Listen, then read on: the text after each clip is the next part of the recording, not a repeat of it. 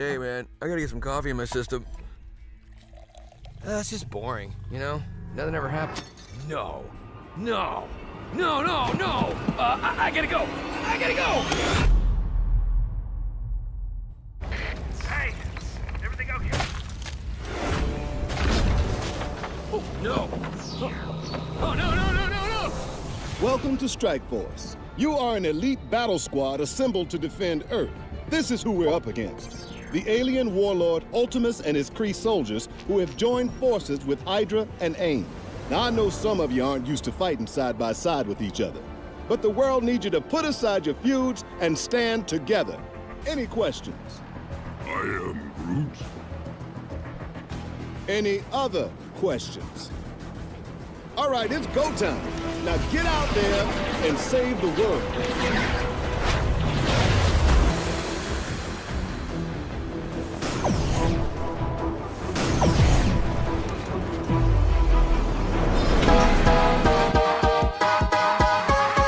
You need help with your Marvel Strike Force game? Then come down to the school of the Game Father. Valley Flying did, and he learned that you can't beat the Game Father.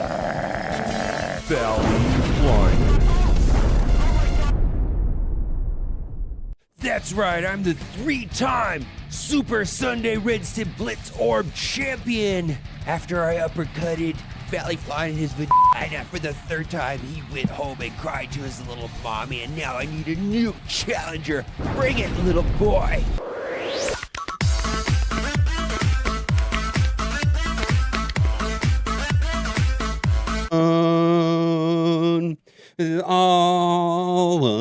With the fucking dog. Another Chargers praying for a pass. Team comp crash before I even act. Danger rooms rigged, super scroll, taking turns back to back. Whole squad, the leader runs gone. That's a wrap. Update, drop, steps, act. All is fine, but the game's in shambles. Community, losing their mind. We're screaming on Reddit at the forums ablaze. They just keep dropping offers while ignoring the rage. Battle world's basic, just auto and ignore. Zero strategy, man, what's the gameplay for? Click a button, get a win, nothing earned, no skill, ceiling left, just another mode. Bird! Alright. Hello there, play Marvel Strike Force. We got a blog post. I looked at it. It looked like there's another Blastar. Did Arnold publish his thing today? I gotta watch that too. Let's get through some of the time-sensitive stuff here, and then I'll look at see what Arnold's announcement is. I've not seen it.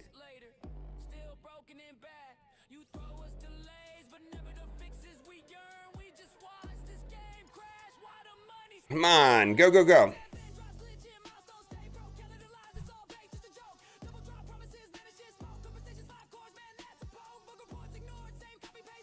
I got too much of that. Smoke Crops, thank you for the 25 months. You are the best. 420 blaze it, my guy. Alrighty, bitches. Yeah. Marla Toblet Scoopy Tree. What the hell? I love that. What does that even mean?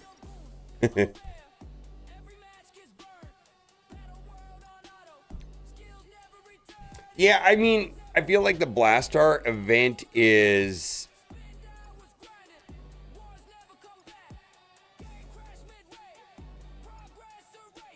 So, like, if you do well in that Blastar event, you're going to get a 7 red faster. I mean, 38 days of an advantage? Is that what this is? I don't know what the deal is. It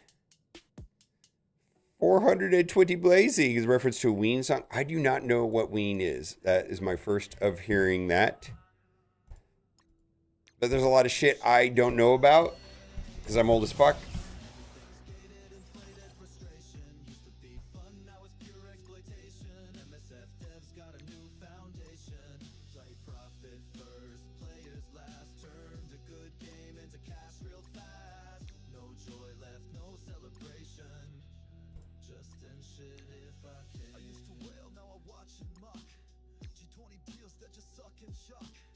Spending stacks, but I feel betrayed. There he is right there. Let's get it.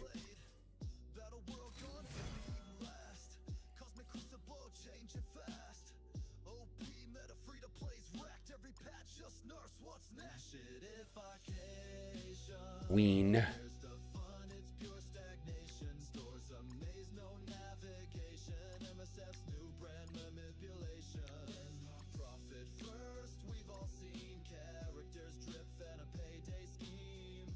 A Brooklyn Bowl, a 90s alt rock band.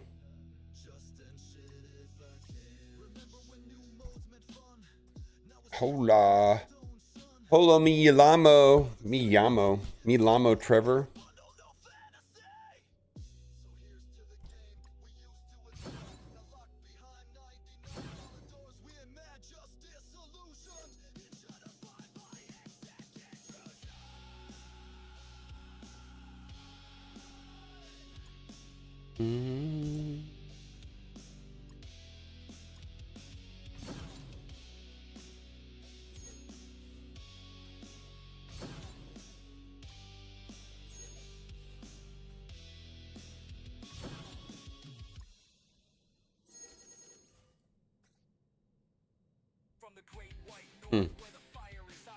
I have to check it.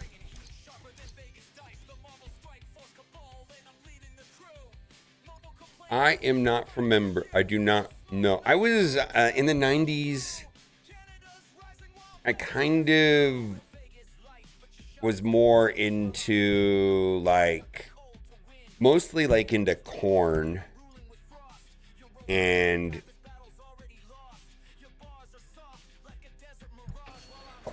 like 311 and Sublime. Mostly that's what I was into. I mean, that was after like the Metallica, Nirvana, Pearl Jam, that stuff. I guess a little bit of Red Hot Chili Peppers, a little bit. And then there was a lot of, you know, Dr. Dre and Snoop Dogg and all that shit. And specifically, let's say like Jay-Z and all of that.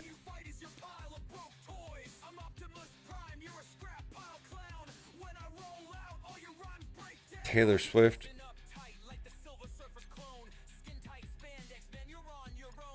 I know next to nothing about Taylor Swift.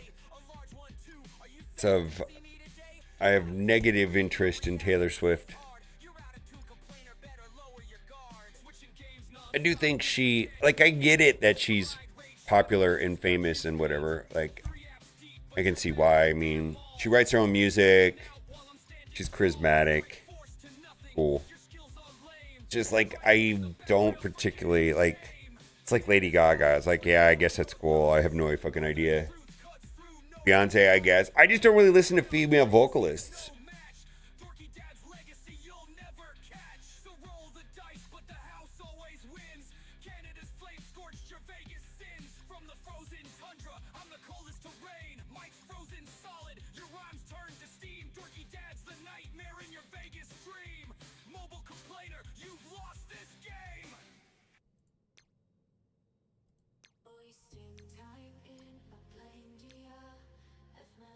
Spend campaign energy and play in raid battles.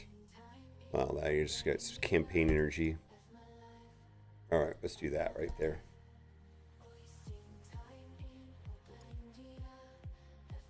Yeah, I don't know who Travis Kelce is either. I really don't.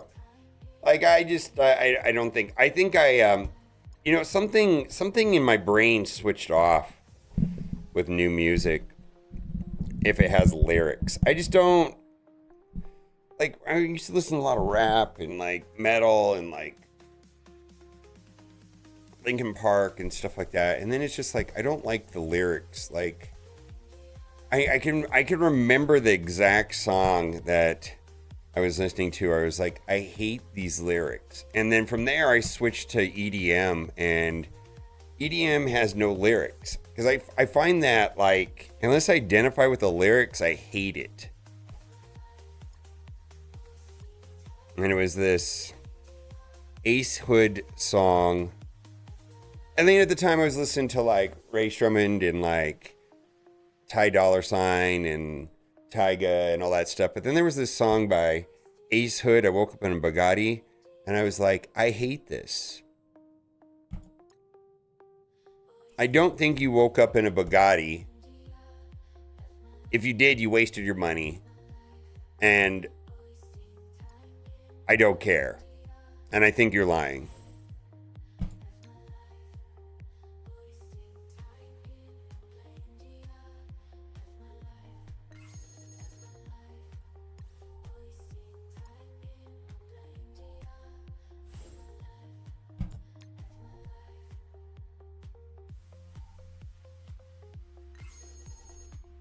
We did get the win, yeah.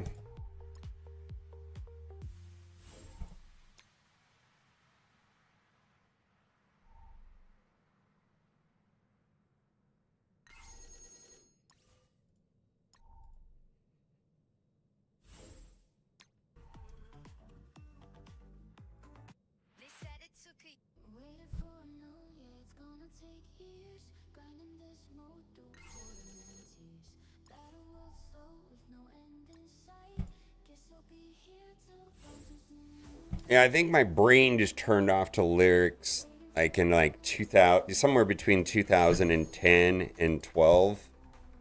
And I don't relate to whatever they're talking about. I don't care about what kind of car you have or your watches. And in a lot of ways, they're just influencing people to buy dumb shit, which, okay.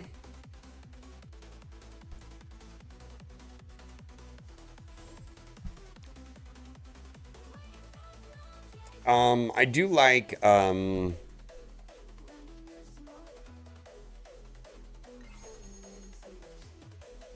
what is Rube 40? Tell me what Rube 40 is.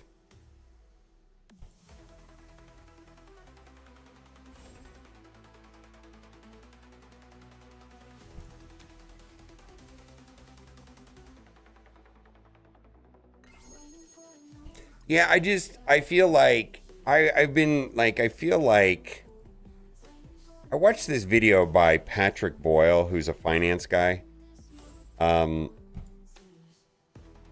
just like the marketing of like premier brands, you know, like premier watches and like Ferraris and like clothing and like who buys them and who actually cares. And it was like, oh my God, yeah, I'm good. And like, I felt like I had been manipulated after watching that video.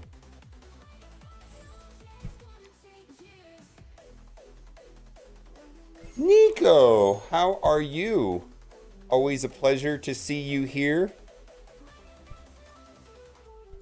So happy. Did Arnold do his thing this morning? I thought he did, but I haven't heard any buzz about it, so maybe he didn't do it yet. I thought it was supposed to happen 10 a.m. Pacific. Or is it 10 a.m. Eastern?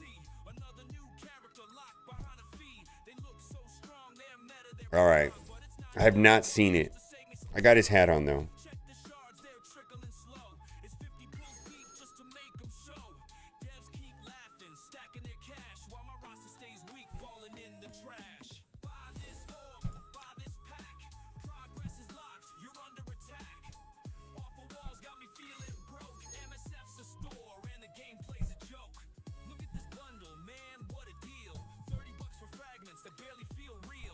Quick video, okay.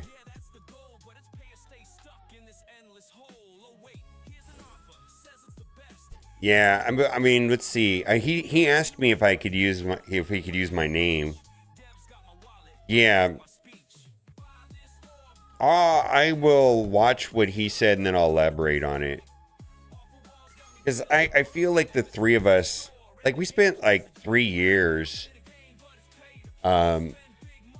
doing stuff, and a lot of the stuff we did was under NDA with various companies, and I'm not sure like what I can talk about publicly. Like,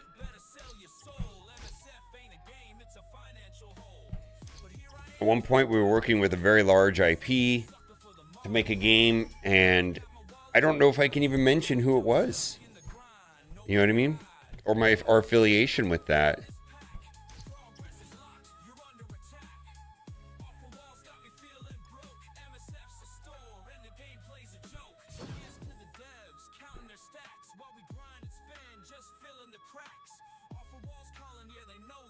Yeah. I'll have to watch this video. I'm pretty hyped about it. I want to see what he says before I give a lot of details, or if I have any context for what he says, or if I can elaborate. I will watch it. We messaged back and forth quite a bit this week. He sent me a shirt, but he wanted me to save the name of the game, and then I put tape on it, and then I ruined the shirt. Fuck. So the shirt's probably dumpster, but I got the hat still.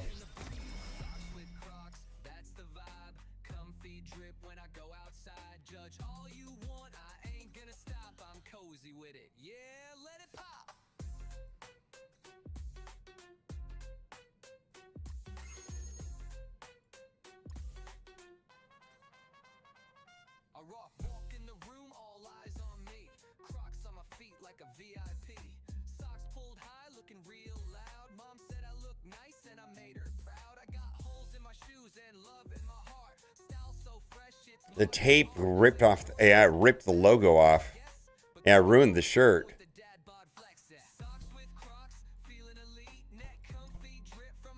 Yeah, I ruined the shirt.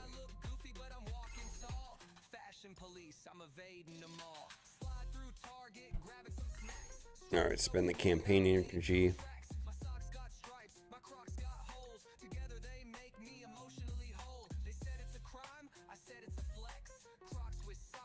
All right, I will do this. I just got to get through my command center stuff, and then I will watch his video.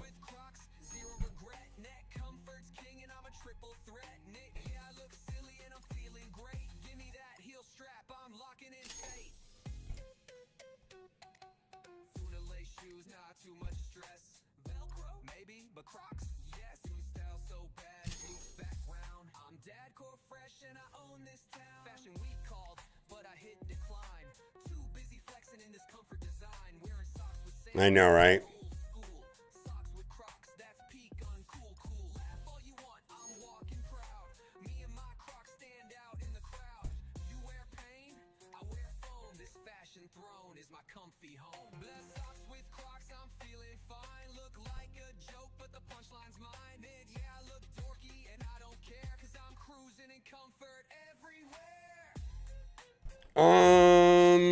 I think that whenever you have a limited run shirt, you're not gonna get the same. I mean, it's printed, right?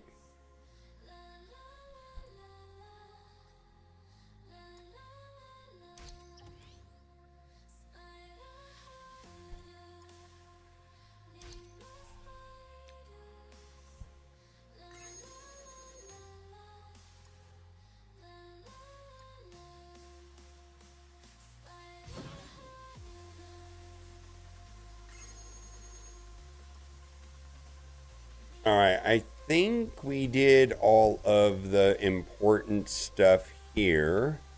All right, let's watch the Arnold video.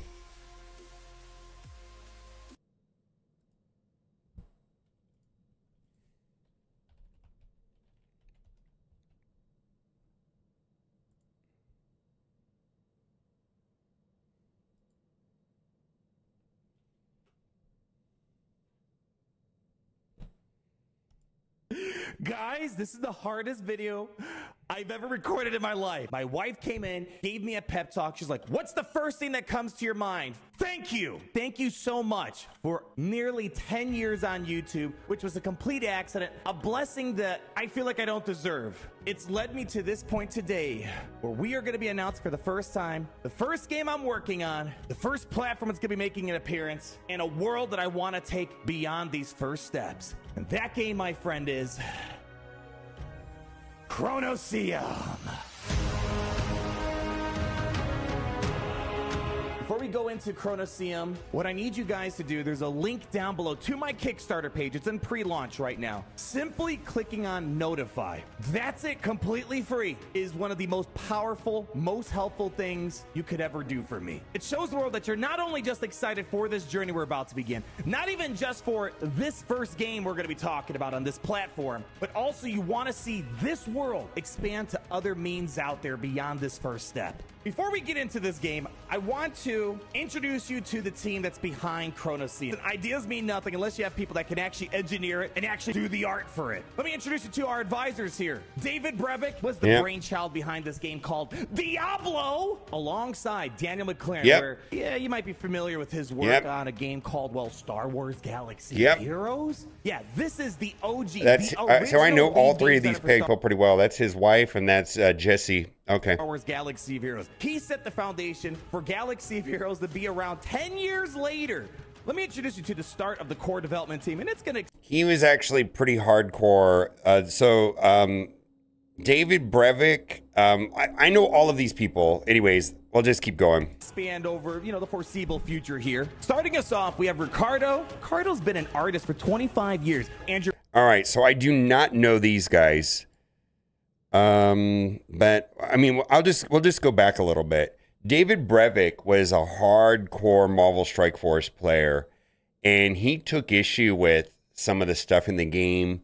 He made a video with me and Rem, and he was close to Reminix, and David Brevik's wife, all of this stuff, right? So David Brevik was creative Diablo. I think he was co-founded Blizzard North. He did the Marvel Heroes. This guy is a legend. So we spent, Ram, myself, and Arnold spent 3 years developing a game. This guy hooked us up so many times with various people, contacts, industry people. The guy's a legend. And I feel like all of this stuff that Arnold's doing right now would be impossible without David Brevik. Now, was the brainchild behind this game called Diablo, alongside Dan McLaren. This guy is also a hardcore Marvel Strike Force player too, back in the day. And he was here every day on the stream for a long time here, and he watched Twitch all the time. And he had and I had met him in person a couple times when I was with the Galaxy of Heroes, but he started doing consulting work. And he was consulting a game that was similar to Marvel Strike Force. So he was here on stream a lot, and he used to watch my offer reviews quite a bit because of the monetization. So like this guy understands economy, fundamentals, things like that. So I became good buddies with him. And then when we were building the game, he got involved. He was involved with a big project. I don't know if he's still there or not, but anyways, let's keep going. Daniel McLaren, where, yeah, you might be familiar with his work on a game called, well, Star Wars Galaxy of Heroes. Yeah, this is the OG, the original lead game designer for Star Wars Galaxy of Heroes. He set the foundation for Galaxy of Heroes. So, yeah, this is the OG, the original. So this was at EA Play, and originally it was supposed to be Arnold, Cubs, and myself, and at the last minute they redid it with these three, and it was somewhat controversial. So she was like the community manager, so I'd say she was the community manager for Galaxy of Heroes, like Cozy, I think is her name. And she was cool, and and then this was Jesse, who was the original he was like the original community manager for Star Wars Galaxy of Heroes, but then he kept getting promoted. He went to Anthem. He's really high up in EA now.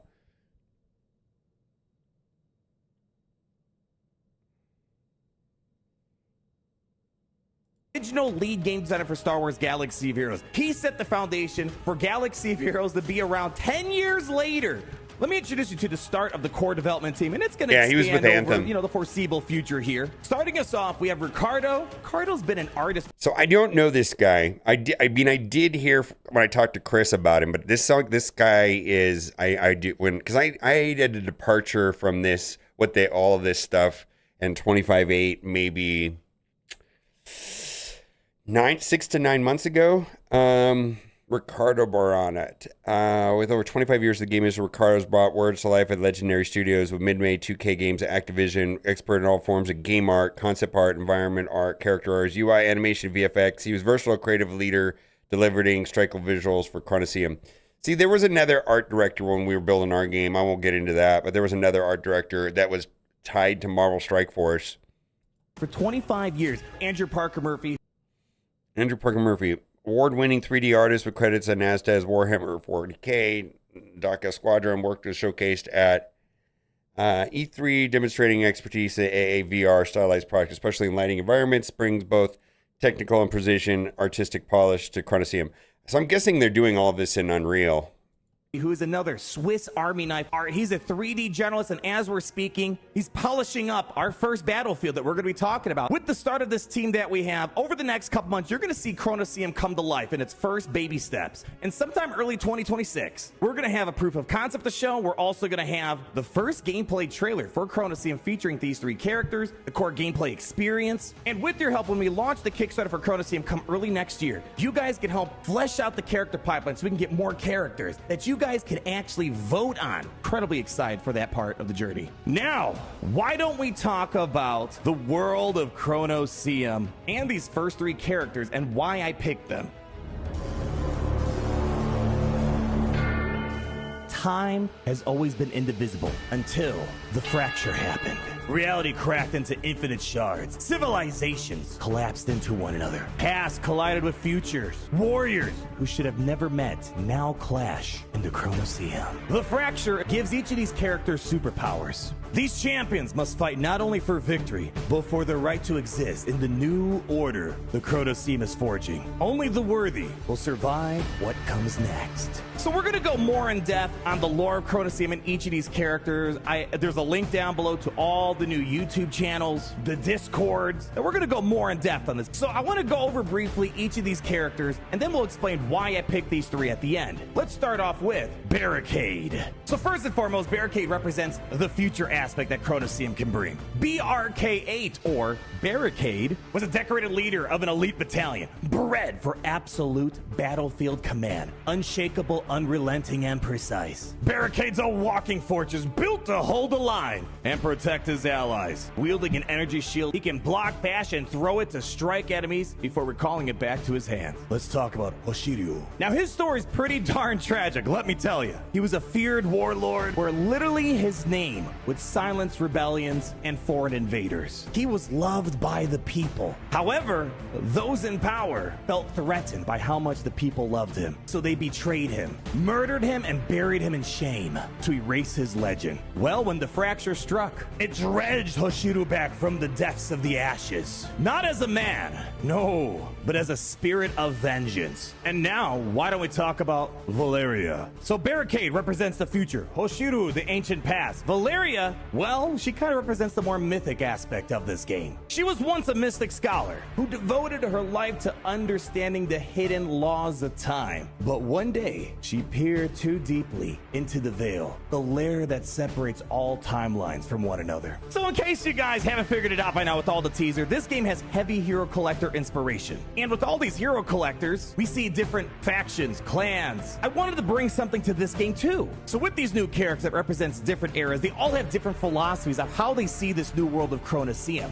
And here are the first three alliances that are being formed here. Eternal Vanguard, it's the Ember Dynasty, the Veilborn. And with your help, besides fleshing out new characters, we can flesh out these alliances even more and create new ones. And also sort of it sets the stage for kind of your light, dark, and like neutral, chaotic side. A perfect foundation to set the blueprint for the next characters that we can bring into this game. Yes, the characters are the focal point of this game, but what I'm also equally as excited for are the battlegrounds in which these characters are going to be fighting in. And the first battleground forged in the Chronoseum, Ashen Crossroads. So what's driving me crazy about this so far is he hasn't said what platform and what kind of game it's going to be. I don't know. Do you think he's delaying that on purpose because he's expecting to have to answer the question about why not a hero collecting, because he's like 5 minutes into it and he hasn't mentioned the platform yet. Yeah, okay.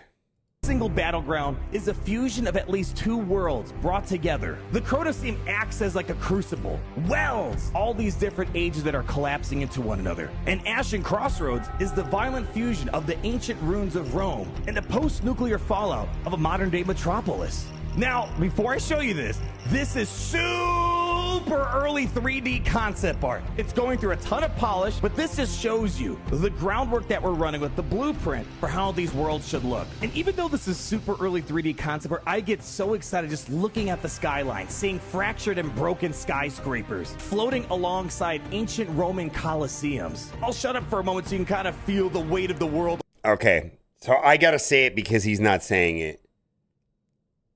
It's VR, Oculus VR, Marvel Rivals, or fucking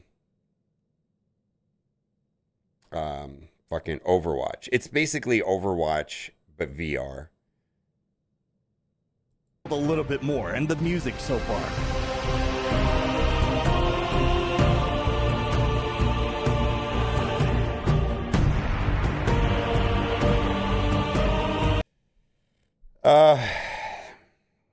Let's see if he addressed why VR here in a minute. I want to see how he answers that question before I talk about that.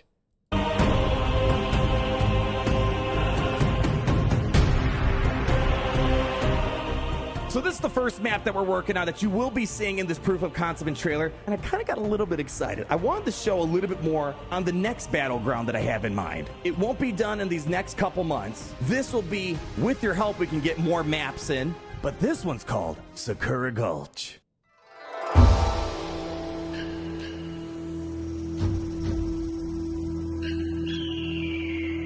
Where it's a fusion of the Wild West colliding with feudal Japan. Just take a listen for yourself.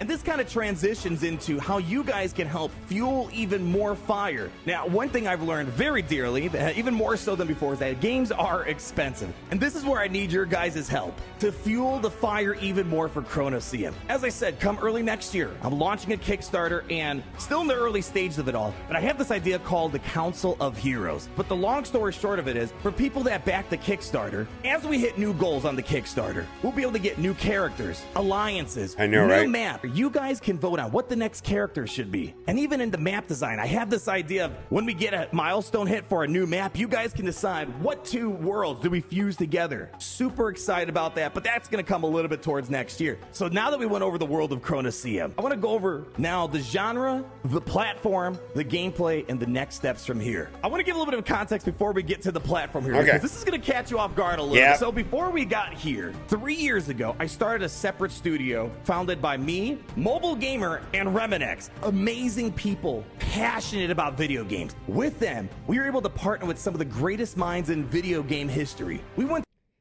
Worked with an IP, yes. Told the best pitch effort, yes. We built a dream team, yes. Post-cover bubble burst, yes. IP change plans, yes. Project was shelved, yes. Bad typing with market, yes. Holy shit! This is 100% what happened. Yeah, that's like 100% what happened. Anyways, let's keep going. To the top of an IP. Can't go into super details about it. The IP holder loved it. The IP holder did love it. Decision maker who gives out the license said it was the best pitch he's seen. Yes, he did say that. Build out the rest of the team. Well, and he even gave us a tentative. Oh my god, I don't even get into it. In some ways, this pisses me off because this is exactly what happened. But anyways, let's keep going. The post-COVID bubble bursted, and the IP is.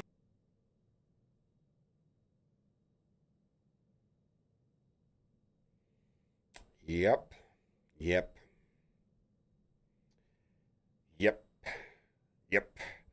So what this is we we had to get it funded. We talked to various publishers, various VC capitals. We had a whole host of funding ideas, and we came very close several times.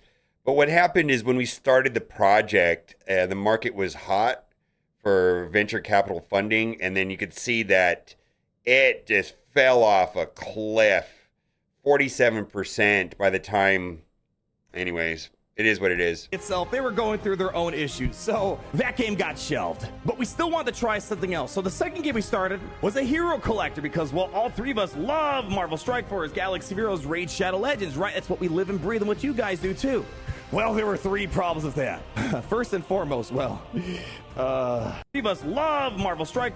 The post-COVID bubble bursted, and the IP itself, they were going through their own issues, so that game got shelved. Yeah, so then we pivoted to a different game. So, like, I felt like we spent 2 years working on this one, and I'm not gonna lie, it was the best idea I've ever heard in my entire life. Like, all of you would be going like, holy fuck, why hasn't someone done this already? Oh my God, that would have been awesome. Like, every single person here in the chat, and then it just fell apart. Like, everybody we talked to is like, oh my God, I want to get involved. This is the best thing I've ever heard of in my entire life. And then it just kind of unwound. The IP even said this stuff to us, and then it just unwound. So then we changed direction and we went, then we had to change direction because the IP, it doesn't matter. It didn't go through. Let's go to the next part, which is the hero collector game, right? Their own issues, so that game got shelved. But we still wanted to try something else. So the second game we started was a hero collector because, well, all three of us love Marvel Strike Force, Galaxy of Heroes, Raid Shadow Legends, right? That's what we live and breathe and what you guys do too. Well, there were three problems with that. First and foremost, mobile games are kind of expensive to make, and our pockets weren't that deep. To show what I mean, on the other side of the pond, there's a content creator called Hell Hades who plays Raid Shadow Legends. Long story short, 2 months ago or so, he released his game in alpha, not even final. He was $14 million into it, and more to go. That's a lot of money, especially in this world where funding's very tough to come across, especially for mobile games. Now, the game that we came up with, we were able to go straight to the top with some mobile gaming publishers. They loved it. However, there's a few problems with mobile games, unlike games like this, because those games are not just about the fun. They're about, we have to address the elephant. Original IP, yes. Hero collector game, yes. Mobile game publisher liked the idea, yes. Needed to see metrics. Yeah, this was the problem. Needed a testable game to get metrics. So we did have a working prototype, but it wasn't in a state that we could soft launch it to get the metrics necessary to get the remaining or the funding. And the metrics were vital to find out if the publisher was able to throw advertising dollars at it. Testable game, lots of money needed. Yes. Several millions of dollars. Even if we made a testable game, no guarantee of publisher funding. Yeah, so the problem with, so like it takes a large amount of money to have a working testable model that you can put into a test market, like, adjacent market, let's say like Canada. And from there, they're looking for a bunch of numbers, of course, but the shortest example of what they're looking for is they want to know what the cost per install is on advertising versus the 7-day retention. How many people that actually download the game. So when they have a number of how much does it cost to get one person to install the game, and then what is your percentage of the people still playing the game after 7 days? If you hit this weird metric, which is complicated, and there's more to it than that, but that's the simplest way of describing it, then they will dump money into it like crazy. And that's kind of what happened with like a game like Monopoly Go. It's also what I believe has happened with Raid Shadow Legends even today. They have that number. They have a cost per install number that is low, and then they have a good 7-day retention number. And then that just allows a publisher to fund like nearly unlimited advertising. Now, the problem with that is you have to make the game to get those numbers, and then if you don't have good numbers, the game is over. They shelve the game. They don't go to market. I mean, I've been covering games on YouTube and for like 10 years. The number of games that get fully built, soft launch, alpha, beta, we're playing it, we're testing it. Then they do their seeding round, and then they say, hey, this game is not worth advertising and the game is dead. Sometimes they shut the game down in soft launch. They don't even publish the game. I've seen this happen so many times because it has to do with these metrics. Yeah. And so I know I wasn't on the call with Simon, but I know he talked to Simon quite a bit. The room. They're about spreadsheets, metrics. I know Rem and him were on the call quite a bit with Simon and I met Simon when he was here. Monetization. Simon's the Hell Hades guys, the Godforge guide.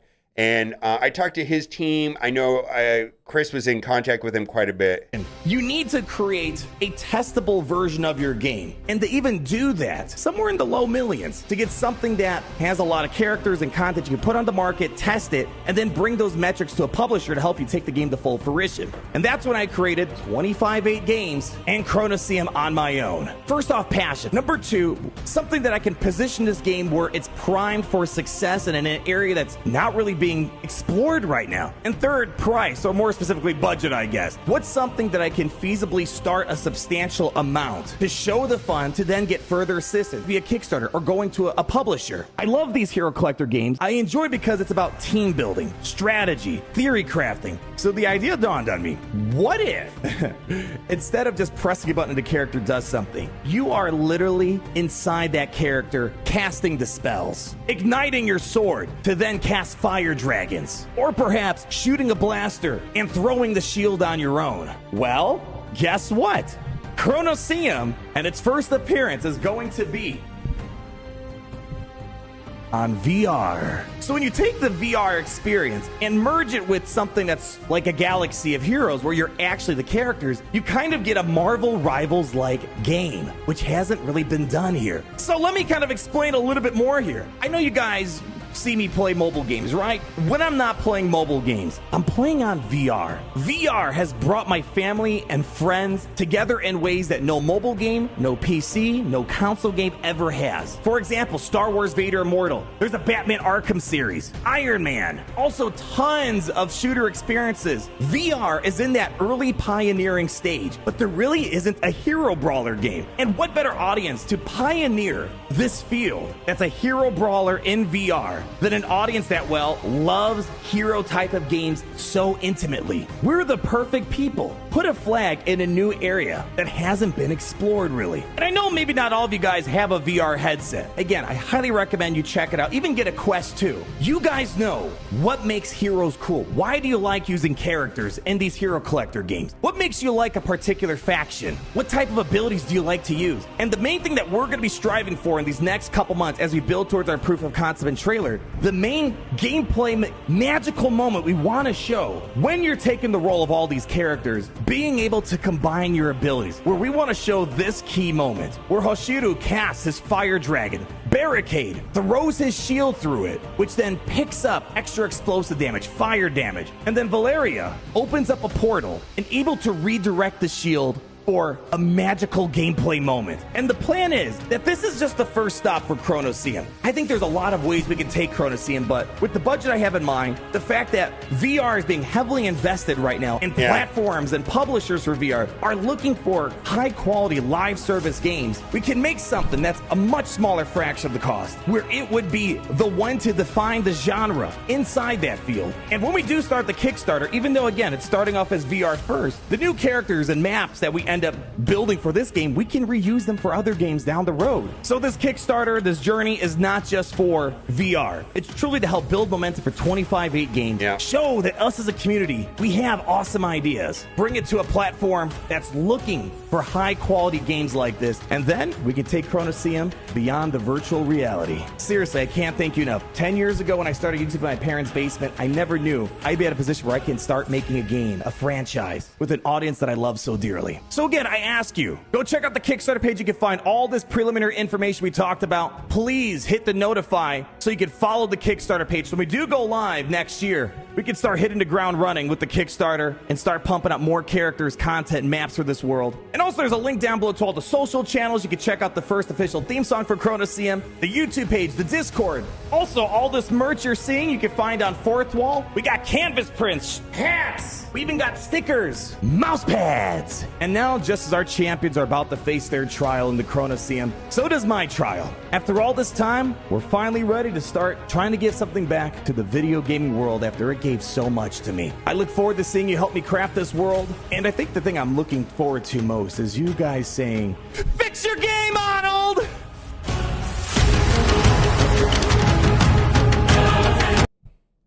All right, that's cool. I am Negan89. Yeah, I mean, clearly VR is gonna probably not gonna be. I mean, everybody's got a cell phone, right? But like, not many people are interested or even have a VR. I mean, I think, you know, on the Oculus, I mean, there's a couple versions, but one of them is $500. All right, what do we got? Founder, who's making the game? Function to be the largest content creator for nearly 10 years, a lifetime fan of Hero Collector and competitive games. I want to give something back. Gaming's been and everything, and Chronoseum is my way of paying it forward. Chris Panicki, Arnold T101, has founded his own studio, 2588, to unite the passion of the gaming community with veteran developers to create an unforgettable gaming experience. Ricardo, I don't know him. I don't know these two. These guys are I know these two guys very well. Outsource partner. Kivaru Games, a world-class development studio, 12 years experience. They have collaborated with global publishers, the Epic, Lucas, EA, and Fox, creating top-tier art and game development across multiple genres. All right, Collective Works. What were you building? VR Hero Brawler. We are already developing a proof of concept demo showcasing Imagine Marvel Rivals, but reimagined for VR. First 3 Warriors, heroic ability synergies, core gameplay foundations. Ashen Crossroads, scalable pipeline for future maps, warriors, and game modes. This campaign is about what comes next, shaped within the community with your support. We can unlock the next stages of development. Meet the champions. Okay. Lore. Okay. Battlegrounds. Okay. What comes next? We will deliver a working prototype, but with your support, we can forge the future content. Okay. New Warriors. Okay. Council of Heroes. Shape the future of Chronoseum. Join the Council of Heroes tier and vote on characters and maps.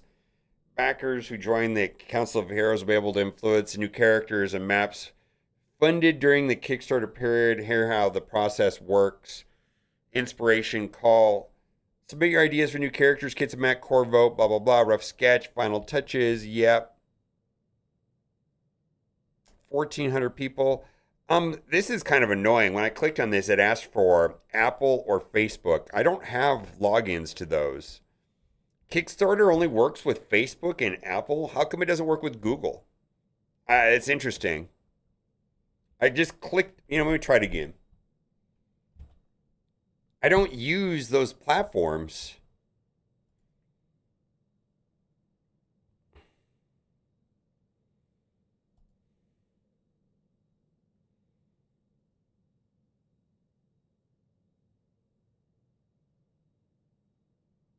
Oh.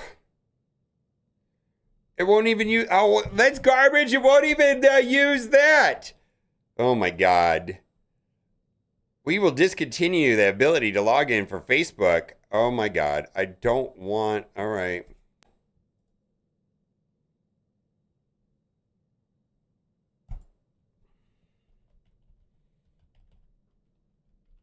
I guess it's not that bad. All right, I got it.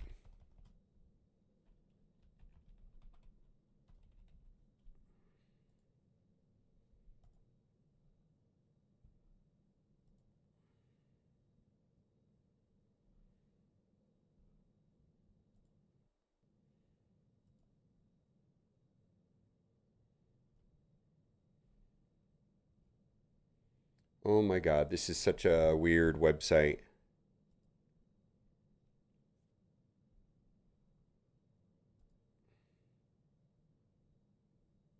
Okay, well, I am now on schedule for notifications on that. First created, one backed. So does he want, what is it? What is the ask here? So the ask is he just wants us to click the link. Okay, that's it. Click the link. That's all. That's his ask. That's it. That's the only ask is click the link. Yeah, there's a whole host of things, and I'm excited about it. Ooh, Negan, 36 months. I want to see how it turns out. First thing I'll say this is like Arnold is a natural born leader. How do I explain the way he operates? Like, in all the time that I've known him, and especially in the last 3 years working with him, he just has a presence of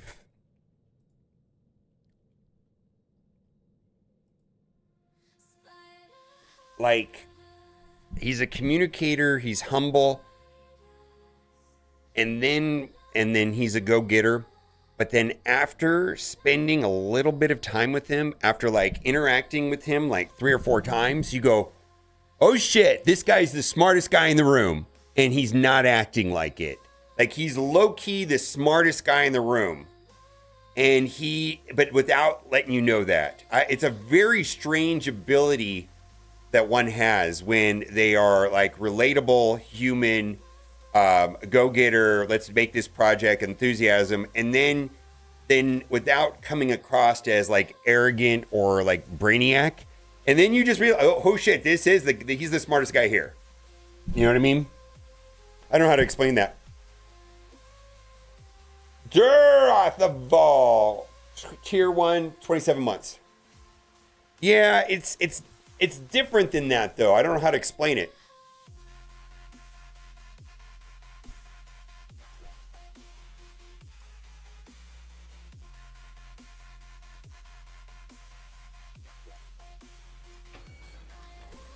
I am not. So there was a cross-platform game attached to a big IP that took about a year, 2 years, and then by the time that fell apart, we had pivoted to a hero collector game, and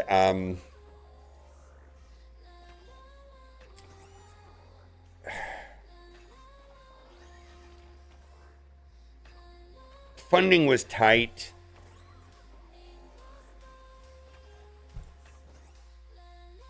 I don't know, man. I've got so much money into that. For me, the hero collector game. I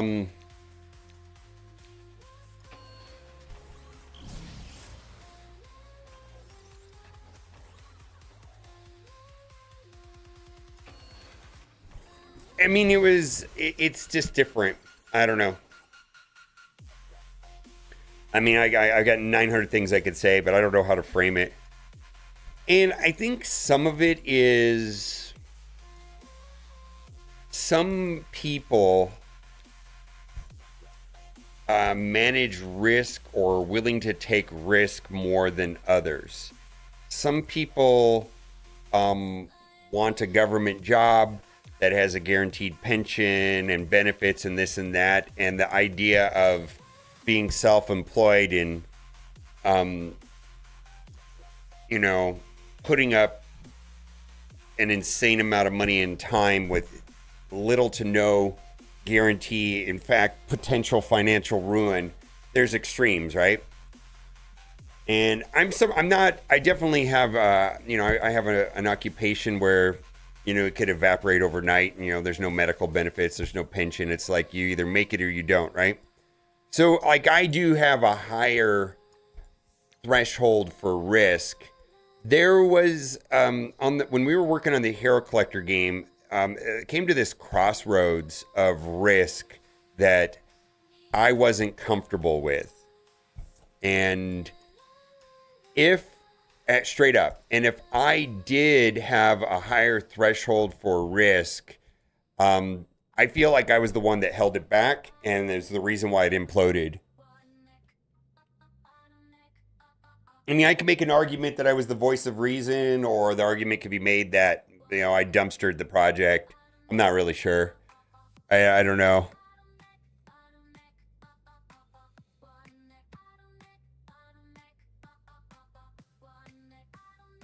How much does this stuff cost? The original pitch deck that we presented to the IP for the first game cost tens of thousands of dollars.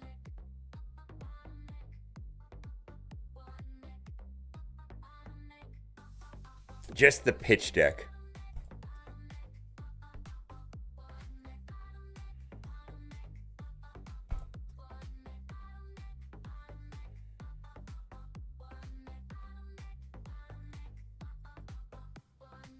Yeah, there's more to it than that, other than I for some reason I'm kicking, you know, I feel like I was the reason why the like the first game like was out of our control, but the second game I kind of felt like I was the reason why it fell apart. And I'm sure Rem and Arnold will hear me say this, and I mean, I don't want to give any more context than that, but there definitely was.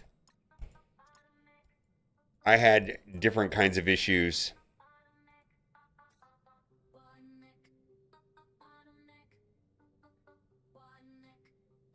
And entertainment general, games, TVs, movies is such a costly effort to do with someone backing you financially. And yeah.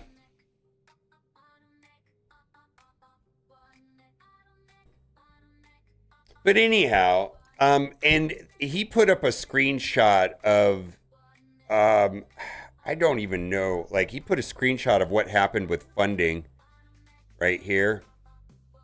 Yup.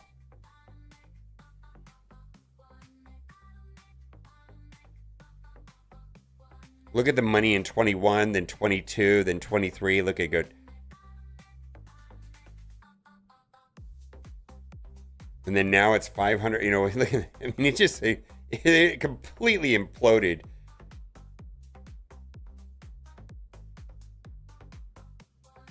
It went from 10 billion to 7 billion to 2 billion to 2 billion to 500 billion.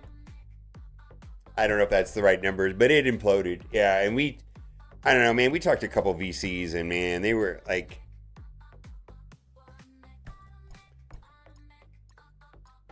and then there's just so much to it. Anyways.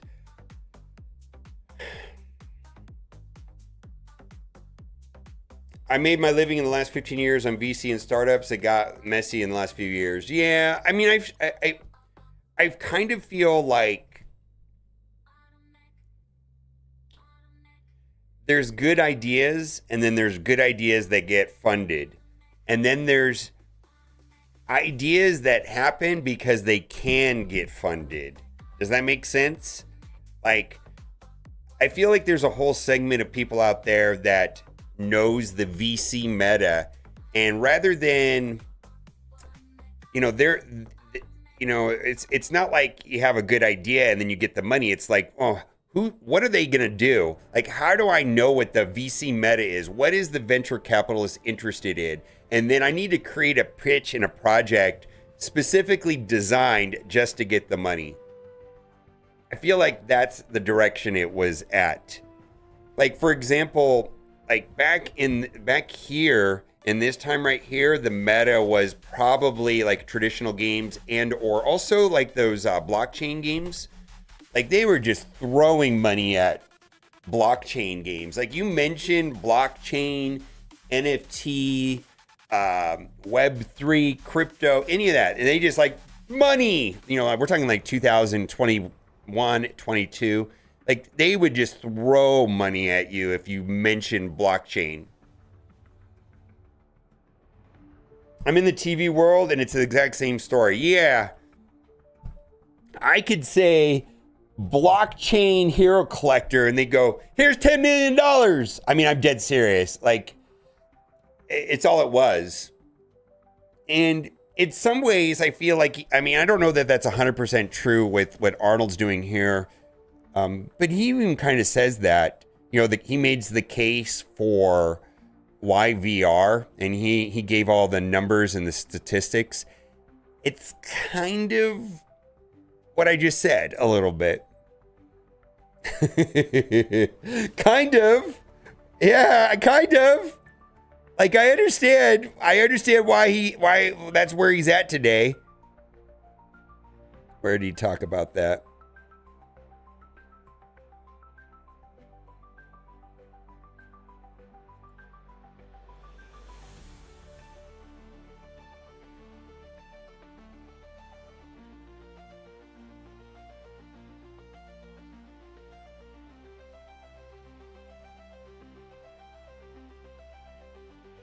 Well, I don't know. He had a chart about that somewhere. Yeah, right here. Meta's investment in VR and smart glasses track $100 billion. I'm just saying. Arnold's not a dummy. So AI was the current buzzword. AI, yeah. So I think right now, if you are interested in making a game, that's AI and or VR is kind of like what venture capital will throw money at right now, I suppose. I don't know. It's been 6 to 9 months since I was in that loop. I haven't engaged with anybody in the VR space in at least 9 months.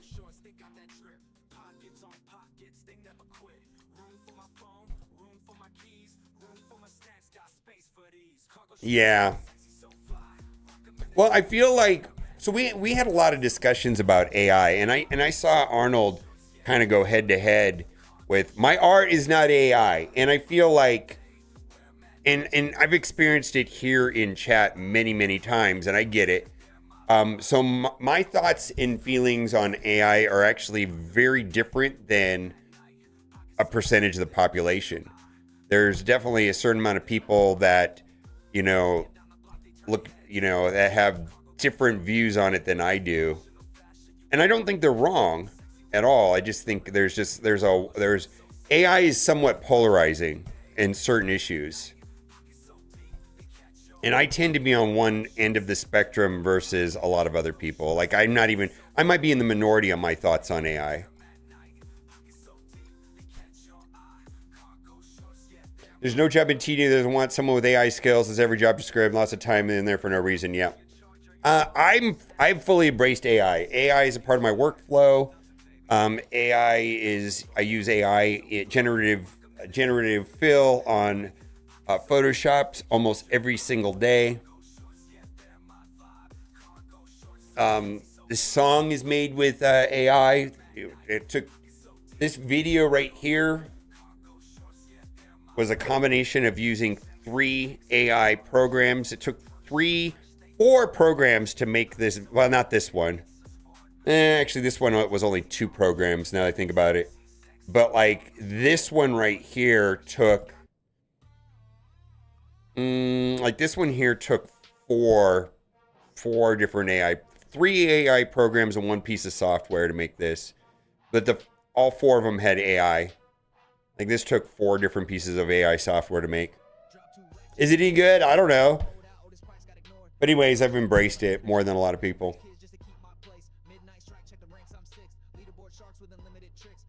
AI is wonky. If you don't... So, first of all, AI is dumb and it lies. And it's very convincing and confident at stating things that are factually wrong. And but if you're smarter than the AI and you're looking to do something and save yourself a bunch of time, and you have the ability to know when it's flat out wrong, it's very useful. Very useful. But if you don't know what you're doing, it'll lead you down the wrong path. I mean, and then you'll look dumb. You have to know more than it does and treat it as an assistant that saves you time. And you have to be able to proof everything it does. Yeah, AI is the problem with AI that I found. Like, if you don't know about a subject, you will, do something with AI related, right? And it'll give you an answer back that is so convincing that is just wrong. Like, and you're like, it'll just straight up like make shit up and it'll sound good. And then you're like, what the hell was that?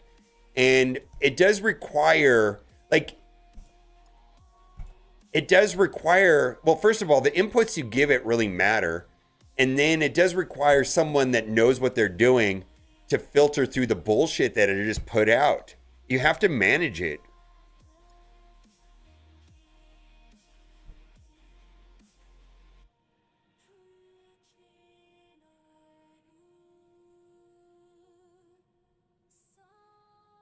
Yeah, so it's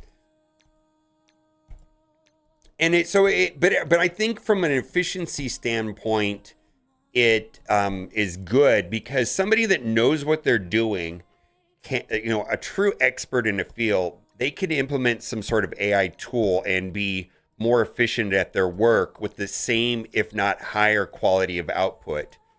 But an idiot using AI, it's still going to be bad. It's just that simple. In fact, it'll make you look dumb sometimes. It'll just steer you down the wrong path. Absolutely just like lead you in the wrong direction and you'll look bad. So I know that I had a difference of opinion on that than a lot of other people. Like on our projects, a lot of the art that the poster board art and pitch art, between the first project was completely hand-drawn and the second project was more AI generated. And then when we went from our, this is kind of a horrible story actually. Like a lot of on the second project that we did, a lot of the concept art was AI.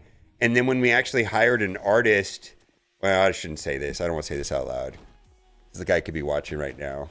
I'm gonna keep it to myself. Oh man, I gotta keep that comment to myself now that I think about it. The transition between concept AI art and real art was challenging.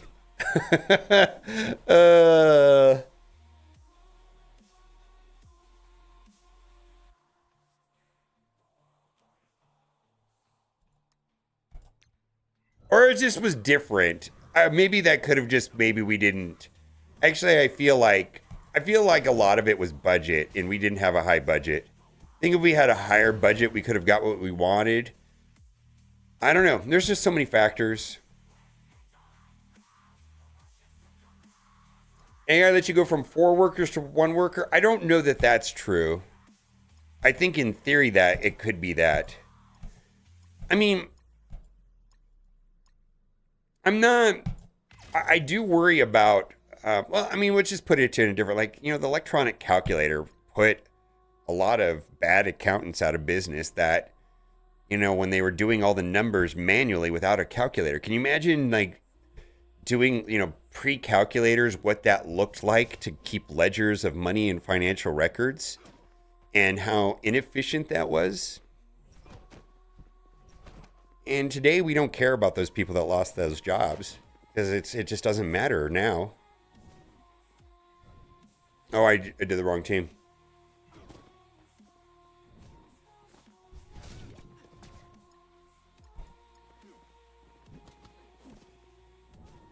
Yeah, and I don't think I haven't heard of a field where AI replaced,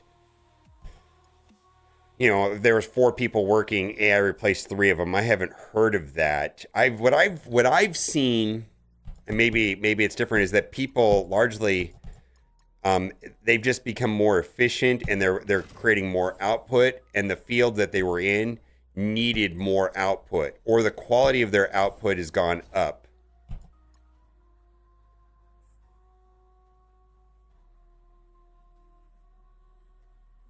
It's just not the way it is.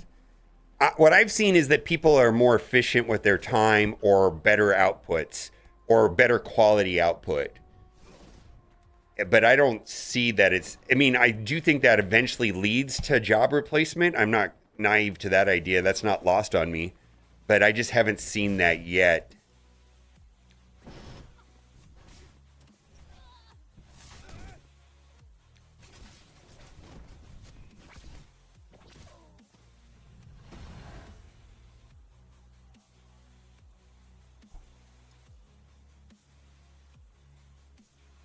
I'll give you an example. So I use generative fill AI on Photoshop, right? It has made making thumbnails faster and made them look better. Was a job lost? Did somebody lose a job? No, it just increased my output. It made the quality of my output better and the time to make it faster. That's all it did. And I feel like that is the current case use for AI tools, is that it increases output and or quality or with less time. But I don't know that it like steals a job. I mean, it'll get there eventually, but I don't know if it's there yet.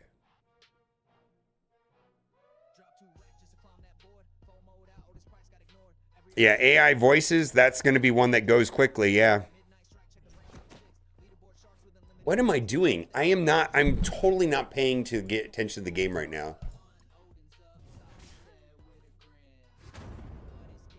No, but it will. Like, I mean, we can't just say that, close our eyes and say AI is bad and it's not going to work. No, it's going to, the problem, the reality of AI is that right now, today, it's the worst it's going to be.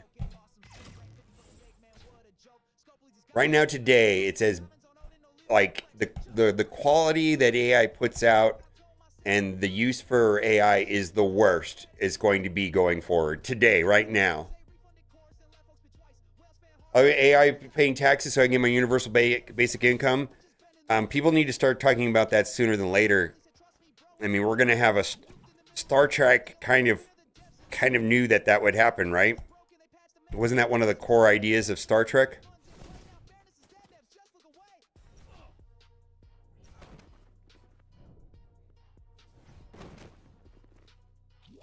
And the interesting thing about that UBI, the talking heads that I've heard talk about it seem to be coming from both political sides, which is interesting to me too.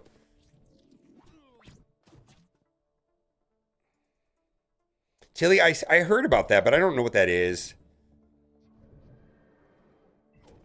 She's an actress?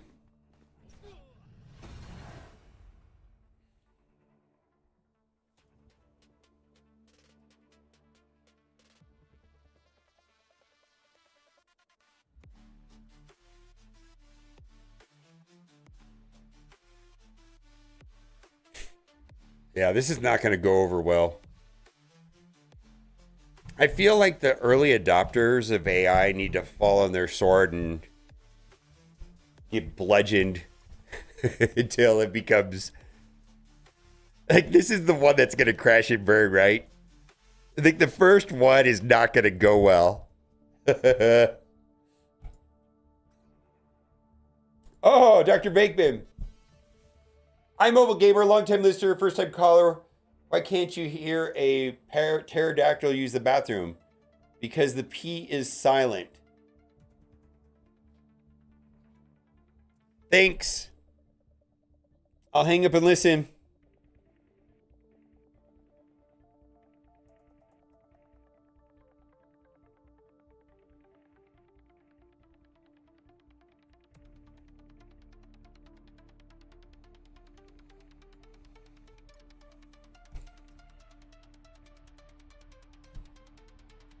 What I think is going to happen is that there are going to be some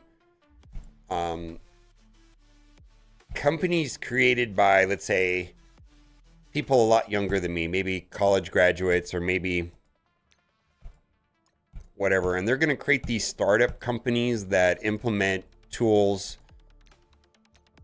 whether it's AI or whatever, and they're going to be a lot more efficient. And the old giants in the industry are not going to be able to adapt fast enough because they're used to the old way of doing things. And these smaller, smarter, leaner, more efficient ones that have built from the ground up that way are going to take over. I really think this is going to happen. And I think like the giants and the mainstream titans of whatever their industry class is going to just not be able to adapt quick enough.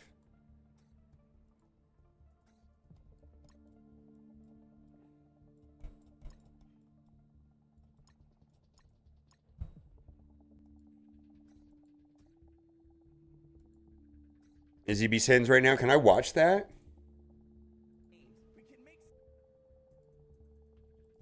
Anybody got a link to it?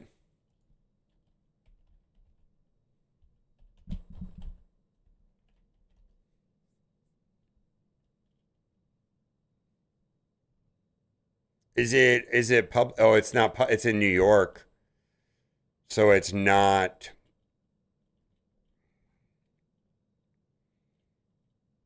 Is there any news source that is or middle of the road?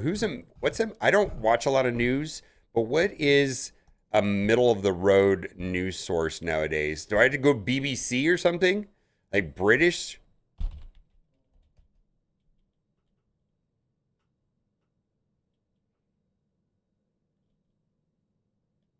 Oh, there's no video. Well, then I don't care. I will just wait for it to come out then.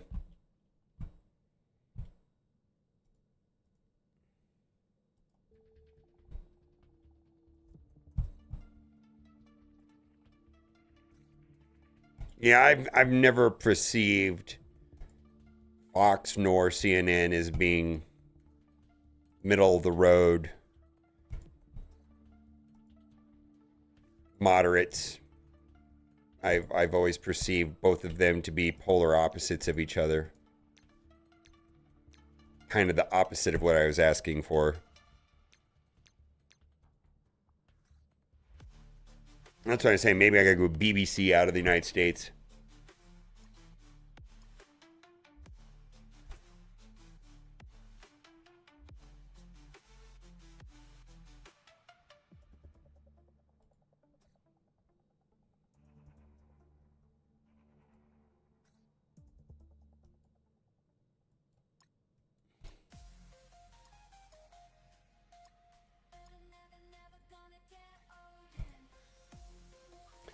What is BB? Is it big black what?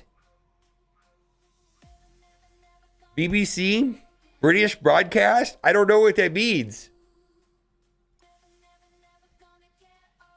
Google BBC. Oh, big black clocks. All right, let's go over some Marvel Strike Force news. Let's see, you got here.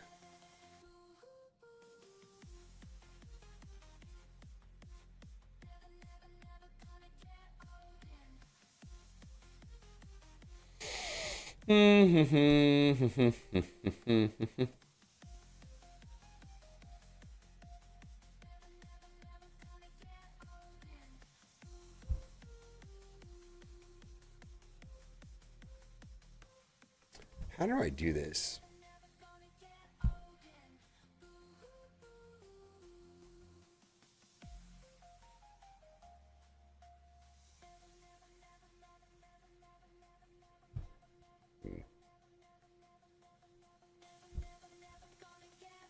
How do I tell my computer to only open these in Chrome? How do I can go right here, open with in Chrome, but how do I tell it to use Chrome by default?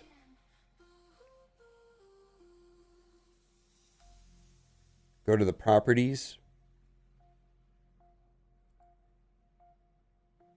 There we go. Thank you.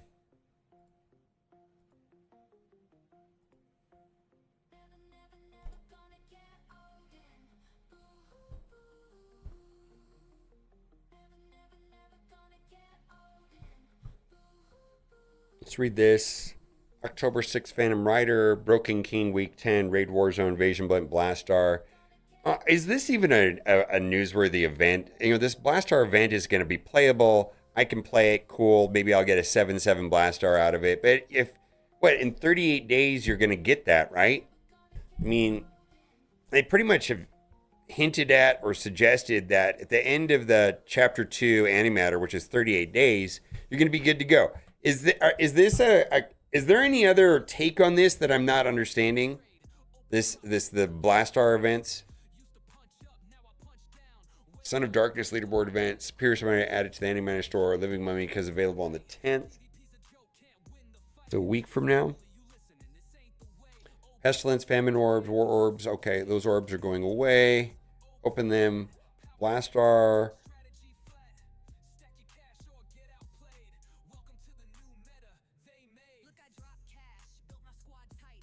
Living Mummy. Okay, so this is the new Blastar. So here it is right here. Evasion event Blastar. Earn Blastar's red stars. Like, is there a controversy with this that I don't understand? The Danger Room is always going to be tied to the latest team that was just sold to us. It's kind of its purpose. If you will, you know how they used to have these showcase events?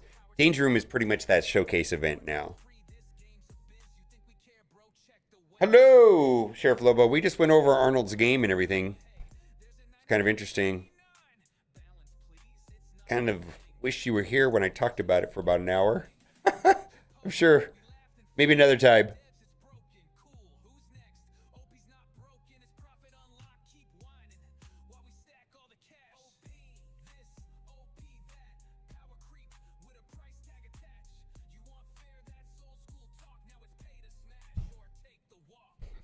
Anyways, it's a VR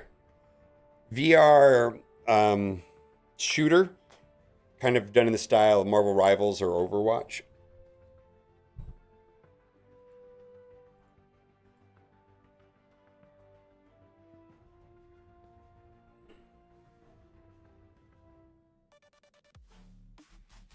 He talks about our original idea and then our Hero Collector idea. All right.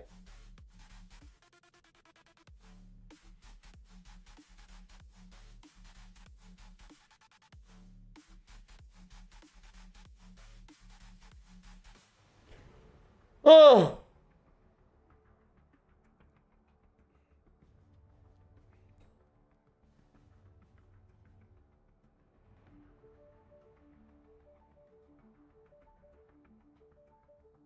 Yeah, I do. I do. Do you want to talk to him? I'll eat real quick. Okay. I heard ya.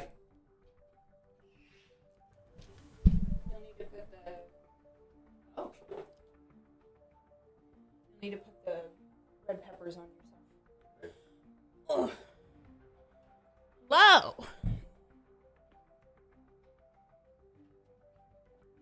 Hello. Hi, odd jobber. Look at my super real background. The lighting does not match this at all. What are we doing? What's going on? Oh, there's a demon orb. The demonic air orb. Oh, yeah. I'm sorry. Sup, motherfuckers. I had a rough day yesterday. Baby is getting huge. He's basically the size of a balloon. He could fit in a balloon right now. And yesterday, I basically spent most of the day on the couch because I had round ligament pain, which is like, you know, the ligaments that connect your pelvis and your legs. My one on my right side was in a lot of pain. Like 6 or 7 on the pain scale. I was having a hard time. And I was just really frustrated because I mentally got a lot of energy and physically have a lot of energy, but just my body keeps shutting down. And it's frustrating. My back hasn't been that bad. I've got some back pain today, just pretty mild lower back pain, but everything yesterday was pretty bad.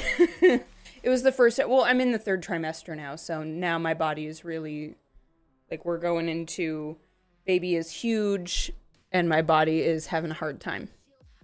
This lighting makes me look really pale. It's so weird.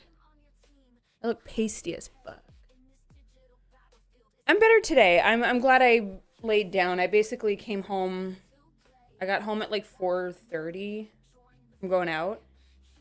And then couch. Went from couch to bed. And that was it. So. I don't like it. You're sick too. If I was sick... I don't know. I'm saying if I was sick, it would feel like I was doing something. I am doing something. I'm growing a baby, but it's frustrating when you go from second trimester where you have tons of energy and you're like really excited and you can do all the things and it's so much fun, and then third trimester where your body is like, and fuck you. It's not fun. Daylight balance lights, that's probably why. Yeah, because this whole background is meant to look more like nighttime lighting. It's interesting. I'm also... What streamer would have more monitors and computers behind them? What streamer would have more monitors and computers behind them? I don't know. You want to look at all the different ones we have? Yeah. Okay. Let me see. Well, I know the helicarrier. That's gamer. Got That's Raid. the raid one. Oh. Other than that, and then That's there was fun. this. Yeah, I know that. I'm familiar with that raid one. Shut up, Dart. I mean, I had a black-white one. I'm not overthinking this. Yeah, I know those. And then, well, I have a couple more. That, then the Helicarrier, we know. Raid. So there's just straight black, or key out easily, or that. Oh, that you use that in. Yeah. There's a bunch of them. Just the one that I think is the best is.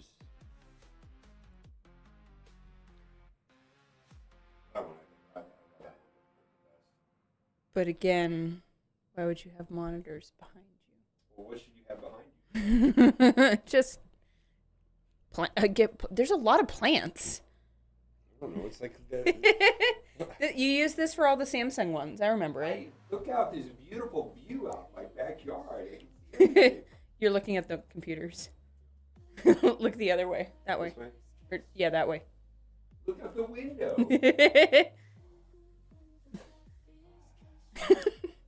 He doesn't do this in our actual house, which has great, big, beautiful windows. I just complain about being able to see the brick wall. Yeah, he complains about the view into the backyard, that there's walls. God forbid. We are getting that fixed. My wife's best friend is due any day now. She's ready to pop out, like, yesterday. Yep. Congratulations. It's fantastic for them. I'm due in December. So we still got a ways. I mean, basically, he could come at Thanksgiving on. Hopefully no earlier. We don't... As much as I'm complaining about, like, feeling like being in physical pain and being uncomfortable, I'd rather him stay. Like, we want him to stay in here as long as possible. Yeah, he'd rather cosplay as community manager fuckboy. I told the cats. Did you tell them that the cats freaked out about you with hair? They hate the hair. They hate the hair. The cats hate him with hair. It's really funny. Yeah, they freak out with that. I have different kind of hats. Any hat or hair, they freak out. And I told him there's gonna be a time where you're gonna put on the hair, and the baby's not gonna recognize him and freak out, just like the cats do. Dart doesn't like being held in general.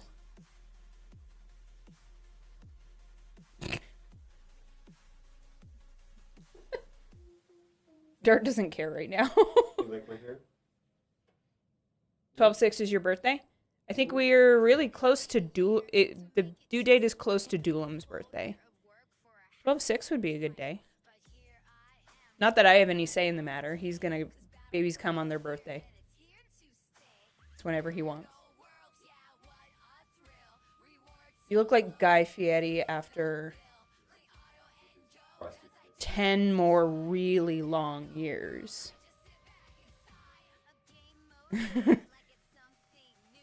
Taylor Swift is 12/13. Oh yeah, well, knowing that he's going to be born between around Christmas. Tell them how much you think about how much I think about Taylor Swift's birthday. You don't? Yeah, I don't think about Taylor Swift's birthday. Yeah, so he could be a Scorpio or a Sagittarius.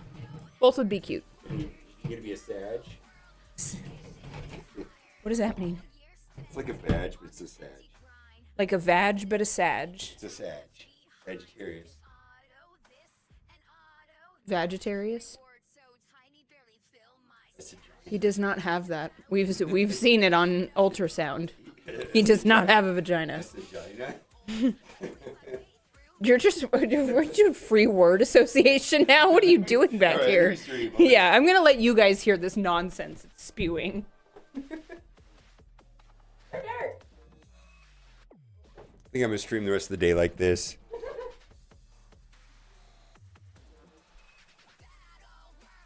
There we go.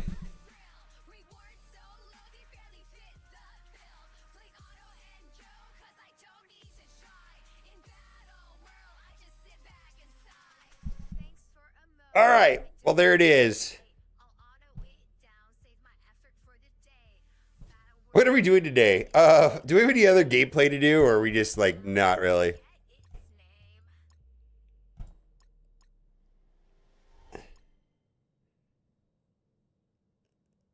Yeah. Yeah, we're definitely not. It would not be a good thing if the baby came before the 21st of November. I'll tell you that. Did I pull Leo from Prisms?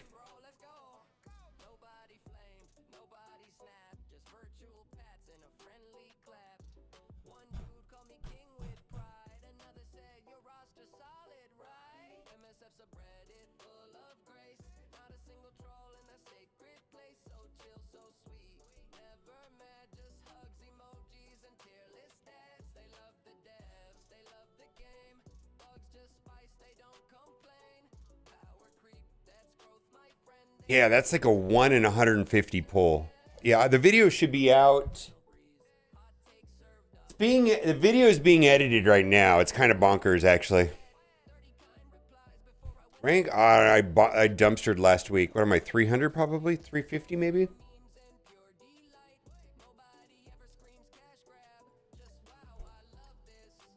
Oh, 623. Holy shit, I'd die. I went from like 280 to 600. Well, I'll have an easy week. I'm working on it, but the answer to that is no.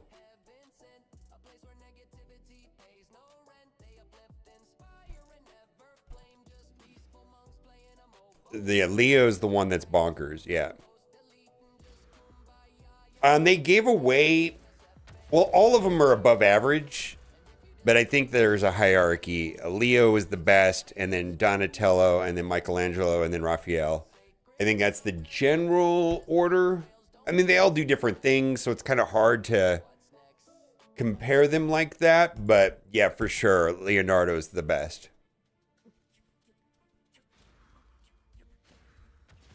Yeah, I dumpstered. I went from 200 and something to 600 and something last week. Well, I'll have an easier week this week then, right? That's the way I look at it.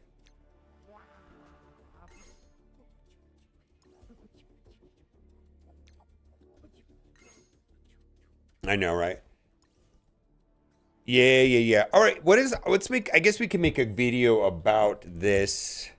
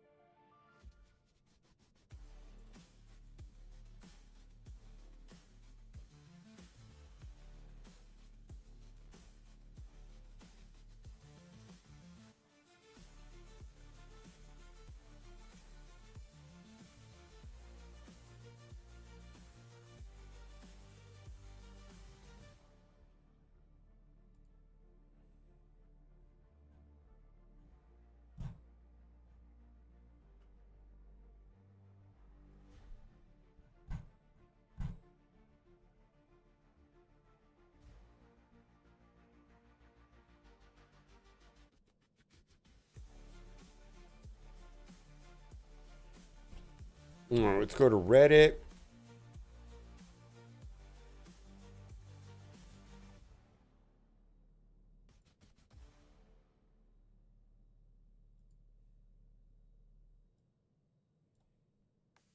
What's the guy's name? Damien Hellstrom?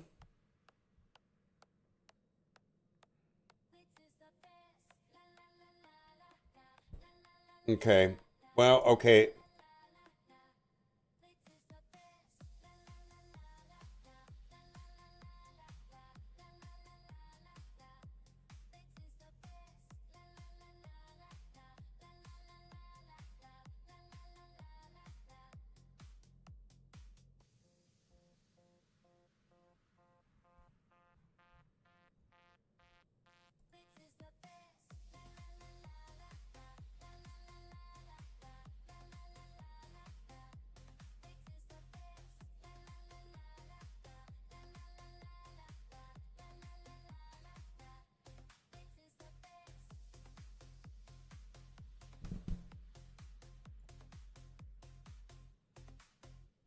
Hellstrom.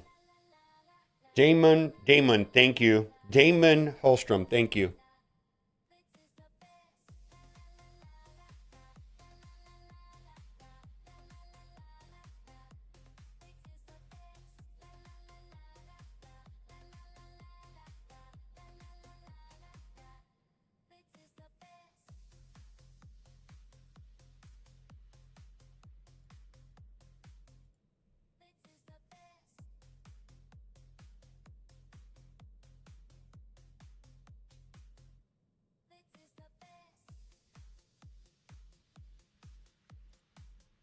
I think I'm going to have to start data mining. I feel like the information there is more. I feel like there's more meaningful, actionable information earlier. And I feel like, and I understand why the developers word things the way they do, but I feel like the information that we get from the developers inside of these blog posts and things like that are worded in a way that where they've gone through legal department. They've also kind of have to hedge everything they say in a kind of a wishy-washy way where the data mines is what it is. And they're not stating anything. It gives insight to what they're thinking, but it doesn't mean anything. Like, they don't have to do anything in the data mines. But if you really want to like know what they're thinking, that information's in the data mines, because there's just this extreme watered down presentation of things where everything is hedged so that they don't have to be accountable to saying something wrong and gone through the legal department. I don't know.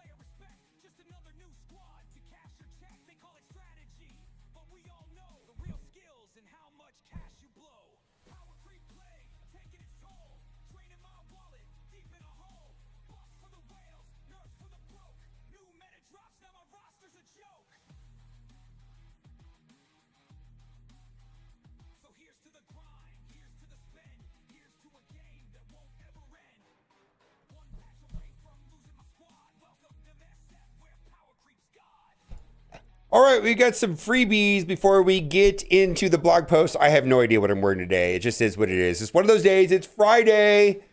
I think I might just wear this all day because it's funny to me. Anyways, current promo codes. At any given time, these are updated. So some of these are expiring here very shortly.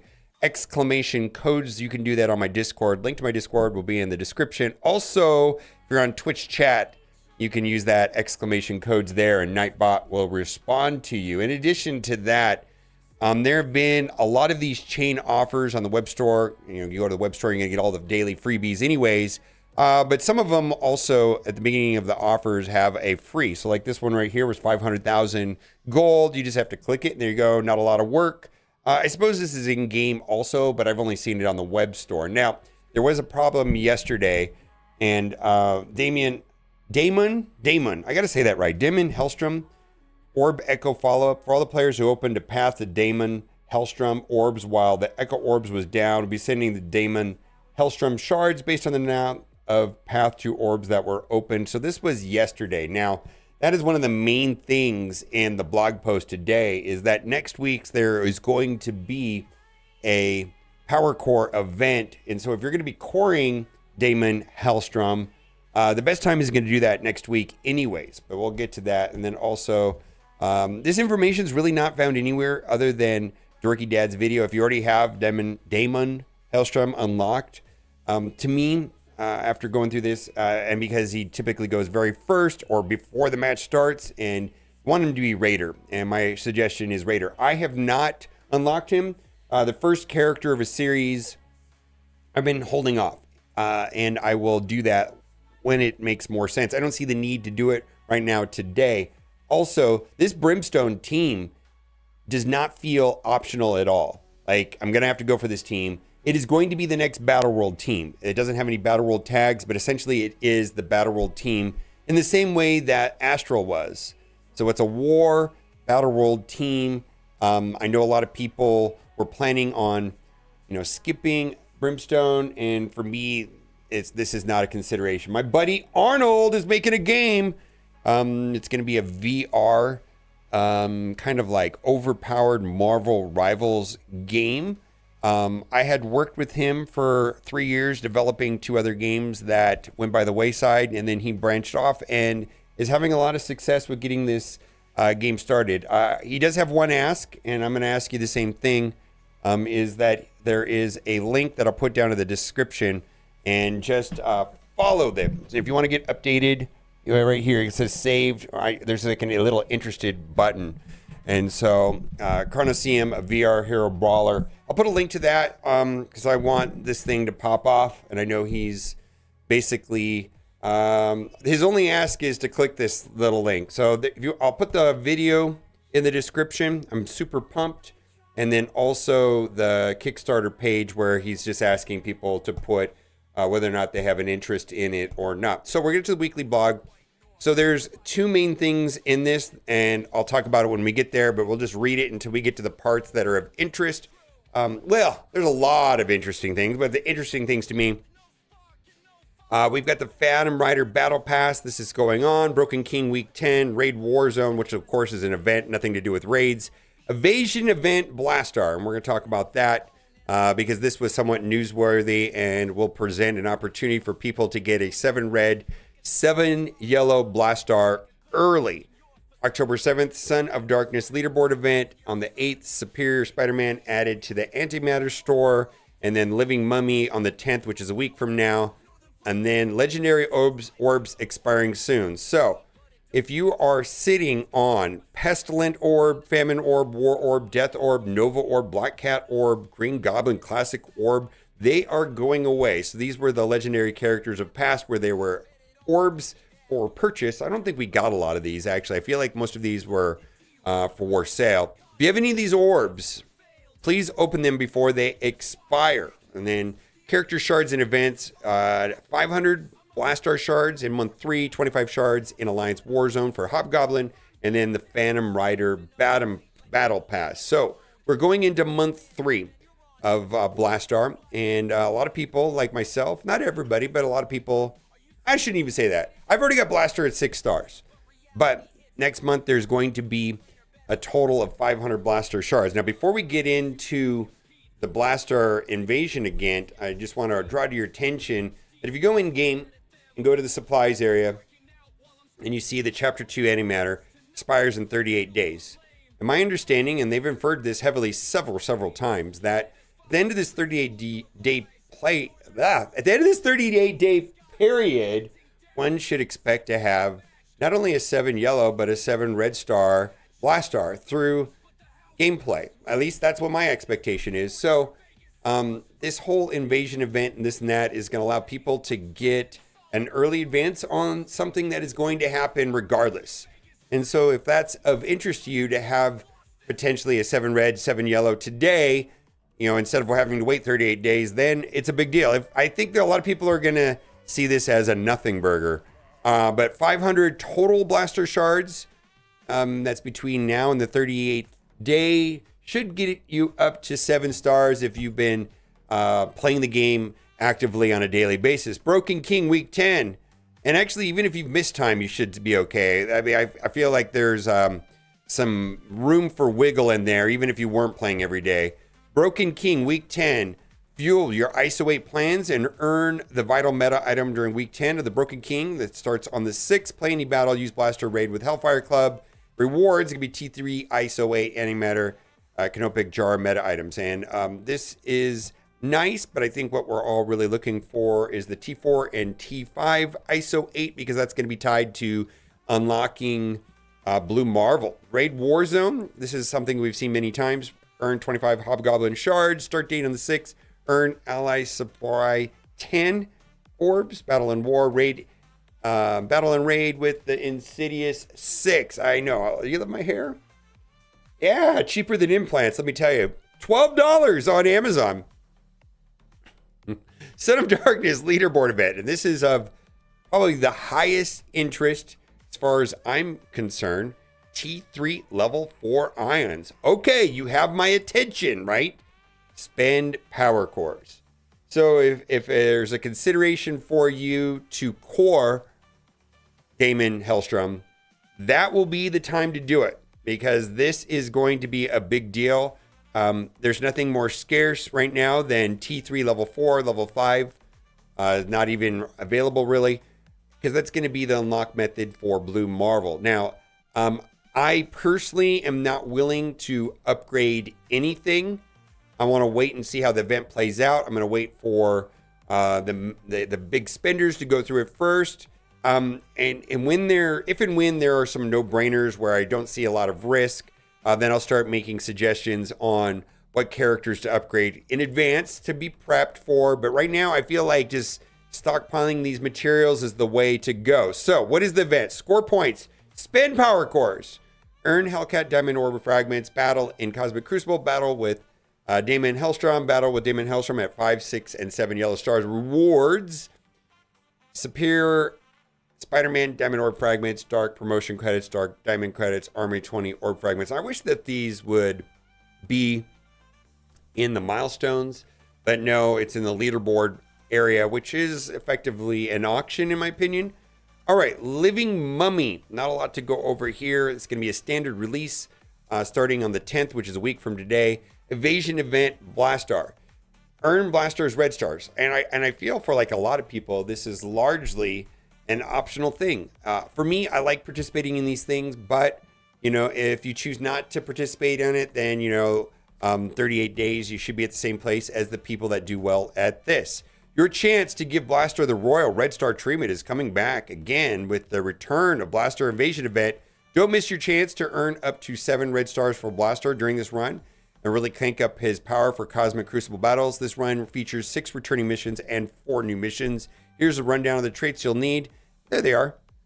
And then, so there is some milestone rewards, and I'm going to give my general strategy for this type of event. And then they will be a leaderboard for getting 7 red, 7 yellow stars. There you go. For top 250, up to 2,500 and so on. And there's going to be new combat mods. So what I did on the last event, if you're, and I just take a min-max approach to everything. What I did on this Blaster, the last invasion event Blastar is, on day 1 of the event, I went through and I did all my milestones. And then I went through it on the last day to place as high as possible. So I made a total of 2 runs, and that allowed me to place where I wanted to play. I was able to play it efficiently because I kind of went through a very simple run just to get my milestones. And then on the last day, I collected information from other people that have already gone through it. Which mods are going to work the best, which one's going to allow me to play with the reasonable amount of easiness, if you will, without stressing myself out, not resetting it, not banging my head up against a wall so that I can place well. And I'm not trying to place in the top 250, but I like to place in the top 2,500. That's just where I'm at. And then there's going to be some additional combat mods. And then Friday Free Claim will be coming in towards the end of the day. If you like my hair, go down in the comment section and say, "Sexy Boomer, I love your hair." Or don't say that. That's weird. Bye for now.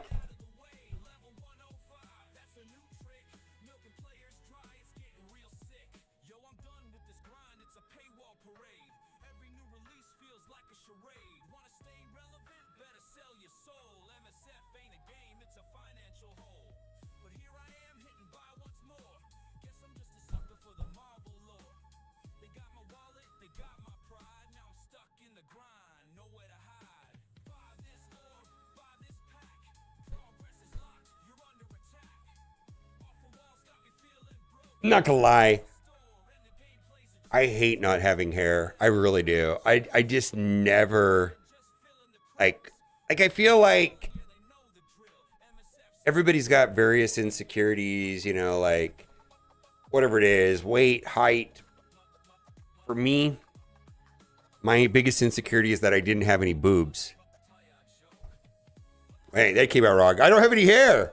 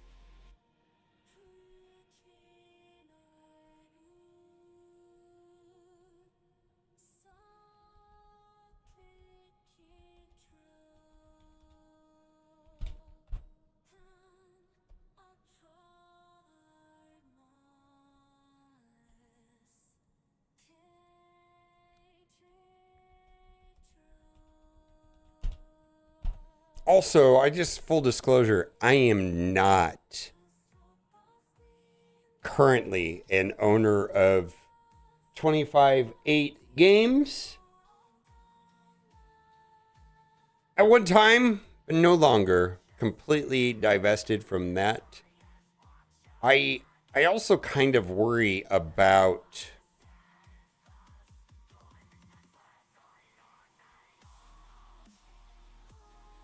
actually, that's none of my business. I just feel like, I mean, I feel like it's a legal obligation to disclose if you have ownership in of a game. I do not have ownership in that game at all. I do not. Zero ownership.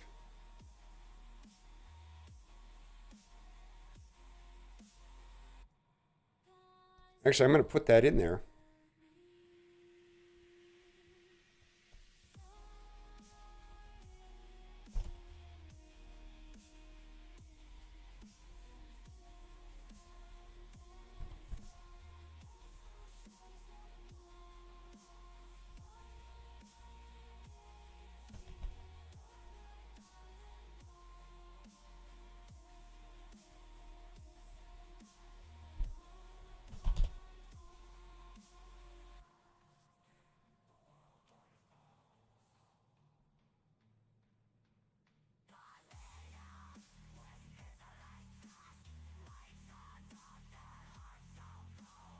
I am not a shareholder.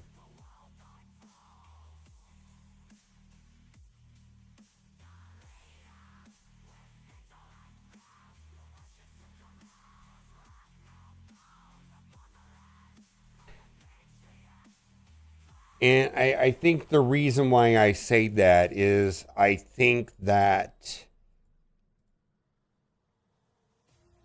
wow. I think disclosure of that kind of stuff is important. Actually, I think it's legally required.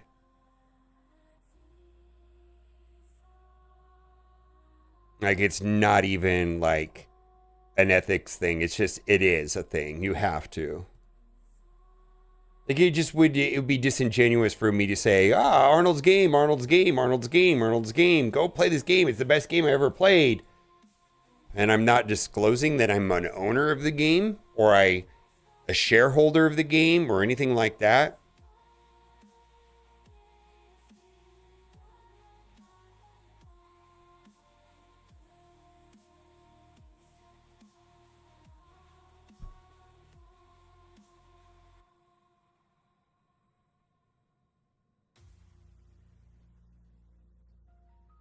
If let's say Arnold said to me, "Hey, Boomer, I'll make you a director and a shareholder of the game, and you'll share in the profits of the company, and give me $100,000." And I say, "Okay, here's $100,000." And then I run around YouTube and Twitch and say it's the best game ever without disclosing that. That's a problem.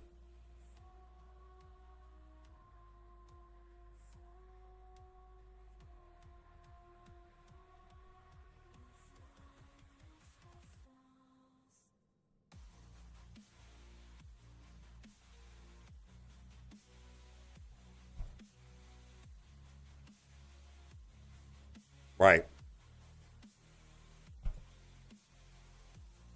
It's literally my friend. I have no financial interest in the game whatsoever.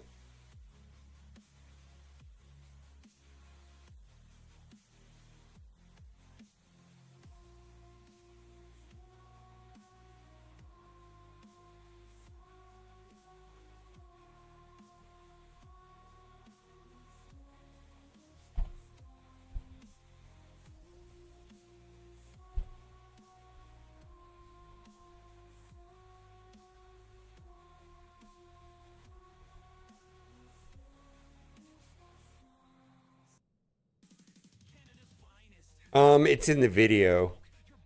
In the short, I know I can give you a short answer, but we kind of talked about that at length. But the video goes into length the funding problems that we occurred at length. I think this chart right here says a mountain. What is this? $10 billion in 21 in VC funding, down to 7 billion, down to 2 billion, down to 2 billion. Now it's going to be 500 million. The venture capital funding has shrunk to like next to nothing. And then he calls out the opportunities in VR, specifically with Meta and how much Meta is putting into VR. I think they've dumped Meta's already, because they're going for the AI glasses, and they start off with the Oculus. So I think part of it is that it's just that where Meta's investment in VR and smart glasses on track to top 100 billion. So I don't know if he's going to seek supplemental funding or try to sell out to them. I don't know what his business plan is, but I know that you kind of, whenever you're building a game, you kind of have to go where the money is. And I think the money is going to be in VR rather than whatever we were doing before.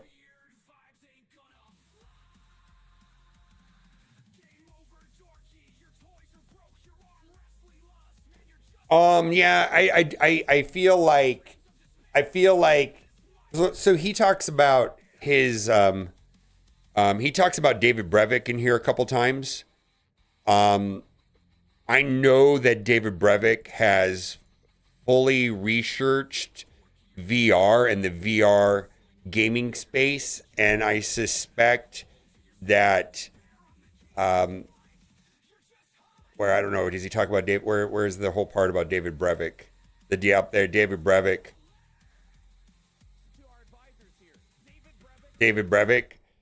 I'm pretty sure this is a strategic decision between the two of them. This guy's an industry legend.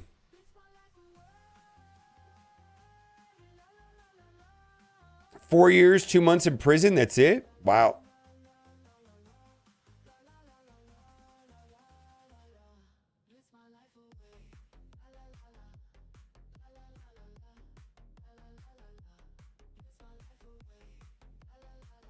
I mean, if you want to build a game, you have to, unfortunately, go where the money is. Unless you're going to pay for it yourself, right? I actually think that's exactly what it is. I mean, I don't know. I'm speculating, but I've got an idea if that's what it is.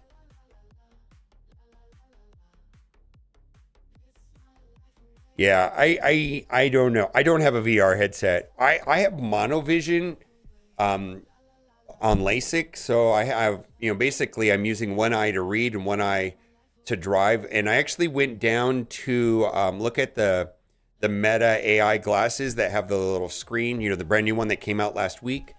And the lady there, I didn't get to try it because I went in like 2 days before it came out.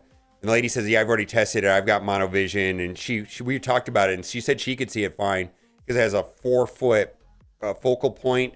But the problem is in my right eye is that I see long distance, and I don't use, like, the 4-foot mark is clear in my left eye, not my right eye. I don't even know if I can use those Meta glasses, let alone a VR headset. I've got, you know, monovision.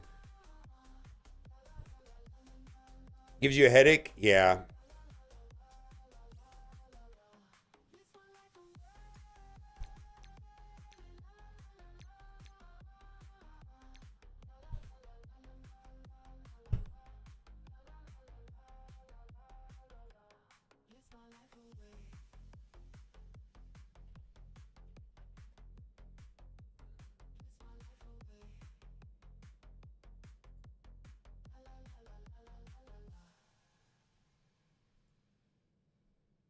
Sheriff Lobo, I'm going to send you a quick message.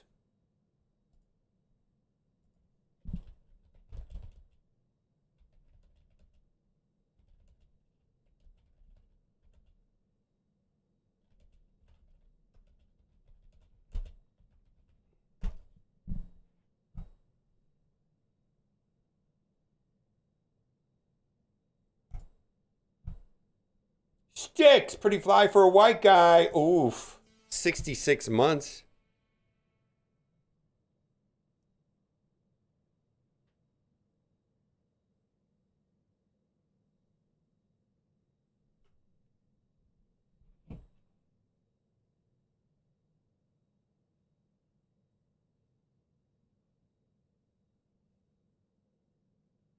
Yeah, so exactly. There's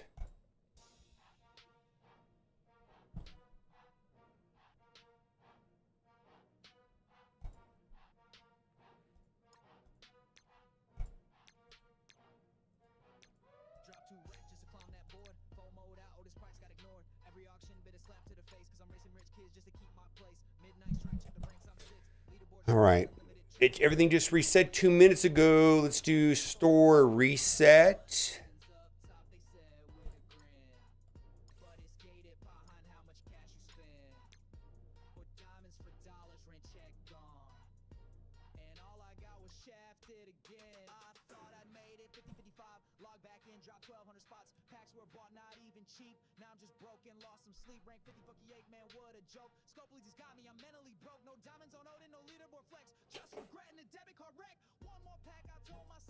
Hi, you like my hair?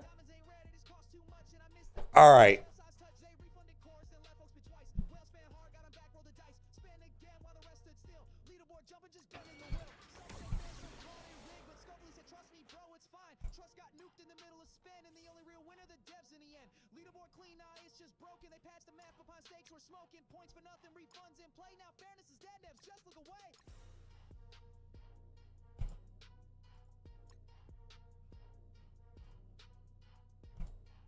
How you doing, Sage? How are you doing? So guess what I'm doing in a couple weeks? I'm going to see Subtronics at the Sphere.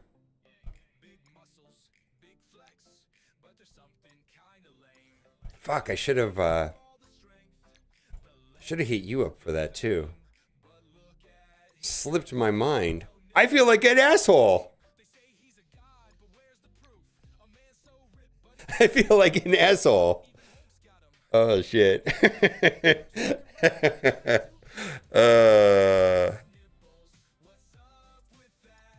If you want to go, I can give you our seat numbers. Maybe you can still get seats.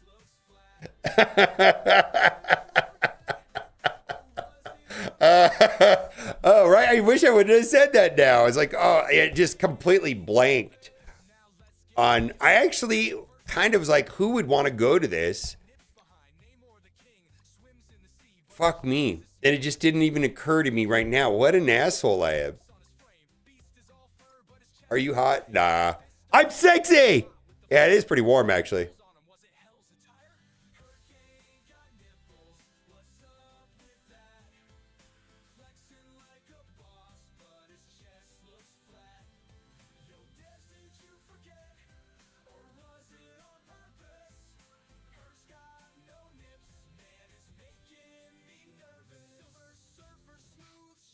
We're gonna go see a Subtronics concert.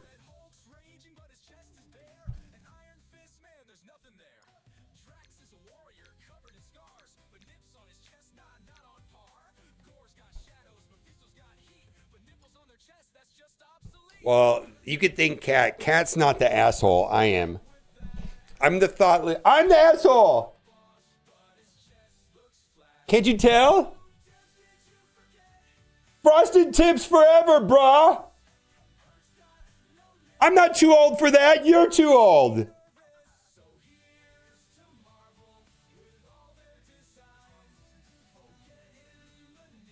Community manager, sexy hair.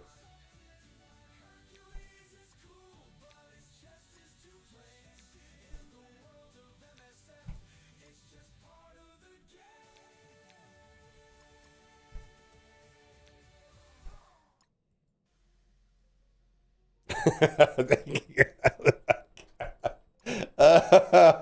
Oh my god. I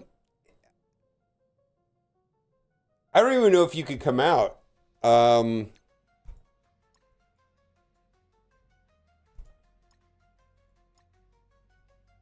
Hit me up if you want me to figure it out. I just completely blanked on this. There may be, you know, if you want to make it work, let me know. I think I could. I think we could. It's on the. Okay, yeah. I still have.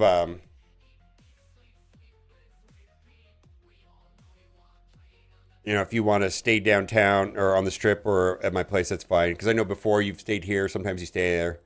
But I think the date is the 18th. It starts at like 11 on the 18th, 11 at night. Keep freaking have hair on and getting jump scared when I click over. Yeah. Sage says thank you for the thank you note. Thank you for the rogue. That was pretty much the best gift ever, the rogue thing too.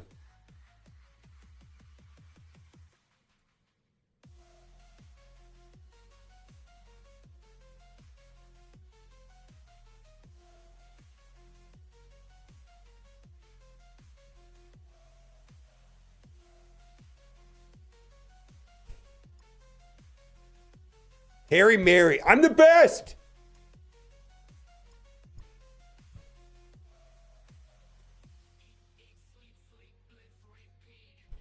All right, what the hell am I doing? Do I have anything left to do today on this account? All right, we're going to play Raid Shadow Legends because I got to do something on that game. I think we're done here. Let's see, we're going to do Chimera.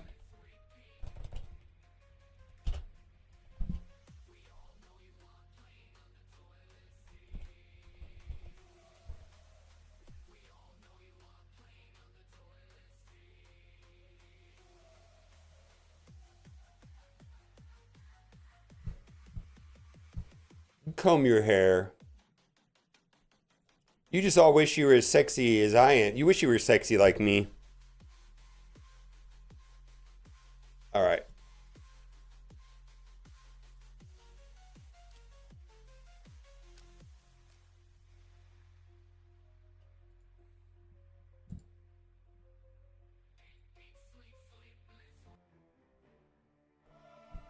What am I doing? Let's turn this on.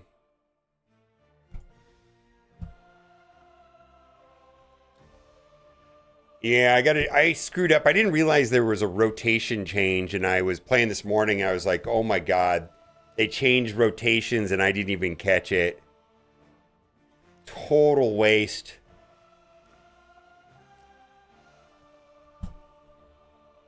Yeah, and Kat was watching me, and then I hit save, and she's like, "Oh, you screwed up," and I was like, "Oh, fuck, I did." I didn't realize that that it went into a different rotation. I got to build a new team. Uh-oh, our marketing motto is that we don't use AI. I think it's a great time to start playing Raid Shadow Legends.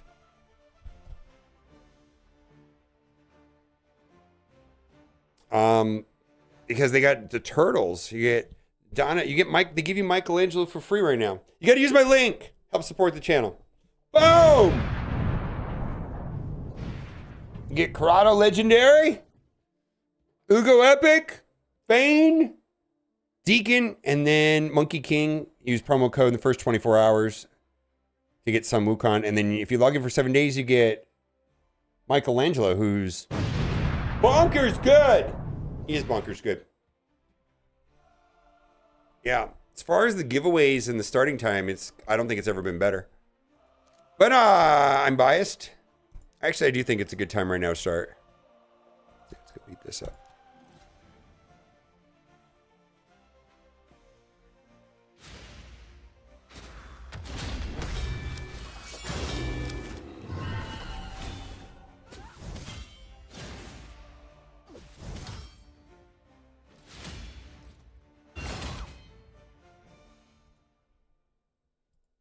All right. I think I've done everything for the day except for Chimera. Let's do this one.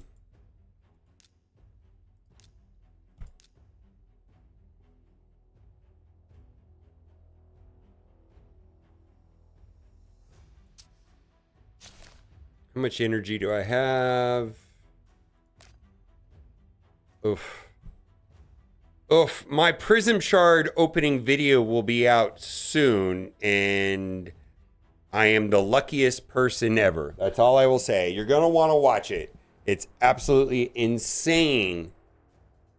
My Prism Shard video is insane. Absolutely insane. Just one more Turtles? Yeah. Well, watch my Prism Shard video. Holy moly. Oh.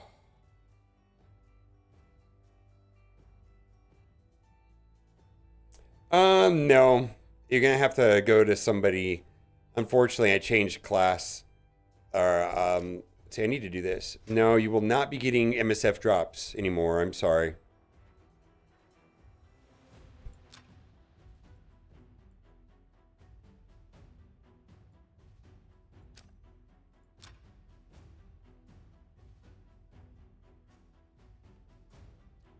Congratulations on your Leo pull.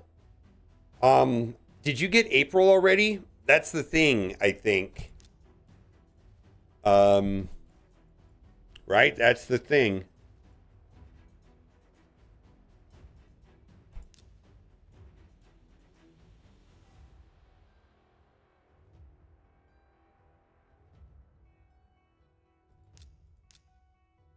Shit.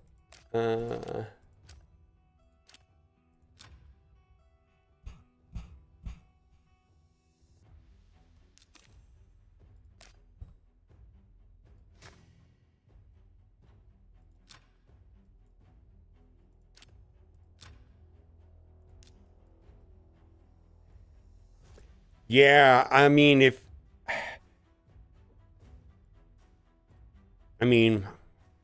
what's up, babe?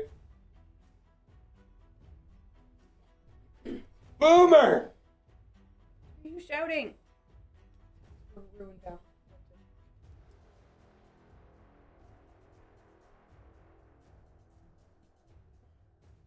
He'll just sign anything I put in front of him. Sign this, please. Okay. I don't care. Cat has my PIN code to my phone, access to everything. She has a tablet that is directly tied to my iPhone. She can see everything, get into everything. It's great. I love it. I actually like it. Oh, which is weird.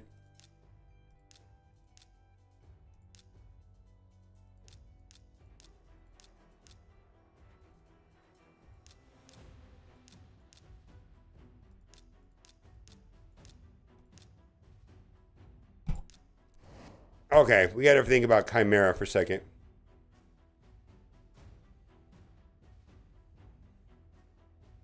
But, Lana,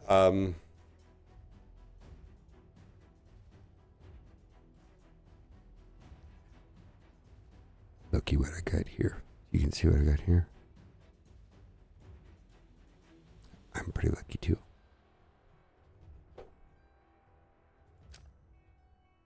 Yeah, it was bonkers. Are we done with this? Oh no.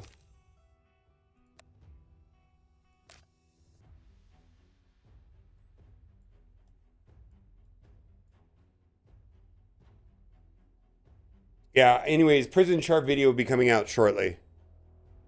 I bought $100 worth of prism shards, so I opened 10.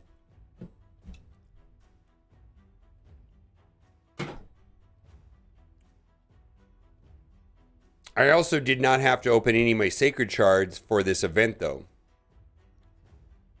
So that felt good too.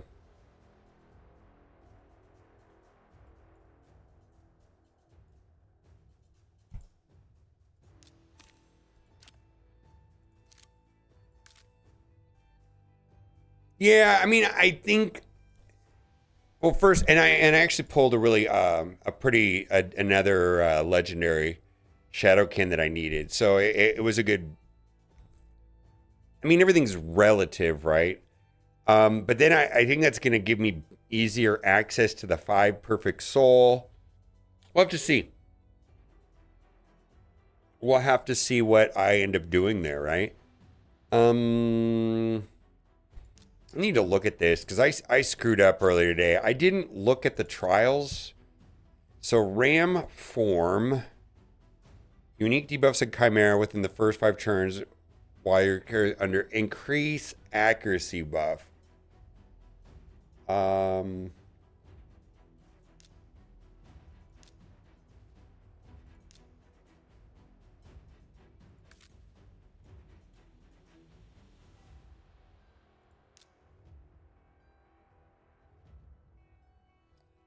Mikage.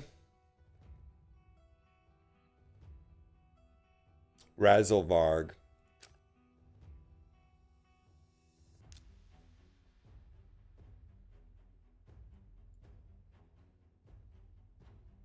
We can increase crit rate. Whoa. All right, so we're taking Mikage in no matter what. Mikage. Okay.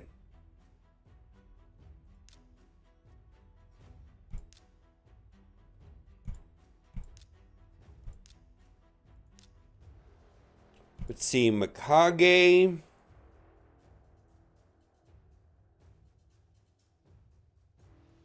Let's do it like this.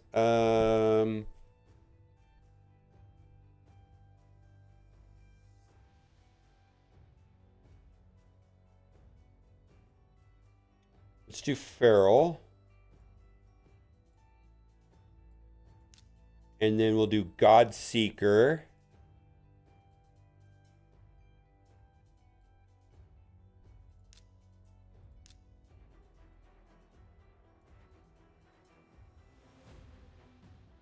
I don't think this is going to work, but we're going to try it. I don't have Ninja.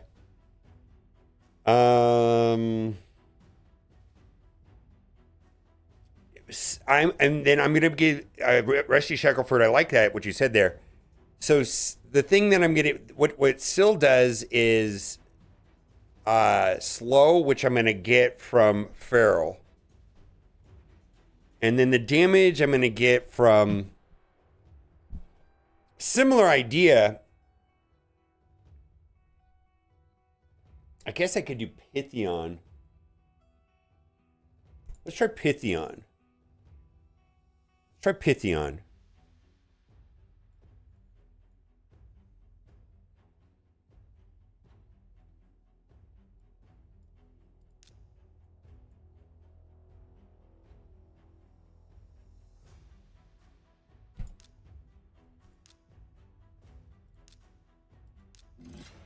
I don't have Ninja. Ninja would be great.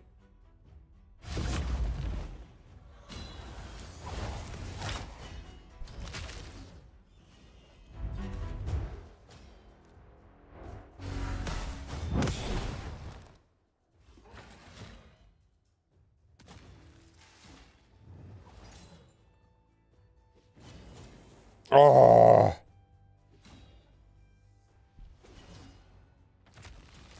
I was completely blind. You gotta watch I got it on video.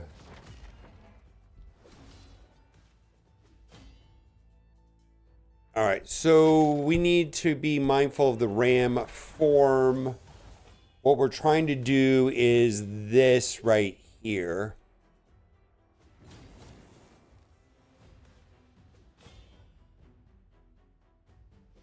Wait a minute. Am I going to have to switch forms to get the accuracy up?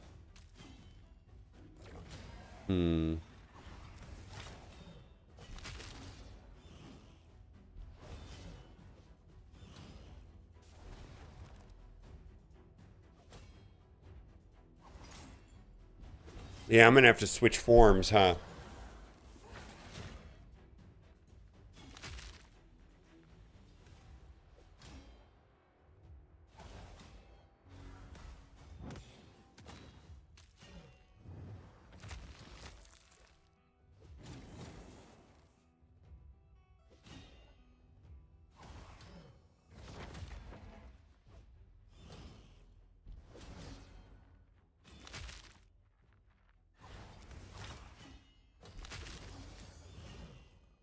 Well, I need to have accuracy up to get the trial.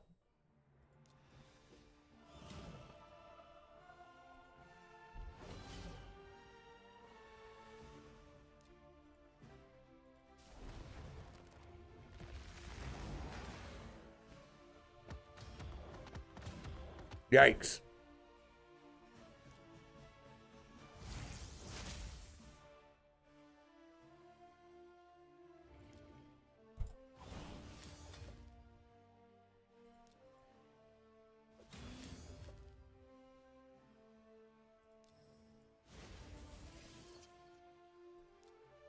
Get the slow out there.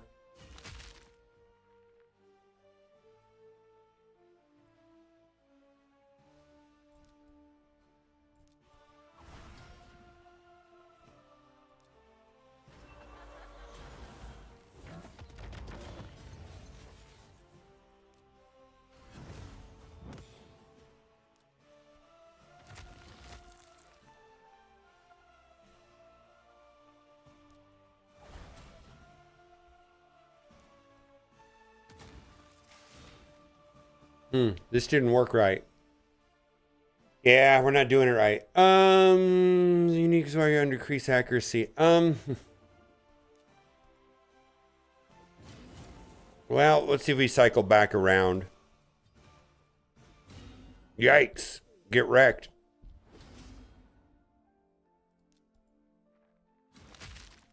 Let's see if I can figure it out right here. No. I think I need to do Razzlevarg.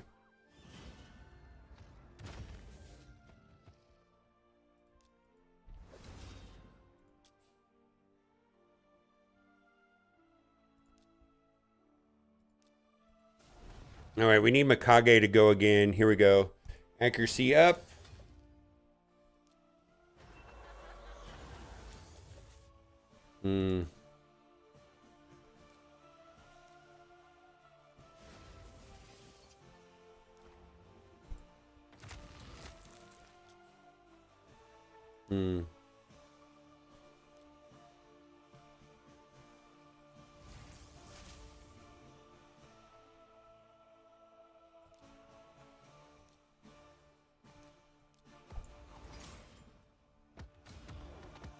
Yikes. Come on.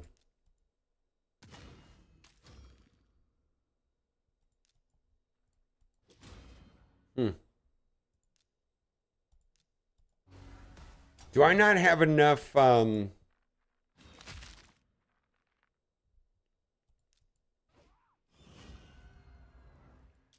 I not have enough debuffs? What's the next, do I not have enough, do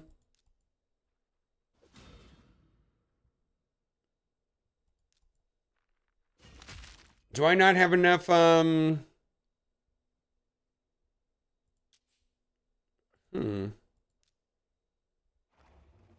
defense down? Oh, come on. I don't know if I have another, where's my other, I gotta need another debuff. All right, so this will give me another turn.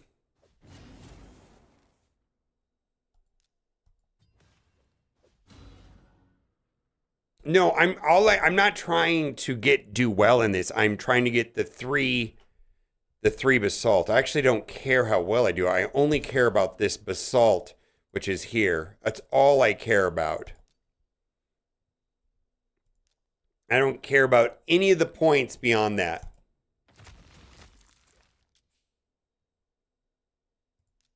I don't think I have 6 debuffs here.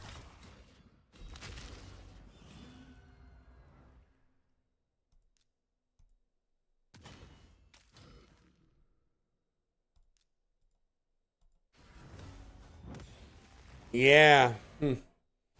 Let's think. Let's rethink this. All right. So Pythion does not put any negative effects out. I could do Mithrala, but then I won't have a healer. What healer do I have that does damage? Or what healer reviver do I have that puts negative effects out?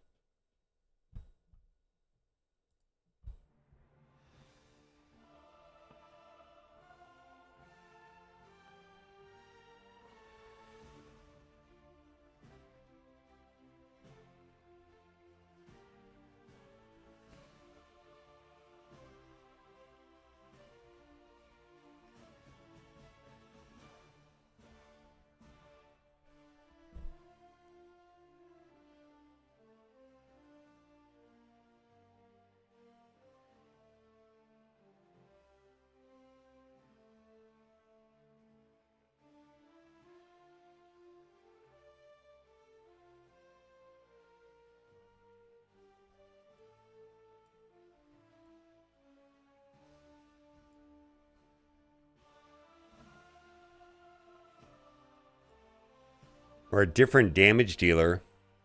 Maybe that's the answer, is just use... Okay, I think that's the answer. I think what I'm going to do is I will use Geomancer instead of Whisper and Pythion. And then that'll cap my damage, but at least I'll get the Basalt, I think. I think I'll be okay doing it that way. Where's Pythion? Holy shit, I love this look. I'm the best.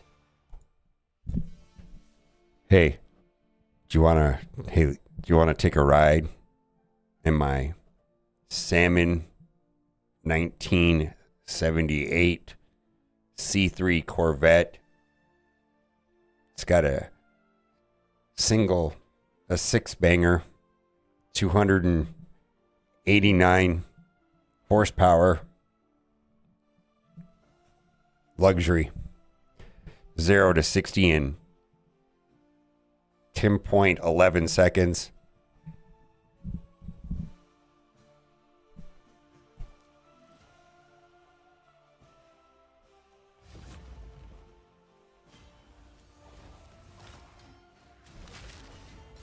Who needs a Tesla?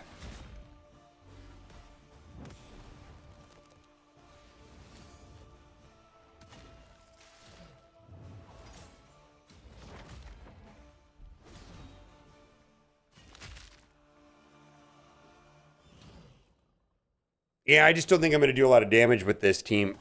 Which, I mean, I guess I don't care as if I get through the fights. I just got to switch form on Mikage right when the fight switches over on turn 5. That card craps on my Tesla.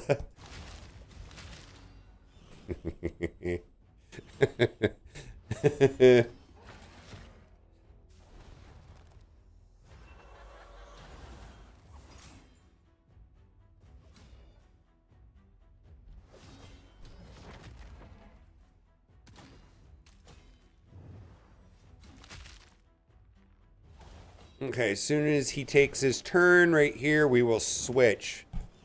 All right, switch it over. T-Top's an 8-track, you know it. Oh, we're going to have to wait.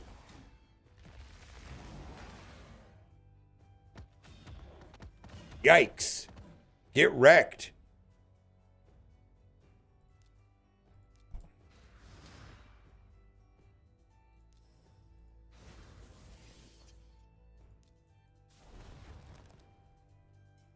Okay, we're switch forms.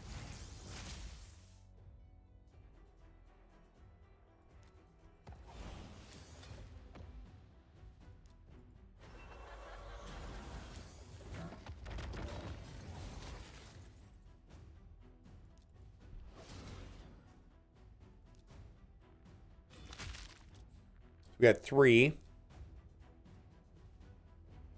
He's immune to that.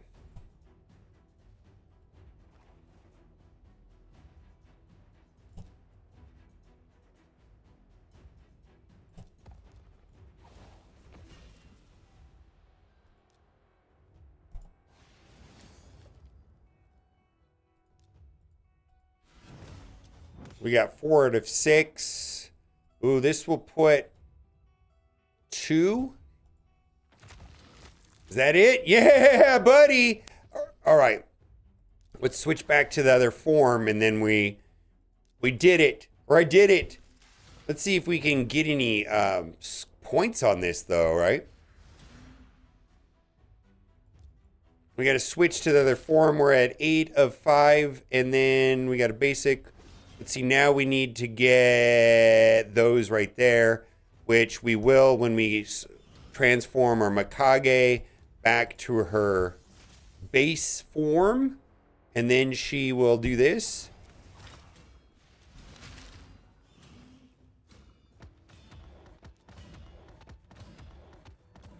That's not enough damage.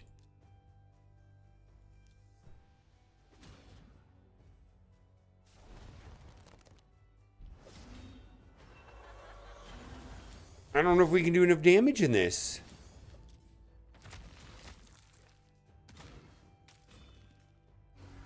Increased crit rate, increased damage buffs. Only counts for damage from skills.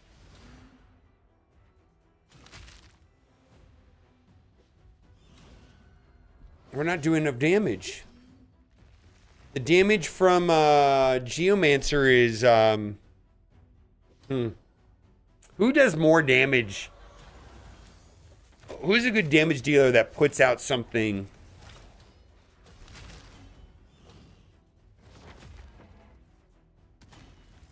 Who's a good single target damage that puts out negative effects? I guess I could use... I could use... If this doesn't work, I could use Michinaki, I guess. Instead of Geomancer. Only 8 tracks. Listen, I've got my 8-track player, and we're going to listen to Queen. We're also going to listen to Combat Rock by The Clash. It's the only 2 8-tracks I got. So if you don't like Queen and you don't like The Clash, you can get out of my car!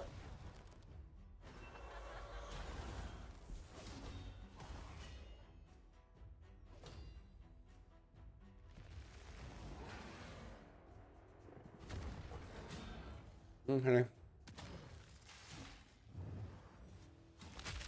Well, I mean, if I can get through it here on the next... Let's see, when's the next time it goes back into the Ram form? 19 turns? I don't know if I could survive 19 turns. Oof. Get wrecked. All right, bring them back. There they are.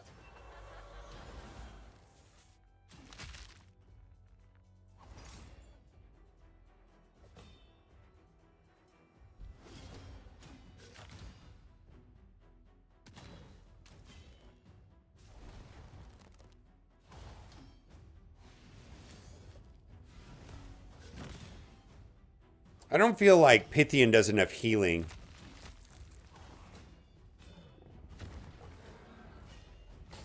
Oof. I mean, I'll be fine there, but still.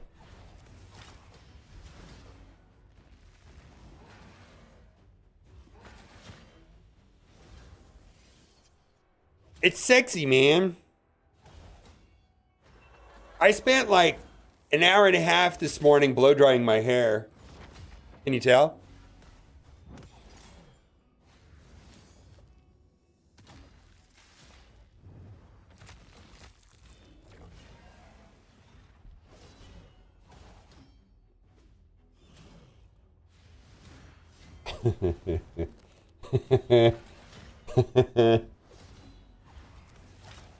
Rio Speedwagon, nah. Rio Speedwagon's for pussies. We don't listen to Credence and Steppenwolf in this car.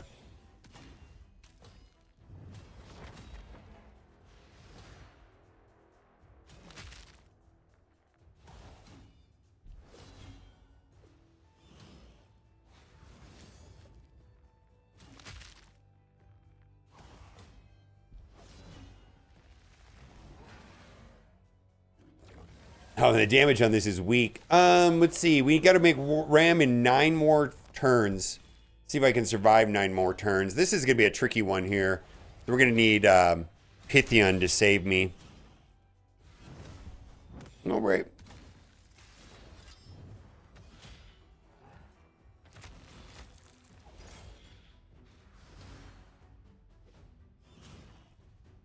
Actually, we're doing some stuff. We just don't have enough damage.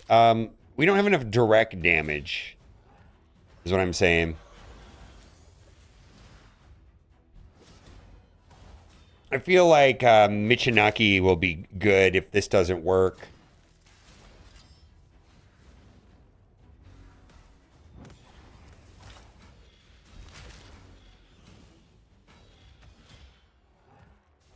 Actually, I don't know how many times I want to run this. I think I'm just going to, if I can get this right here on the next form, but you can see here, 1.26 out of 1.5. I'm not doing any direct damage, only damage from skills. And that the problem is that the damage that's happening here is all coming from Geomancer, which is not a skill. And the rest of these guys are all kind of like supports, right?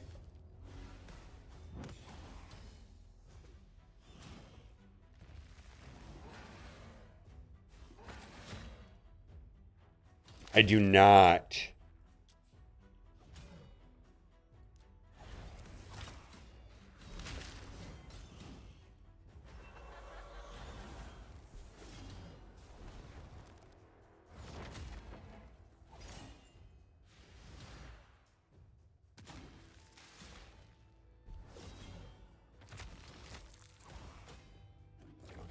Yeah, we're gonna have to try Michinaki, I guess. So when we get to 35, 34, we're gonna...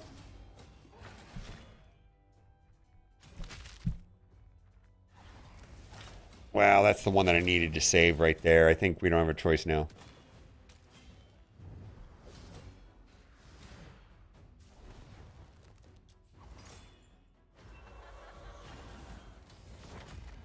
Okay.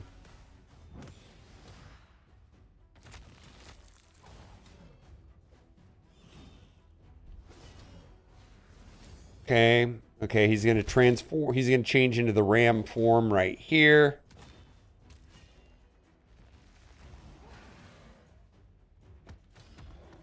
Rip. Lydia. Welcome back. Okay.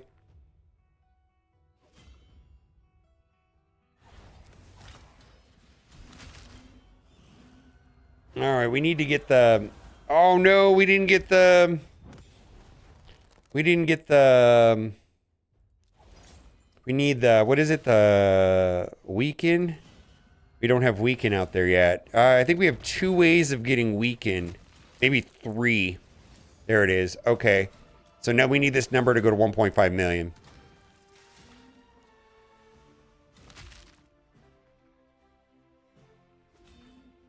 Yeah, that's just not enough damage. Yikes, he's going to get wrecked. Oh, he survived that. He tanked it.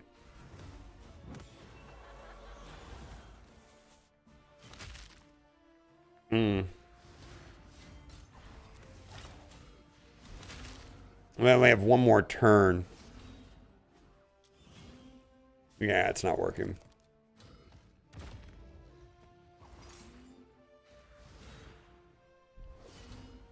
Okay, that did not work. All right, let's try Mitch instead of Geomancer.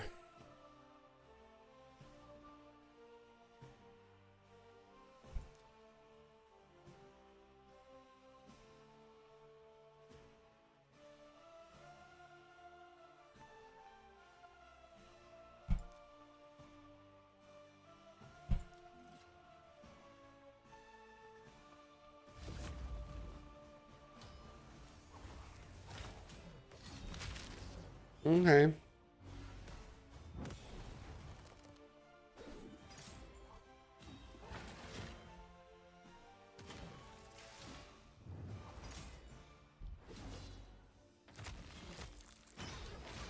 Okay.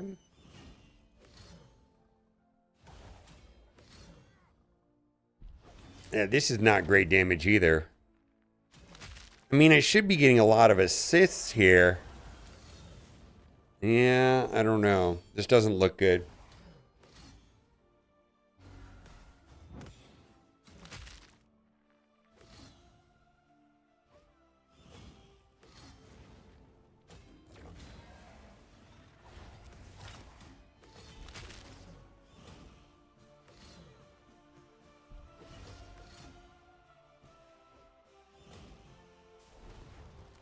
I mean, if I can do 45 million damage and get the trial, then that'll be great for next week. Right?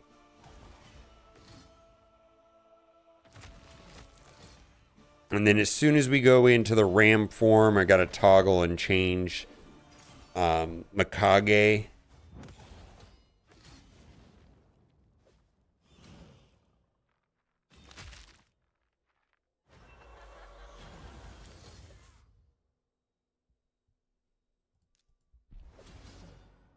Ah, that's kind of bollocks. Let's do it this way then.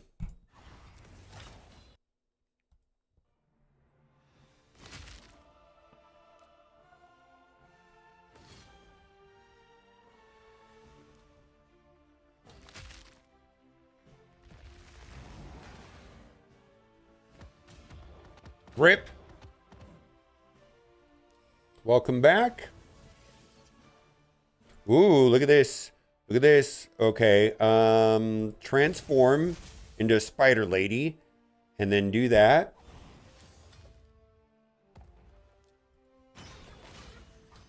So that should be one. No, it should be two. Okay, so this will put out. Let's do the slow first. Yeah.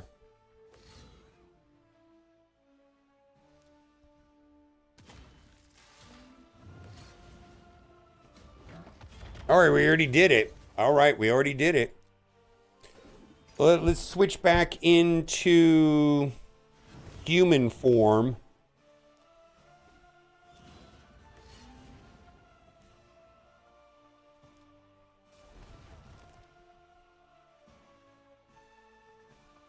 Does this get an assist?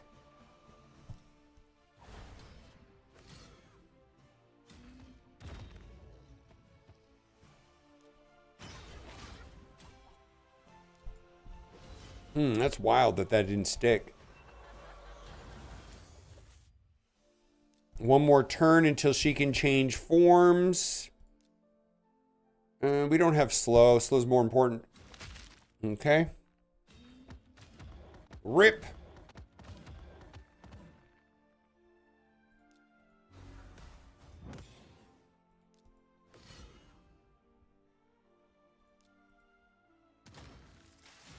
All right, so we're going to do a little bit of damage here. We'll put this in auto now. 45k. Yeah, maybe.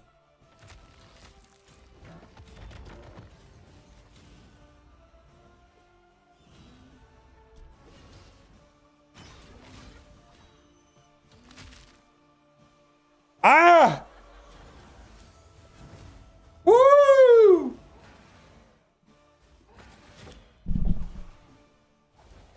And for you, it's DJ fuckboy.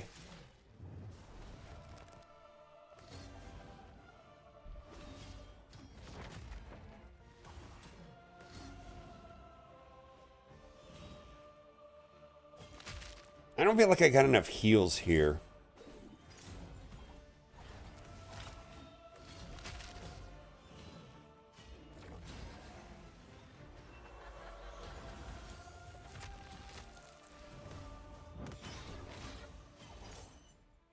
I actually think Godseeker might be better. I feel like I get better heals out of Godseeker. I mean, I guess if I'm not dying, does it matter?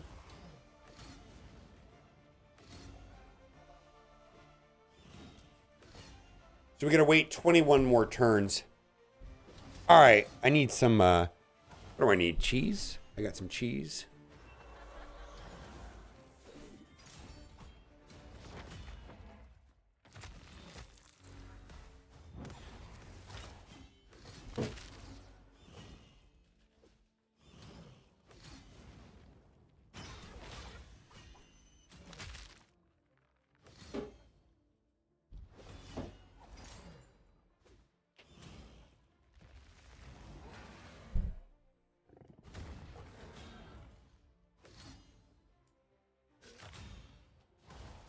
People always ask me what I look like with no hat on. Well, now you know.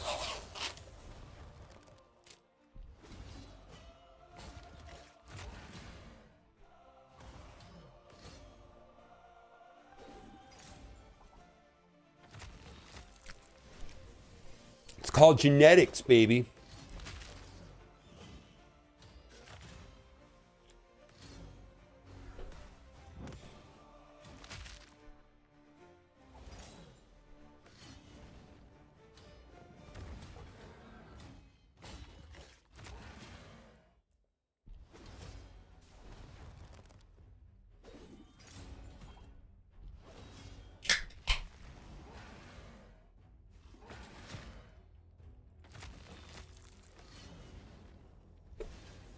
We're not dying, so...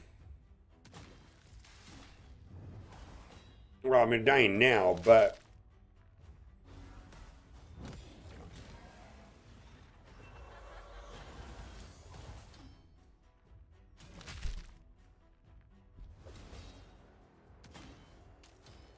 Well, maybe. I know. I would love to have hair back. How much would that cost, though? The reason why I don't really try, like, even bothered looking at, like, hair implants or any of that shit is because, like, if Jeff Bezos doesn't have any hair, what the fuck can they do for me?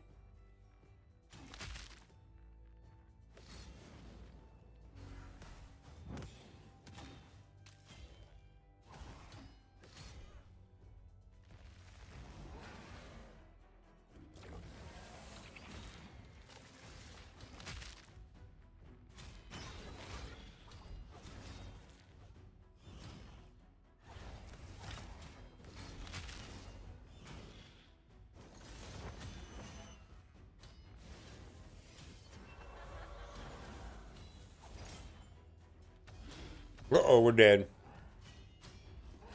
Nope, we don't want to keep that one. All right, I wonder if this is going to be better. I think this will serve me better somehow.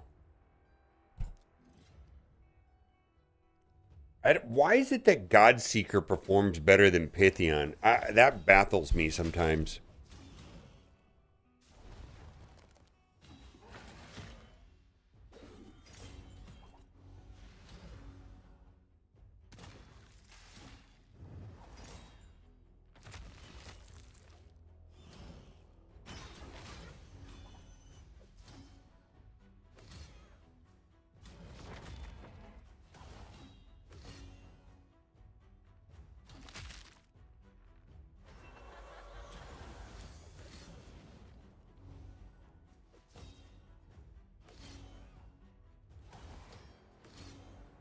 All right, so we got to make it to 5. Switch forms on her when we get there.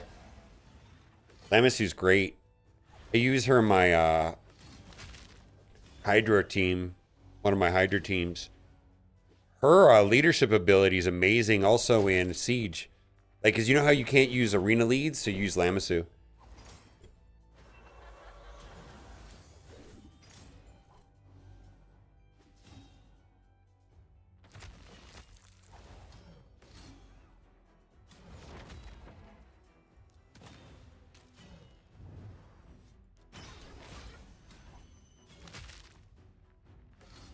I don't know if this healing's any better, though. Maybe.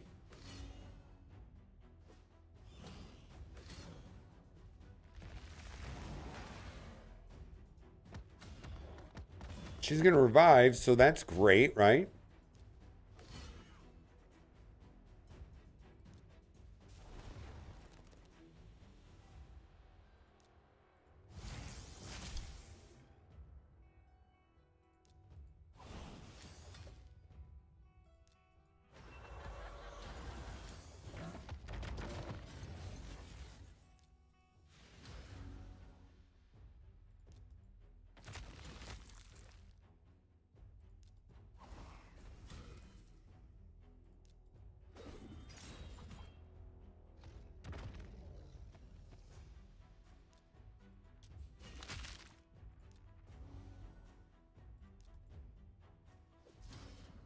Oh, come on. We need a bunch of negative effects right here.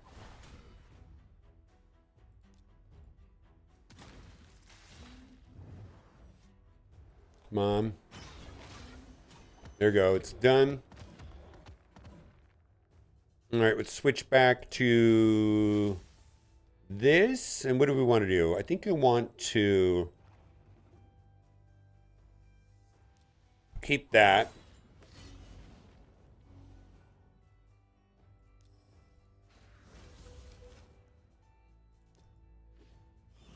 All right, the healing is pretty bad here too, right?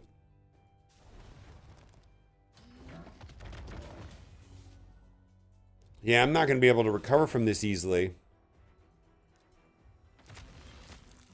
I mean, she's not dying, but yeah, I don't see this working. Let's see here.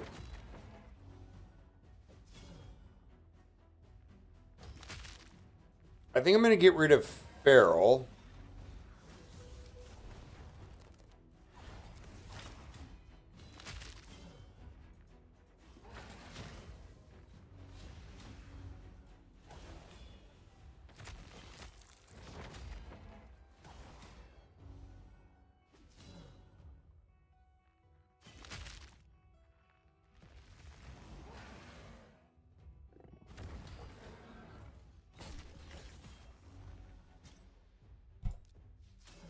All right, I got a different idea. All right, I got a different idea. All right, so we're going to get rid of you. Get rid of you. We need you.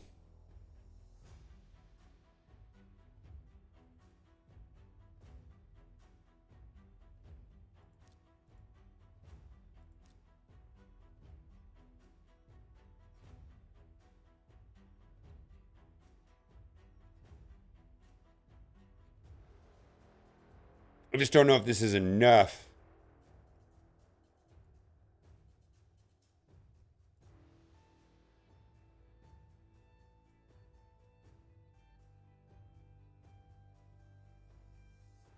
One, two, three, 4,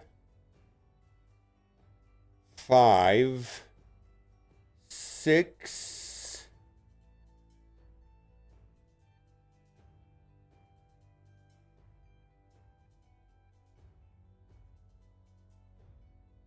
Yeah, I'm trying to figure out. Let's see if I can get this to work. I don't think this is going to work.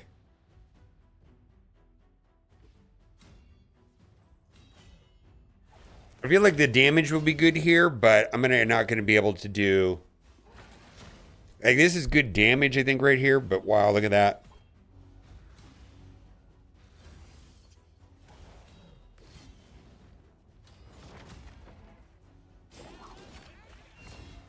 Okay, maybe we'll be okay.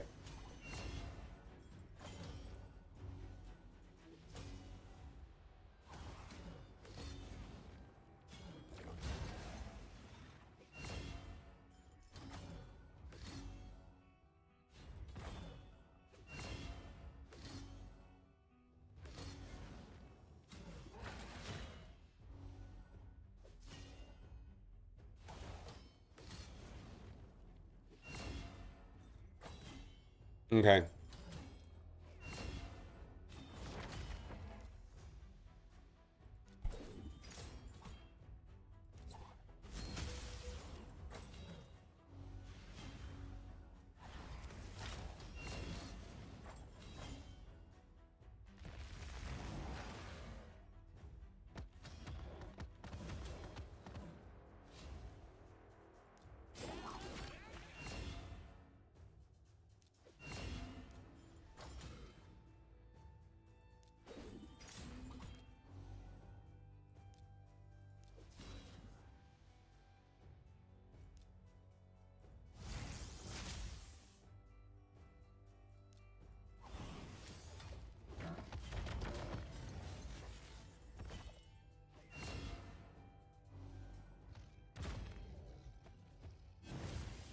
That's good.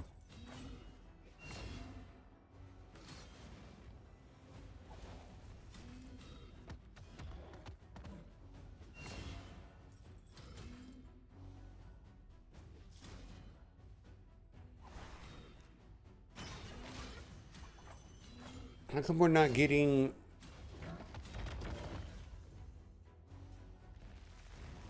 Okay. All right, we're gonna have to go a different route.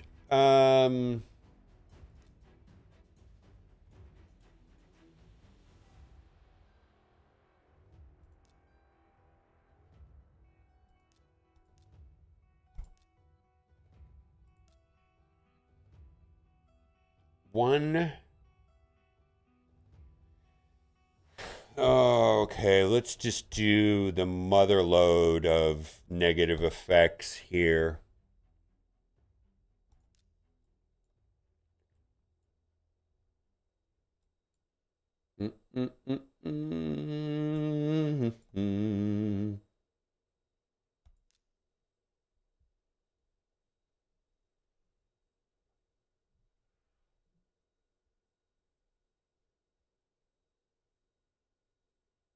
What was the other one that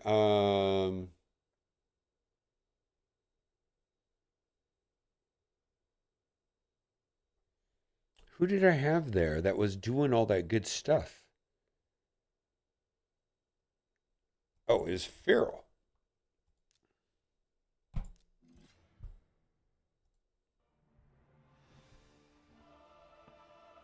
Visix. I might have to get Syl out of the bring Syl to work today. Syl might be the solution to this. Wow, get wrecked.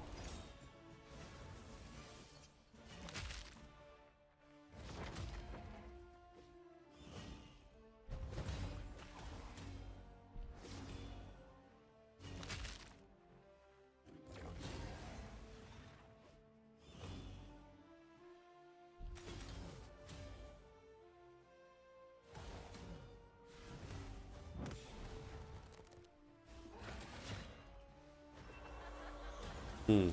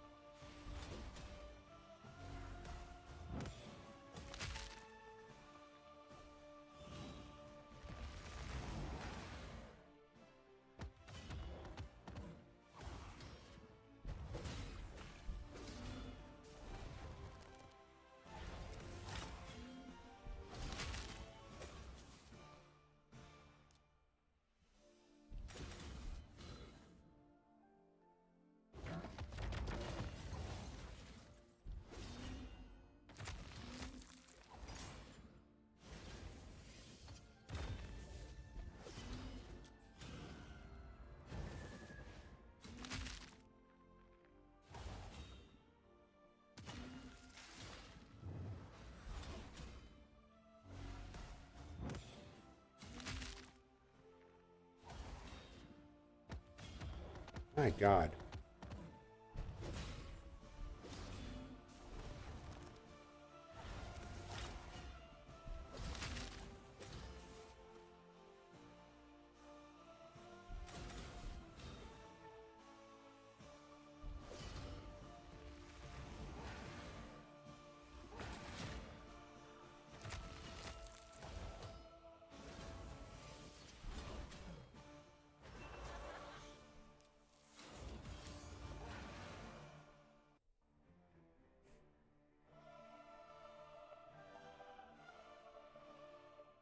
All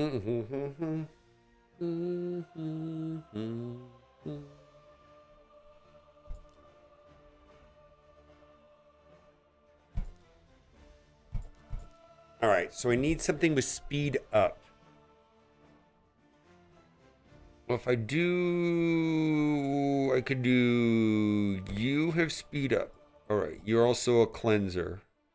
I'm going to do you, then I do another turtle. Okay. So now I need a bunch of negative effects and a reviver. So who is a negative effects?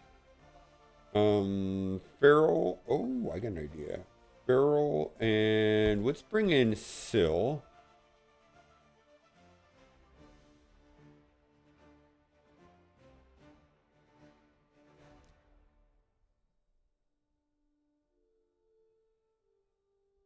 Let's see if this works.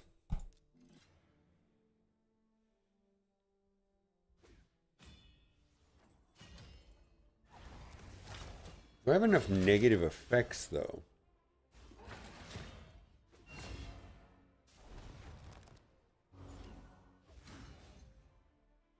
Wait a minute, wait. This doesn't make sense.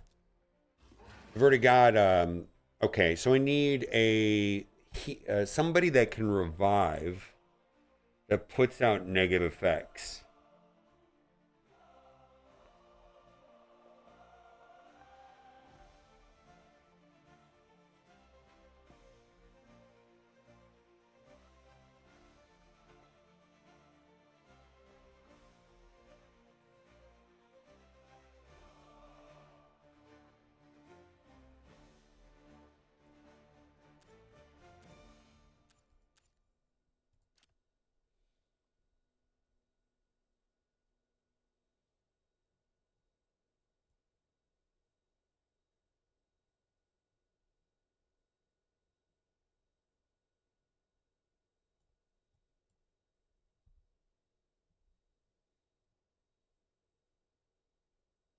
Looking swaggy, I know, man.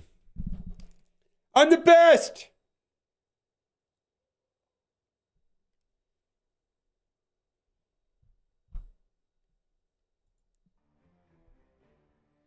I need negative effects, not... I need a reviver and negative effects is what I need. We got our slow. Okay, let's do this. We need speed up. Let's do speed up, which is going to be Lydia. And then we'll use Syl for slow, and revive and small amount of heal. Now I need a healer.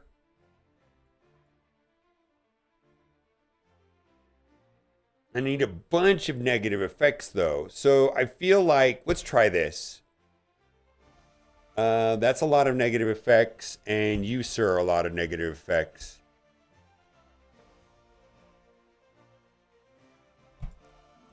Ursula doesn't have any, just all she does is attack down.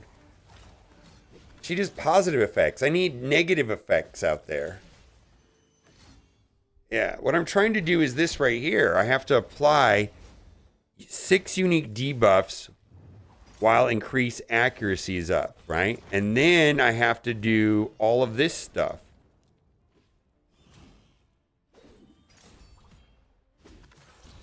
Yeah, see, this is doing it right here. Look at all that. That is doing it. I just don't know if I have enough healing here.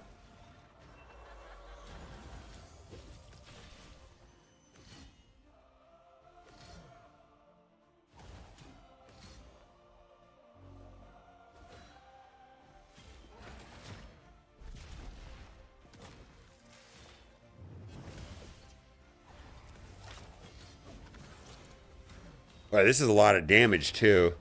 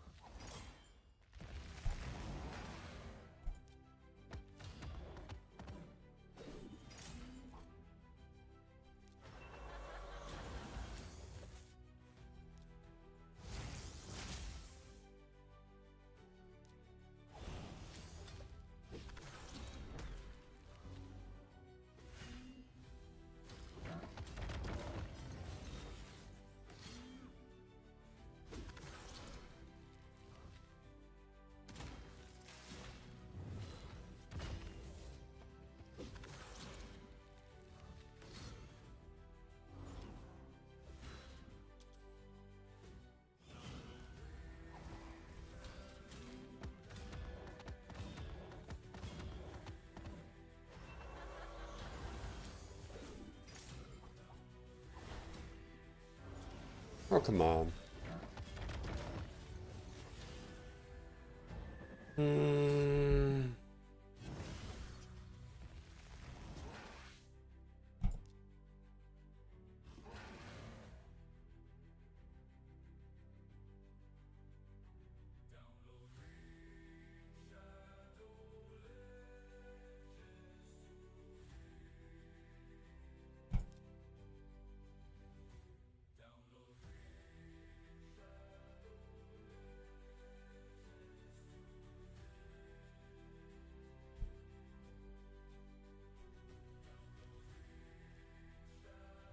All right, I got it. This is a puzzle. Holy moly, this is a puzzle. Hmm.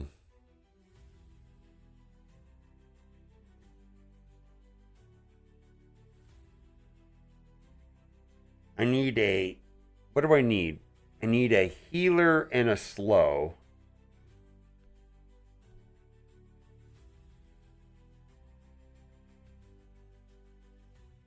Going. I was using Syl in the back in the day, but I don't know. I have Feral, so I don't know if I need Syl. Feral does like all the stuff that I want Syl to do.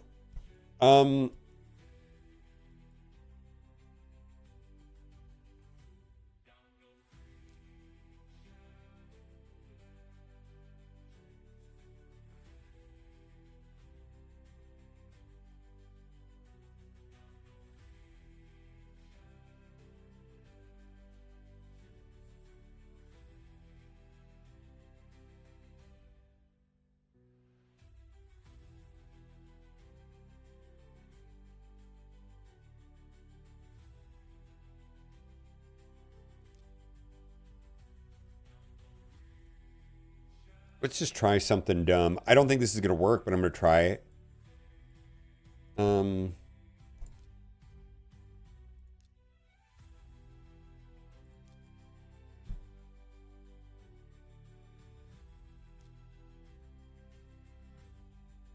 Cat is feeling amazing.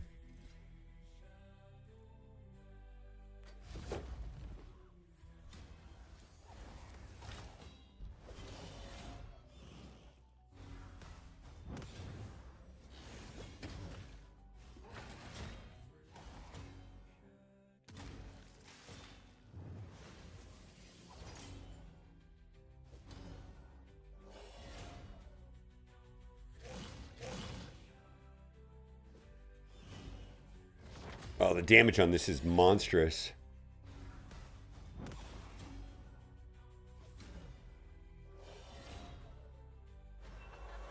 Yeah, this is good damage.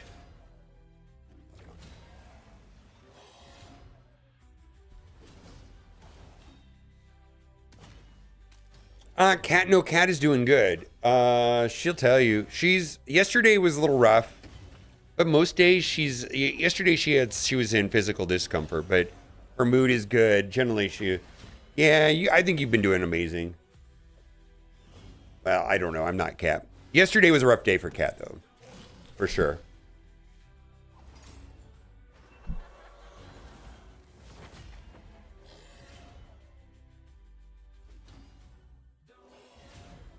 Actually, I think this might work.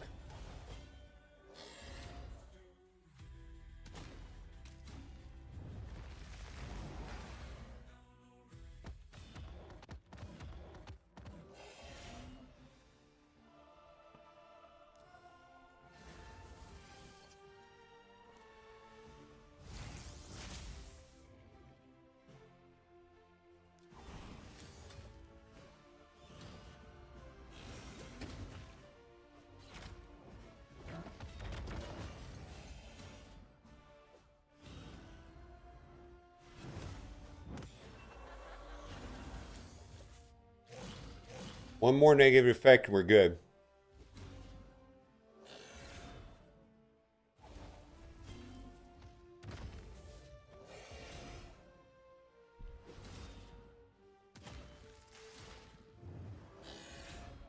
Man, we're so close.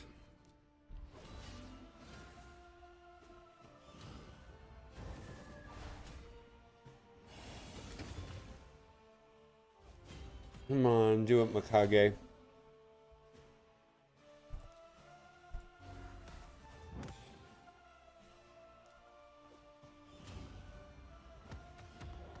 Come on, survive, survive! Oh my god.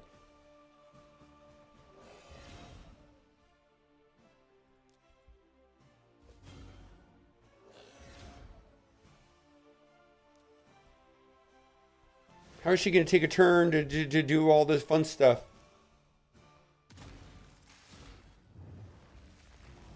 I feel like if I did that manually, it would have been fine. Yeah, yesterday was rough. All right, that would have worked if I would have played it manually.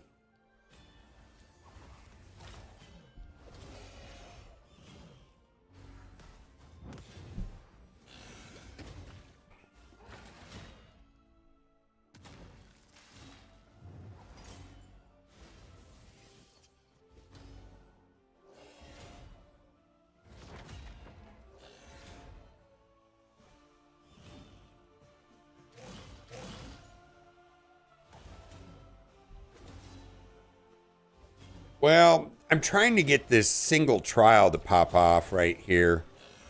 All I care about is this.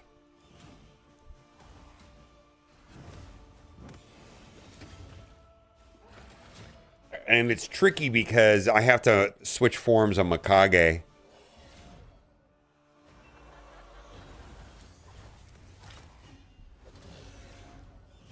All right, we're going to start conserving.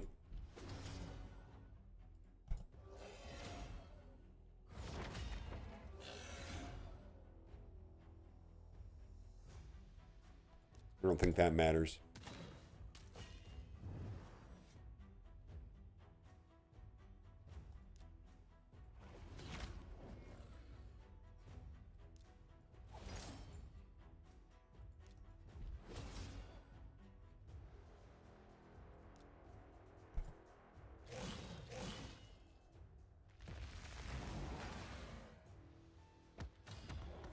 Yikes. Get wrecked, nerd, right?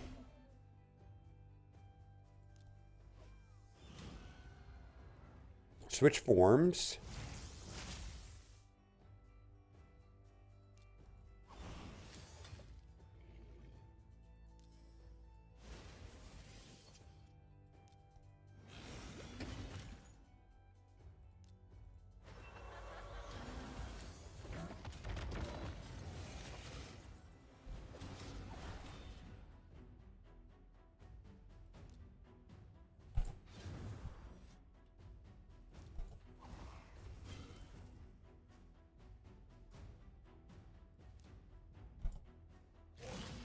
Woof.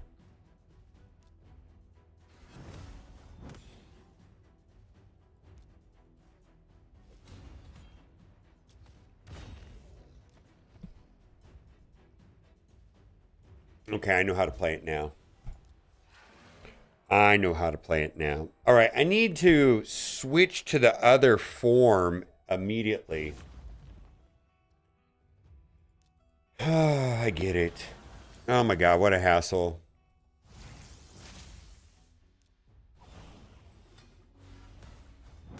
I need to switch to the other form and then preserve the accuracy up. Whew.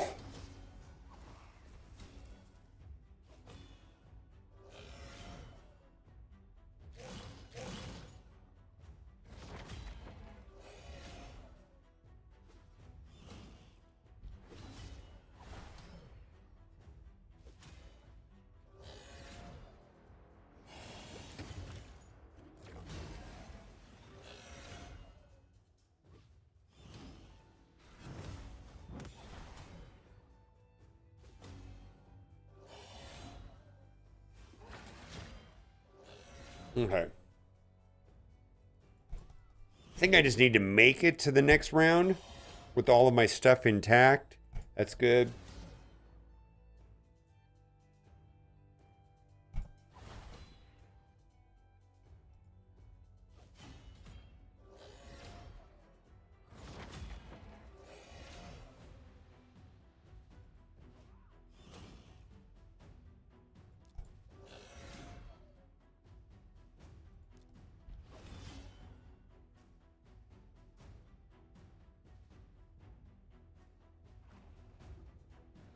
Should I do it now? Let's see if can I do it now or does it strip it? I don't know how this works.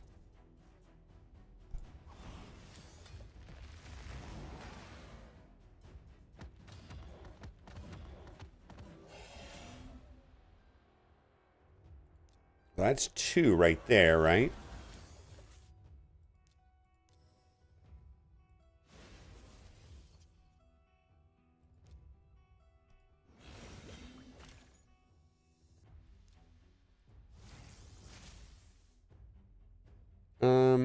Well, I guess.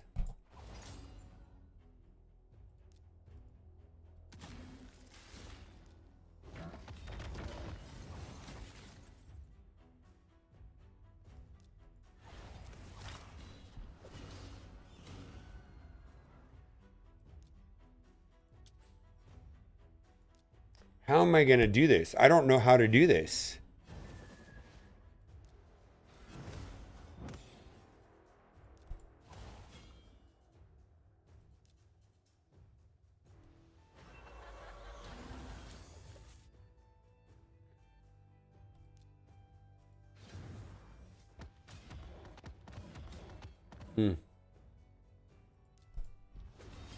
I can't figure this out.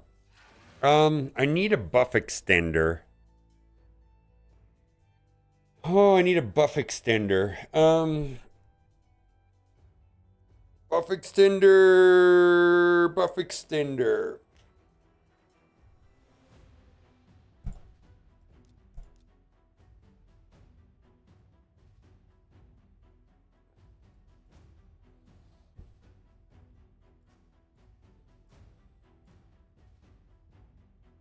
I just don't think this is going to be enough damage. I feel like I have all the pieces, but I just don't have enough damage, which is frustrating. All right, a buff. Oh, wait a minute. That might be what I need. Oh, that's how I do it. Okay. I get it. All right, all right, all right. Well, let's try this then. You go there, and maybe this will work.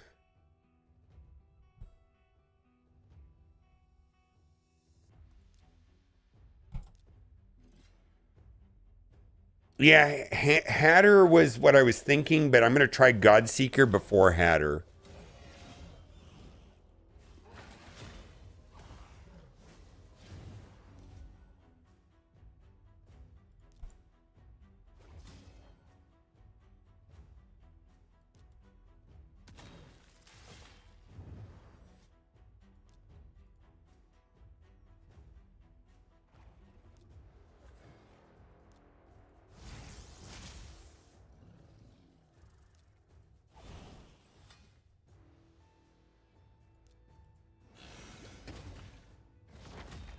Yikes.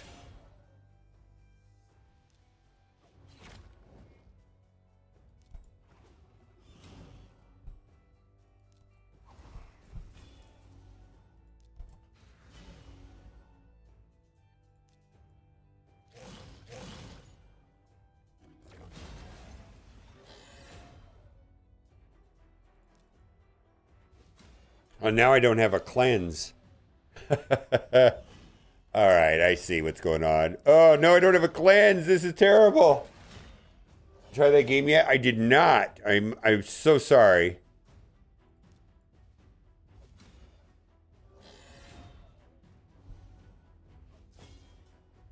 This is not going to work here. Yeah, I just don't think we're going to be able to keep... Well... You need to come back. Come back, come back. All right, let's do that.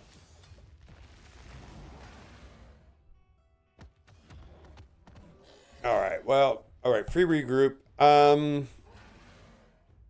Let's try this.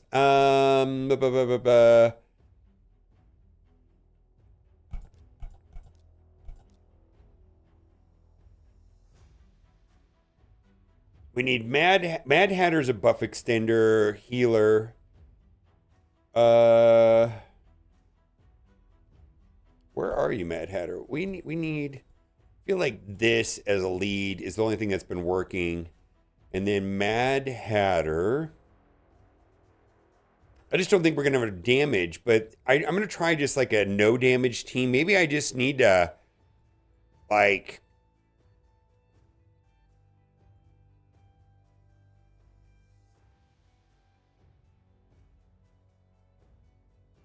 Paka loves him. Is it? What is it that I want? I want something.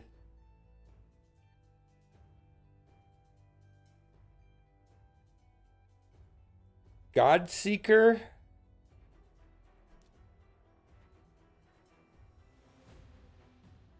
I don't have a cleanser. Let's try this again.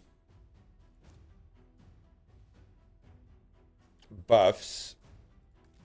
I need this. Oh, wait a minute, but he only...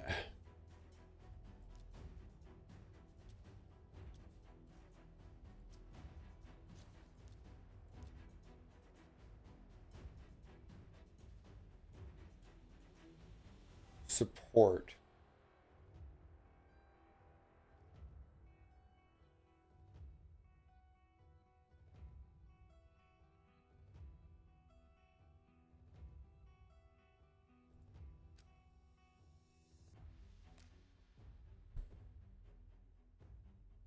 So this will work if I have enough damage.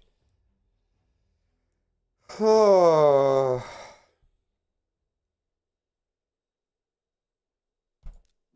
It's going to come down to damage.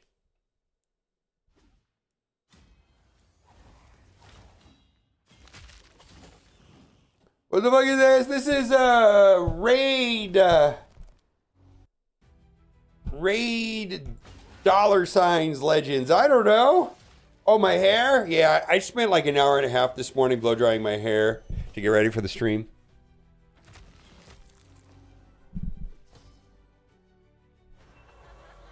Feels pretty good.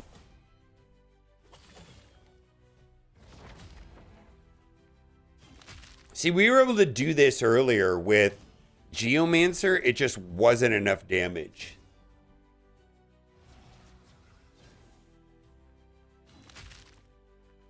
My hair, yeah. My hair cost $11.99.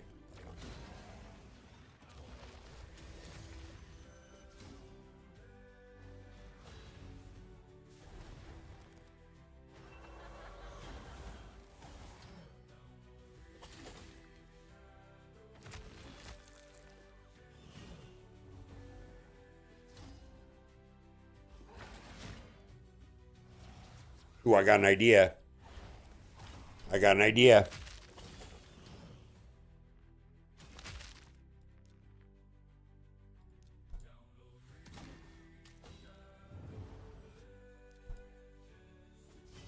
Got an idea. If this doesn't work, I got an idea.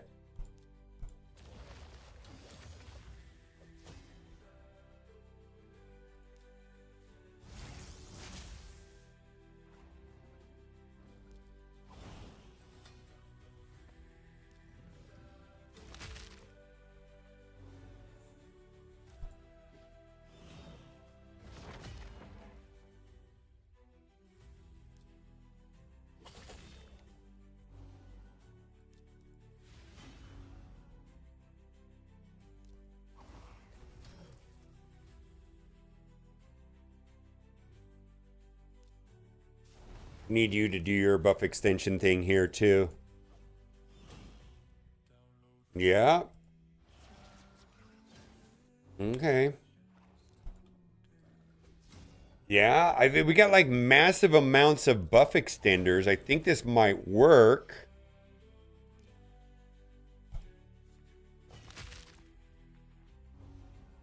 The question is, will it be enough damage? Will it be enough damage?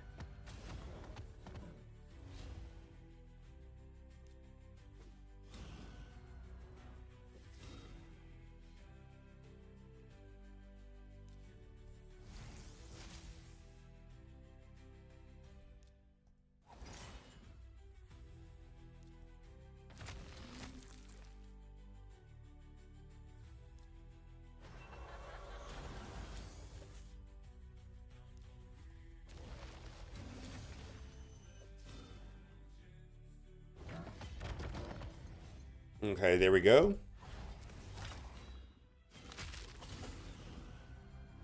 That's okay. So now we've satisfied that. Now it's, can I get 1.5 million damage out of this team with no damage dealers?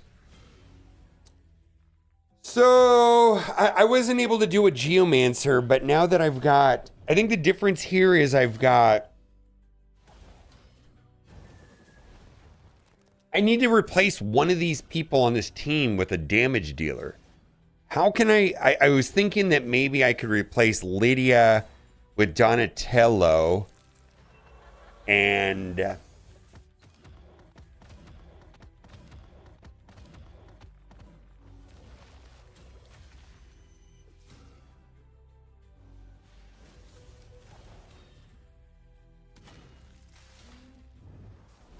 well, there's just no damage dealers here is the problem. See, yeah, like I'm not, I mean, I have to wait another, I mean, I can get back to, the other thing is if I have to survive until, well, maybe this is enough damage. I have to survive until the next time he comes back, which is like 20 turns from now. Well, 300,000 out of 1.5 million. A Brimstone character? Oof. That's the answer. No, it doesn't work. Brimstone doesn't count towards that damage. It specifically excludes damage, Brimstone. That was the reason why Geomancer didn't work. Only counts damage from skills. So it's got to be like this straight up damage.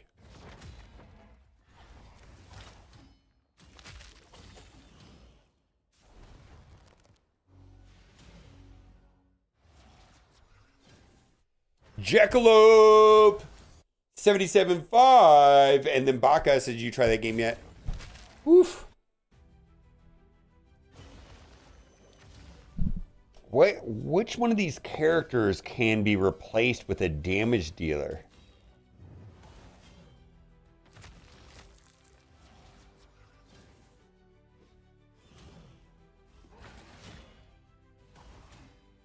I think I can replace Lydia and Mad Hatter with the Turtles.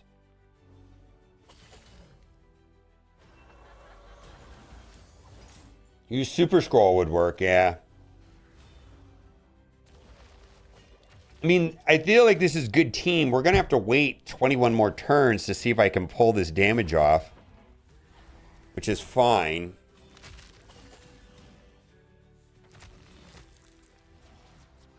And like, this is not good damage right here. This is just not good damage.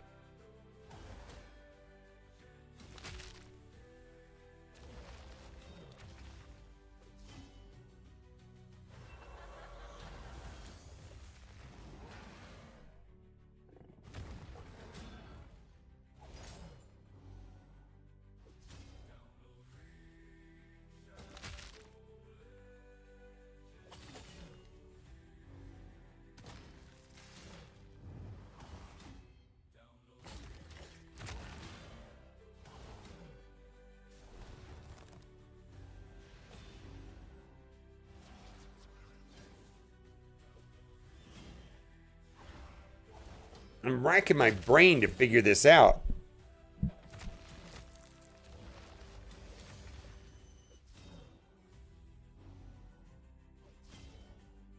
I got a haircut. I got them all cut. I spent like an hour and a half this morning blow drying my hair to make it look like this.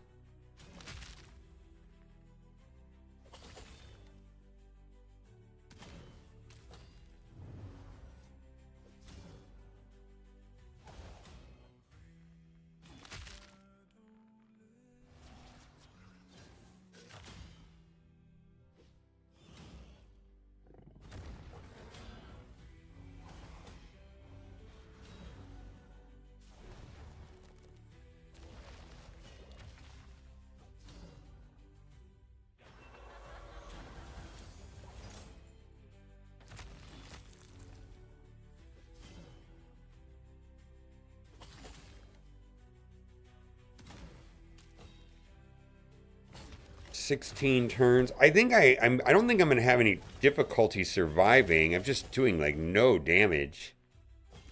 I'm running 5 supports essentially.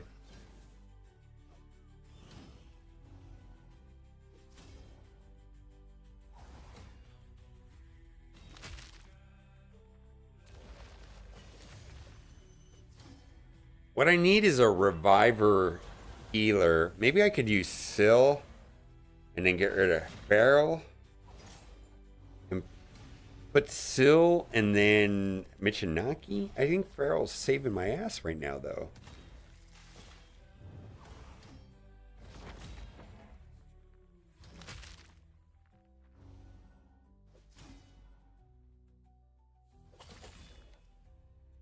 I mean, I feel like we're going to get these trials to pop off if I can just get enough damage. I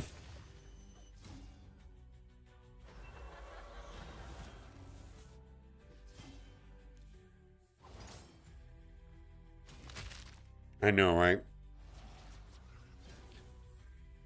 The problem is that it changed rotations, and the trials entirely are different now. How often do the rotations last? Like 4 weeks? Yeah, and then I fucked up because I did last week's team, and then I hit accept, and I didn't realize that the trials changed, and so I have to come up with an entire new team now.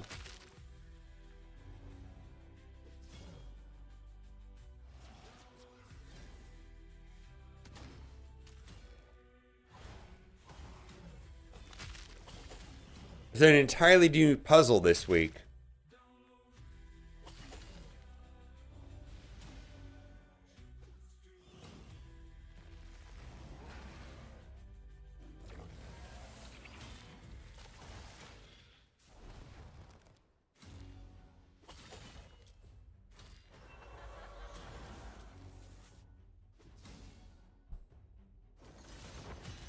Yikes.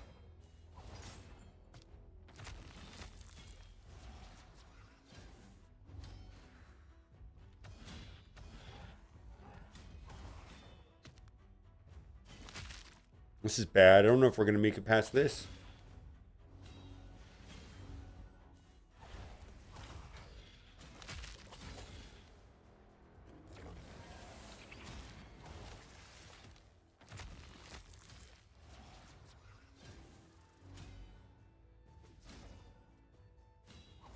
If we don't make it past this, we're dead, right?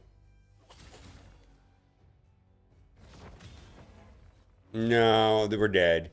I don't see us surviving this. Well, oh, come on.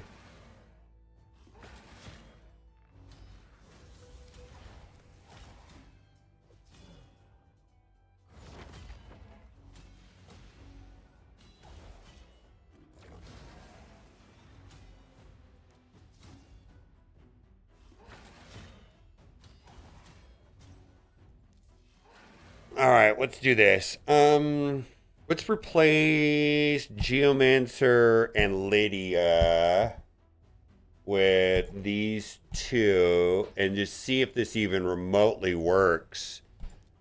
I don't know that it will. The damage should be way, way, way higher. Maybe I could finish it right out of the gate.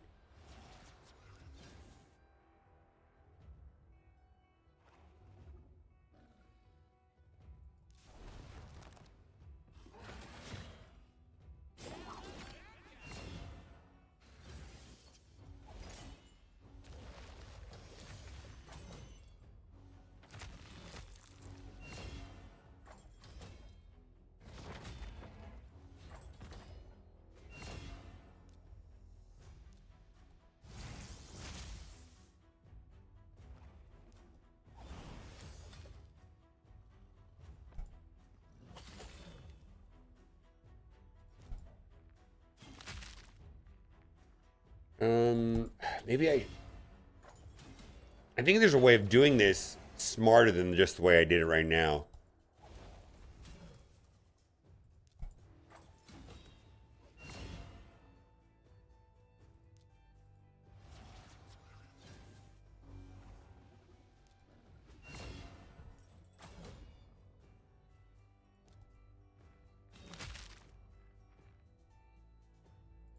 I'm gonna need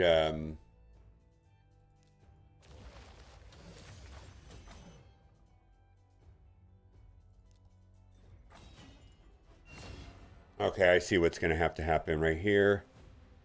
Oof, I don't know if I want to do that right now. I get it now.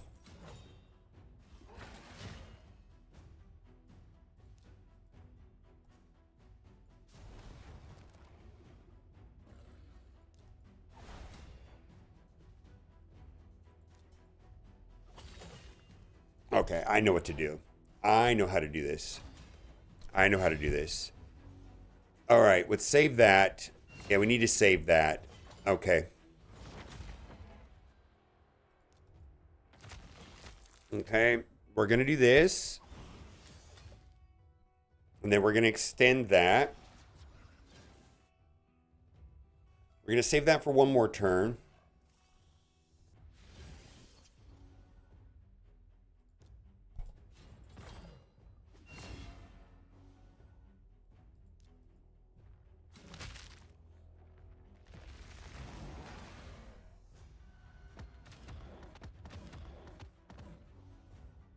Hmm.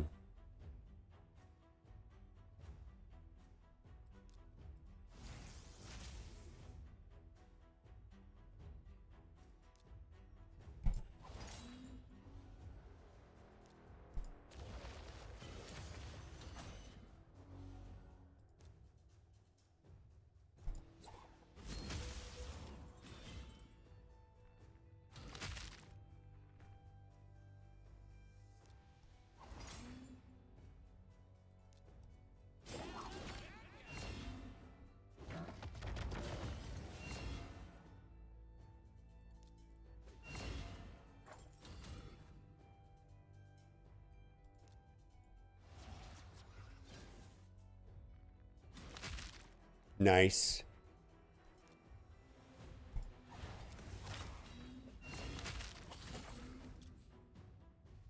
Hmm.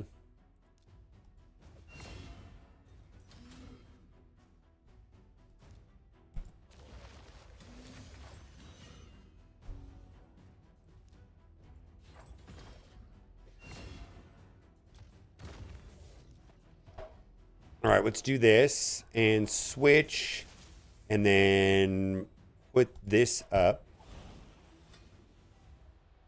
And then I need Feral to do...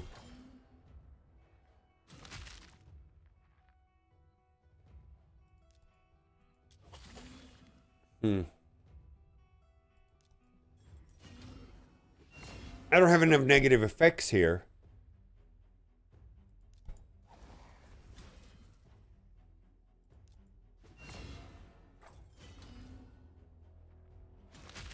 Well, because he's stuck with that stuff, that stupid shit on him.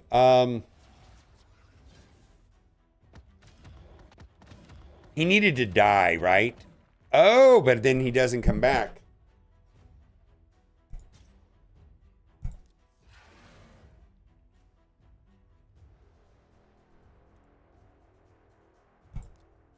All right.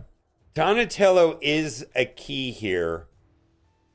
I think this is it. I think we have to go. I mean, I've been trying to shoehorn. I think I'm been trying to shoehorn.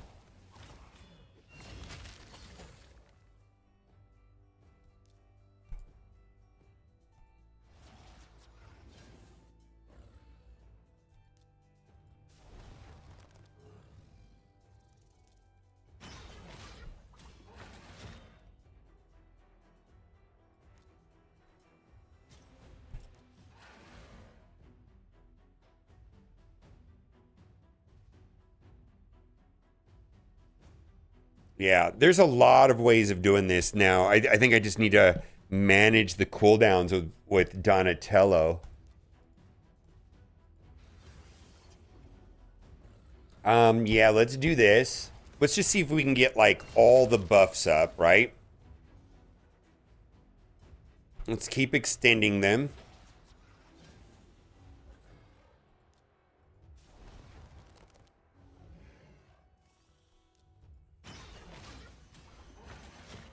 That's kind of garbage, right?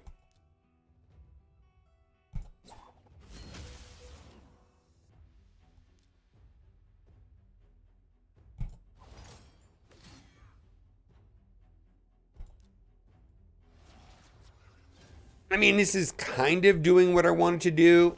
I mean, we're only on turn 1. I can see that this is going in the right direction. I think I'm just going to have to play this manually. And I also think I'm going to need a lot more books. Let's do that.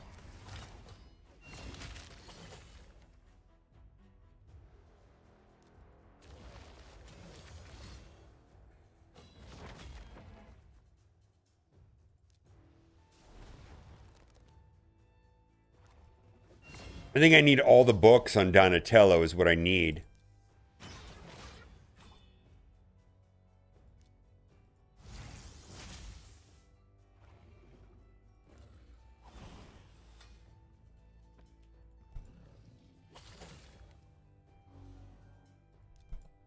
All right, he got buff extension coming up from you.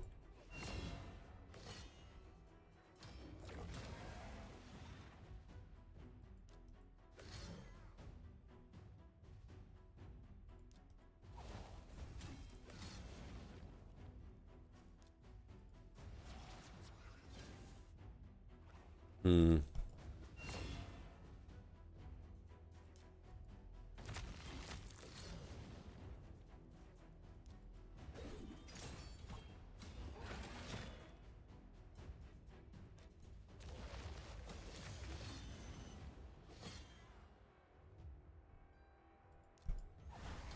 Okay, I see how I have to do this. Yeah, let's do that.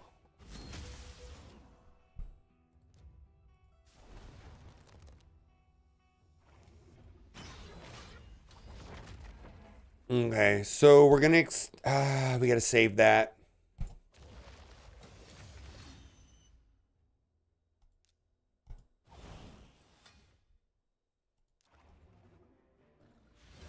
There we go. Now we got it. Yeah, buddy, we got it. We got it. We got it. Okay, so I can switch.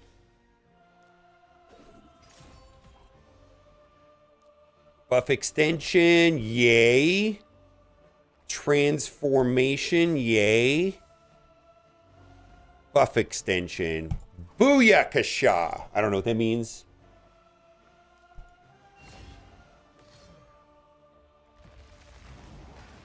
Okay, there we go.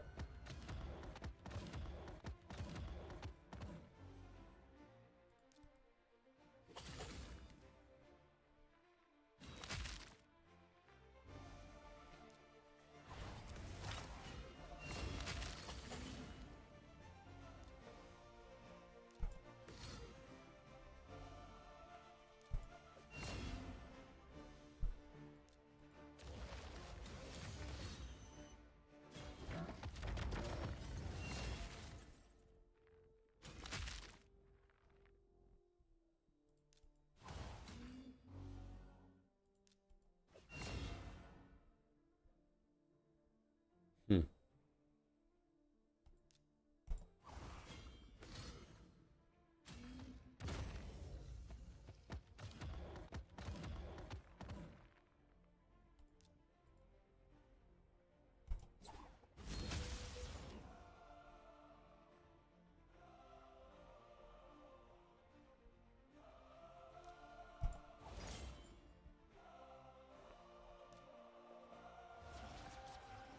Mm-mm. Yeah, we don't have a proper healer here now.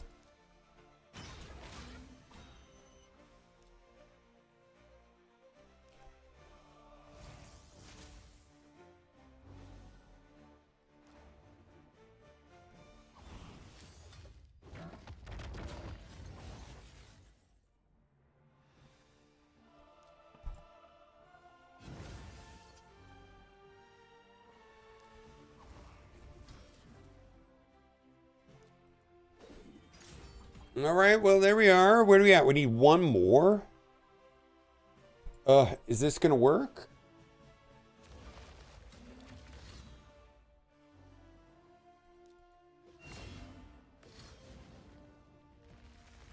Did that work? I don't think that worked. No. Okay. Oh, boy, I don't know how to do this.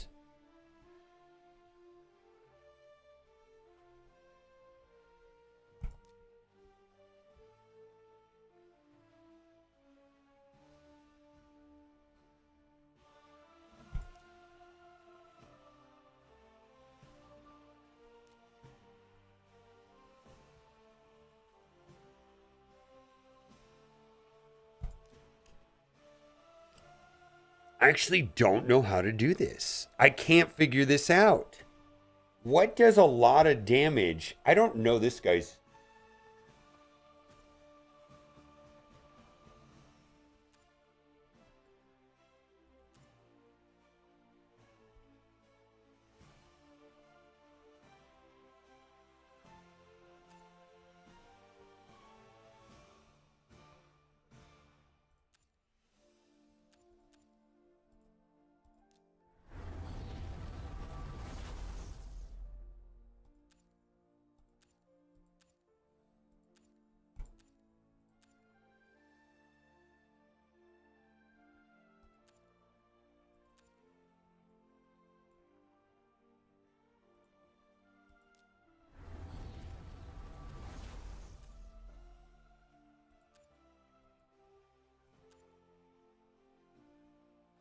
It's not going to do it.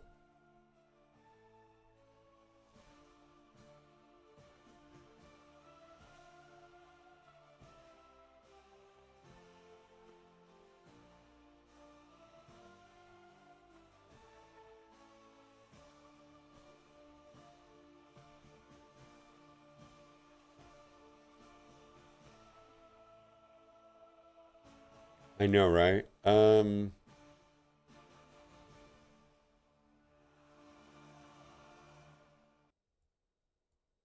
I really liked Mad Hatter, but I think, yeah, I really liked Mad Hatter. Holy moly. I need a reviver. Oh my God. Why do I need a reviver to do this? Who else? Who revives and puts a lot of negative effects out?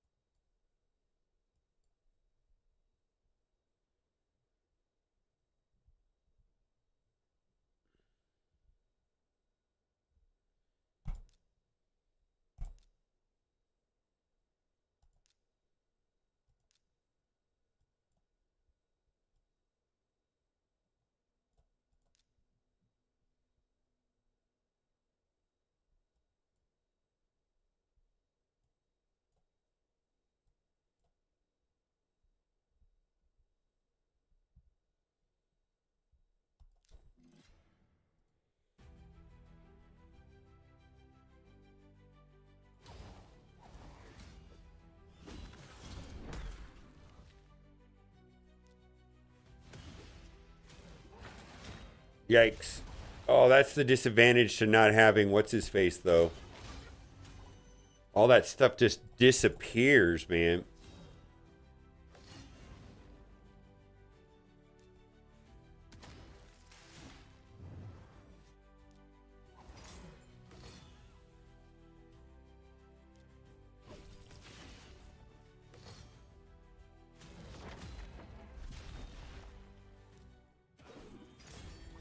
All right, I think we have enough negative effects. I'm going to switch over to the other form of Mikage right here.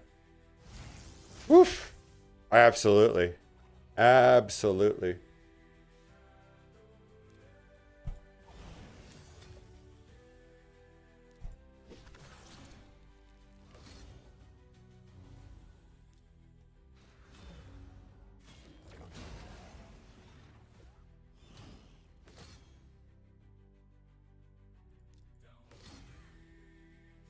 I don't have Uko.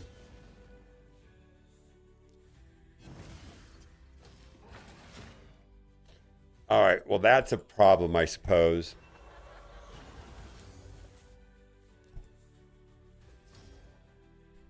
Okay.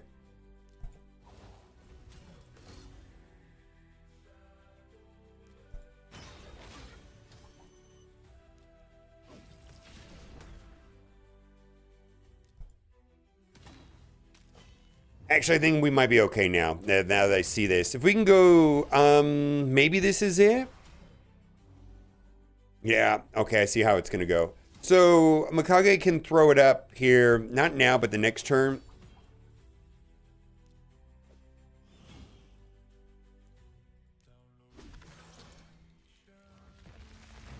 Okay, Mikage, do you have it? Back, thank you. Yeah, we all have it. And then that counts for 2. 1, no, only 1. That counts for 2. Extension.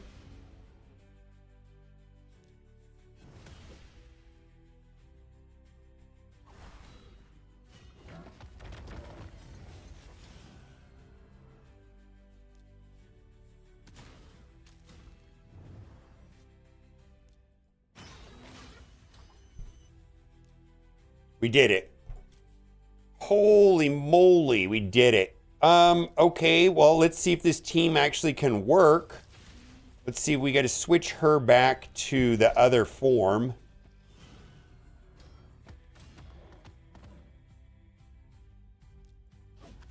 All right, problem 1 solved. On to the next problem. All right, let's see. We strip away those. Yeah, let's get rid of that. Oh, it did it on its own. Yeah, that's garbage. Okay. All right, bring you back. So we're not gonna get. I mean, I don't know if we're gonna survive. Like that's cool, but did that count?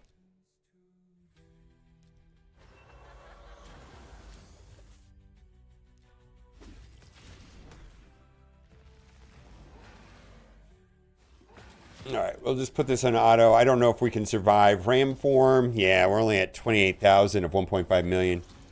Oh yeah, look at that. We got deleted. I don't think we got a good enough.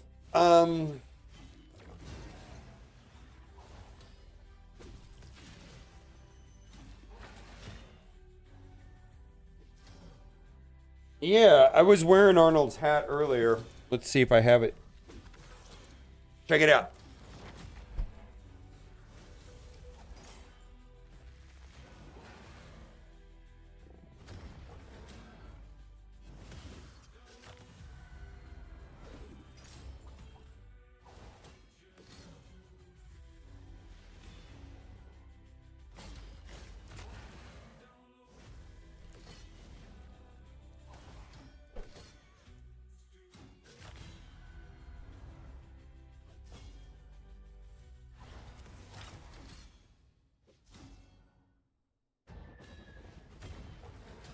Yeah, this is not good. We're getting wrecked.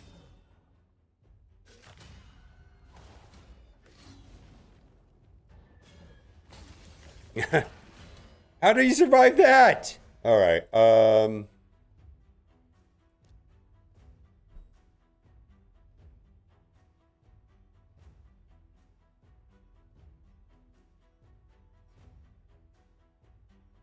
It is that simple. The mythicals have more tools to do what I want it to do. It's really that's exactly the answer. And I normally don't say things like that because it's just like, oh, if I had more mythicals. I need the mythicals because they have 2 kits and I need to toggle between the 2 kits to meet the conditions for the trials and have multiple avenues of negative effects. I actually do need more mythicals. Yeah, I actually need more mythicals.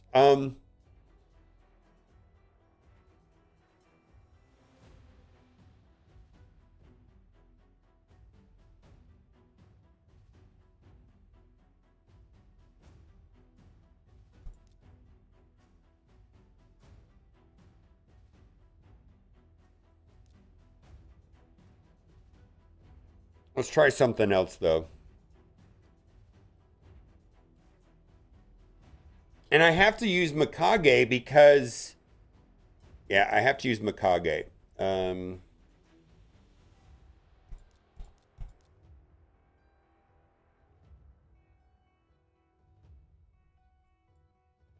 Does Tamitha put any...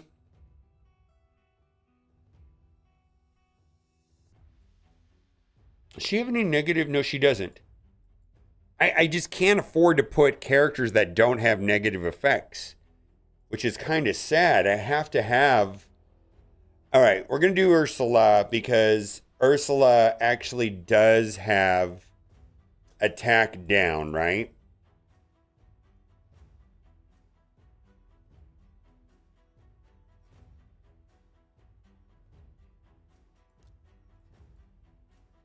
Ursula has attack down.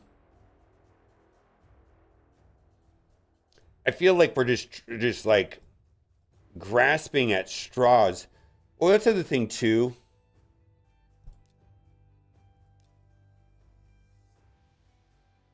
How do I toggle for support? Champion tags? Support? How do I toggle for support?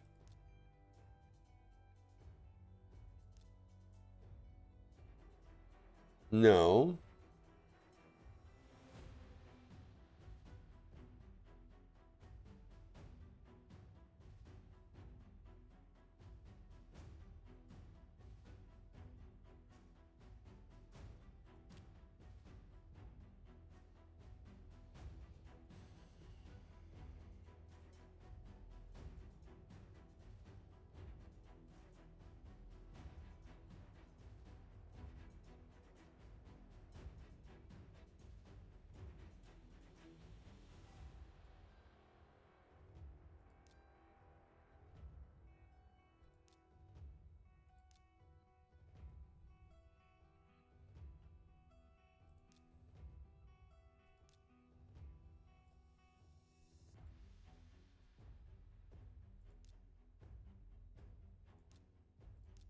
Thank you.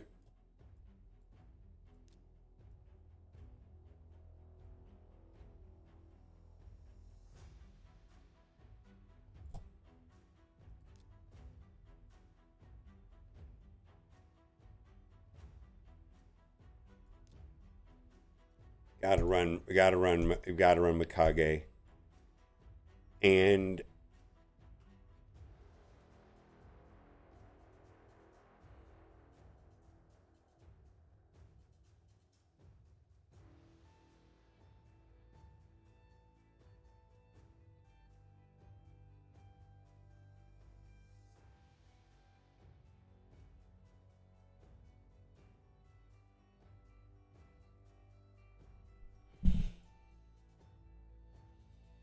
need a damage dealer that puts out negative effects. Who puts out negative effects?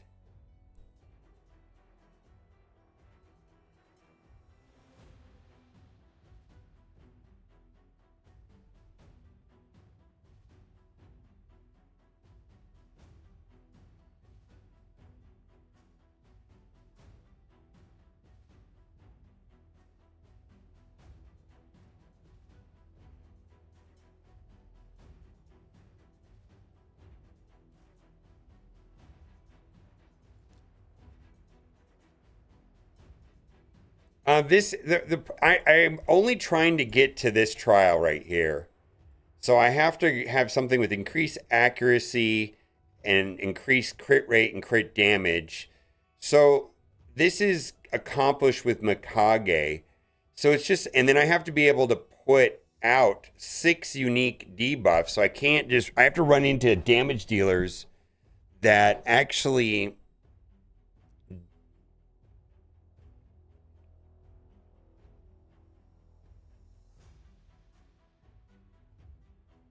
I don't think it's enough damage though. I need actually somebody that does damage. I can't run all support. Farakin doesn't do any damage though himself. I need somebody that does damage. If that makes, yeah, somebody has to do damage.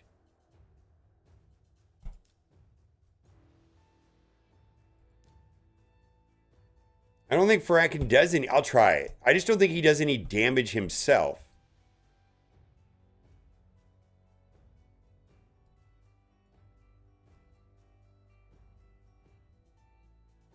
I feel like all of his damage comes from his masteries. Whatever it's called, War Master.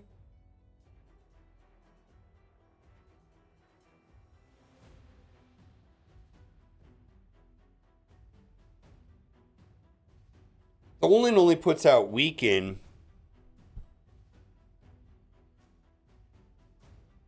Dolan puts out weaken. He does a bunch, but then I have to run the counterpart.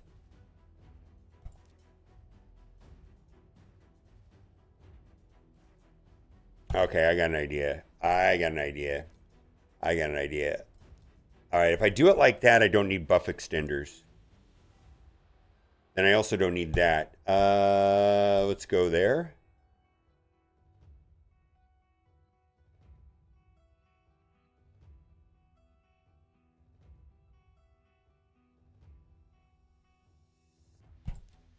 Let's try it.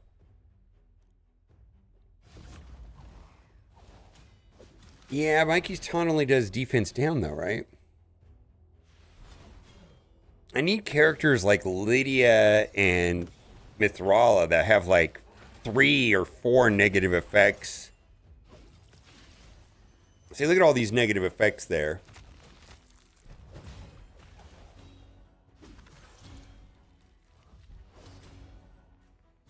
Actually, this might work.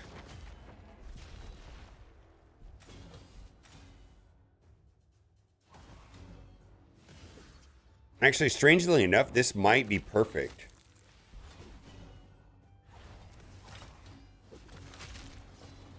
Yeah, look at all those negative effects.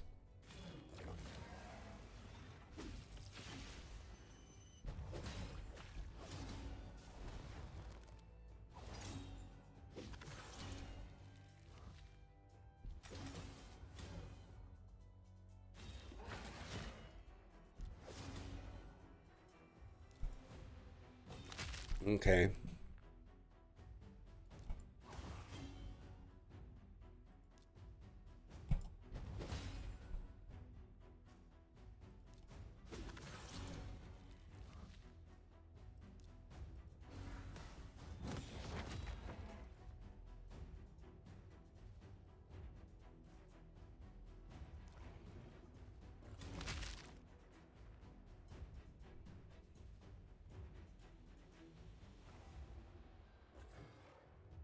Let's wait that second.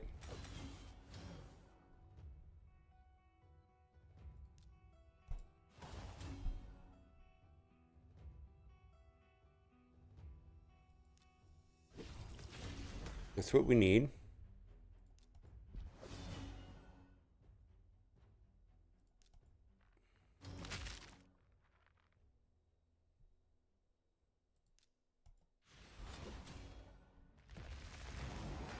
Mm-hmm.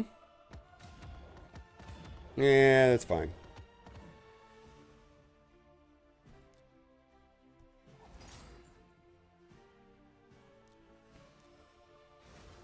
Okay. 1.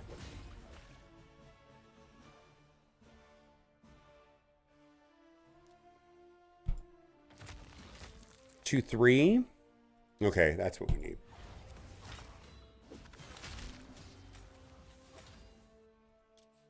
So we got 6. All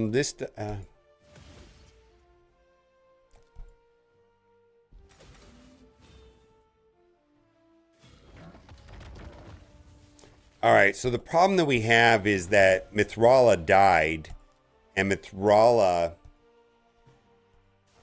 doesn't have the accuracy up. So we need the accuracy up real. There it is right there. So now Mithrala needs to throw out a... Okay, the bleeds will count. All right, so we just need to survive. We got it. We got it. Okay. As soon as she goes, we'll be good. Yep, Hex will do it. All right. Let's see if this is enough damage now. So this is what we're watching here is the damage. So we're going to need Mikage's assist to get the damage modifier up. There it is right there.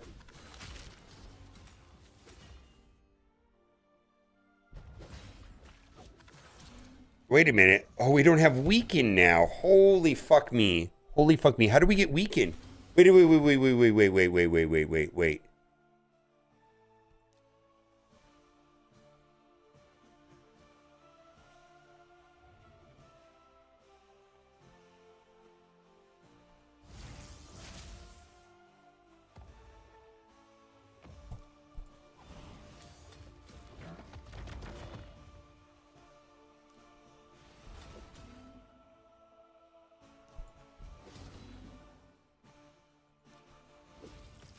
Yeah.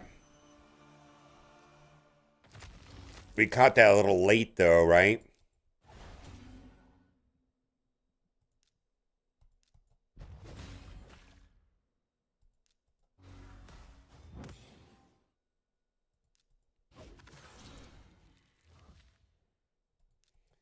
All right, so that doesn't really work. I'll tell you why it doesn't work. The reason why it doesn't work is that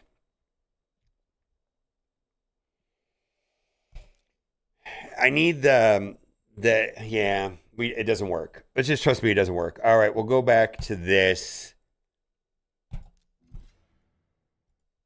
All right, I know I got a million weekend champs, but I need something that puts out a lot of negative effects. So we're gonna do Lydia.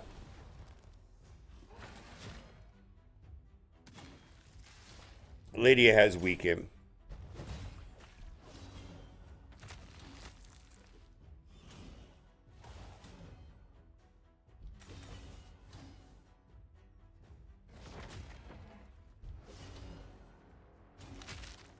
Weekend is on a billion champs. I mean, I could even use Tholen.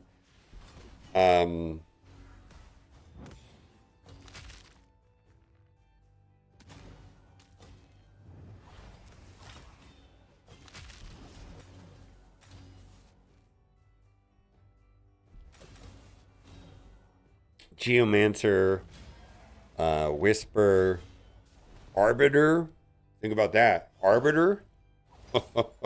Maybe we use Arbiter, right? Actually, Arbiter might be the answer, right? If this doesn't work, we can use Arbiter.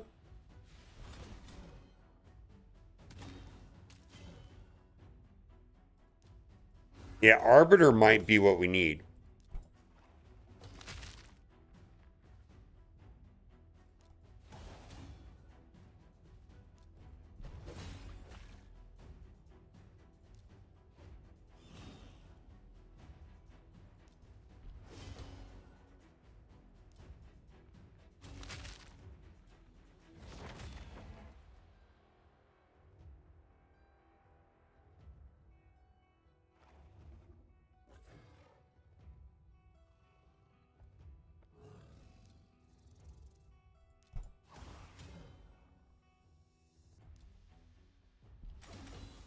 Okay.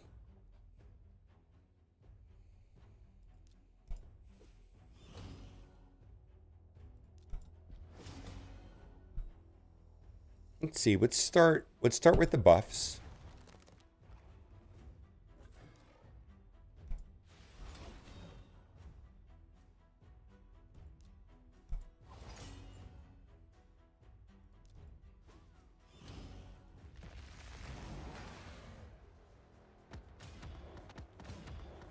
Okay. Bring you back. That's 1. That's 2, 3. Okay,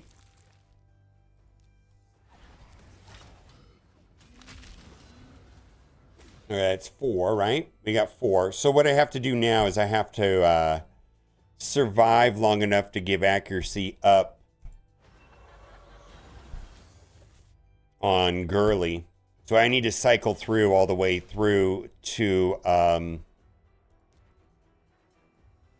Razovarg's accuracy up. Or I guess I could do it with Mikage. If I wanted to expedite it. Ooh, let's do that. Let's expedite it.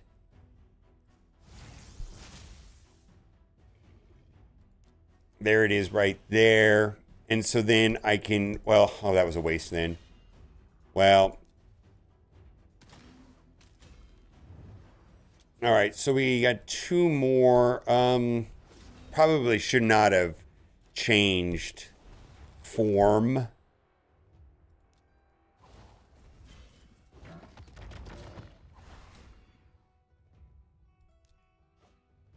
Yeah, I should not. Well, see, now we're at 5, 6. Okay.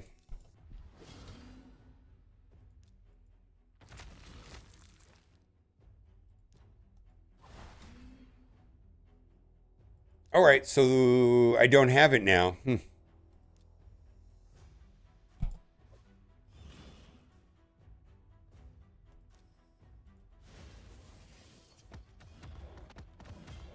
That's garbage.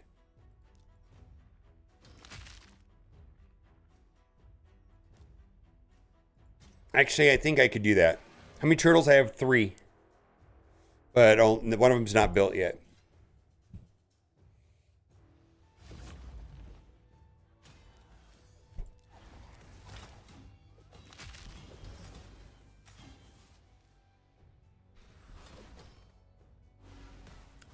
All right, I got a strategy now.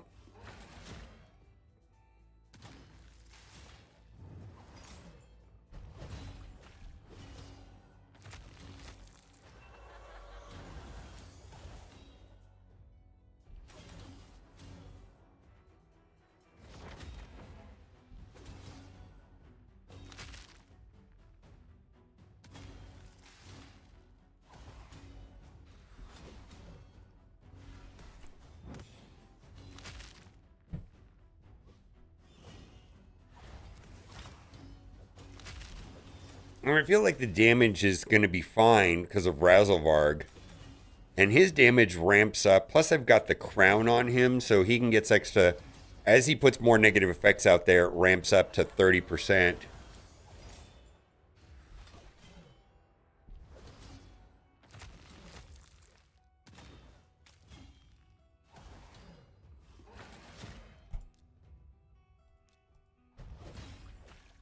Mm-hmm.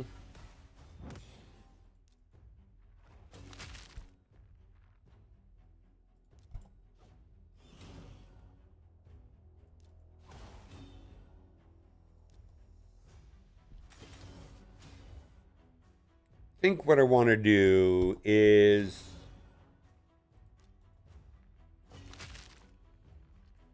um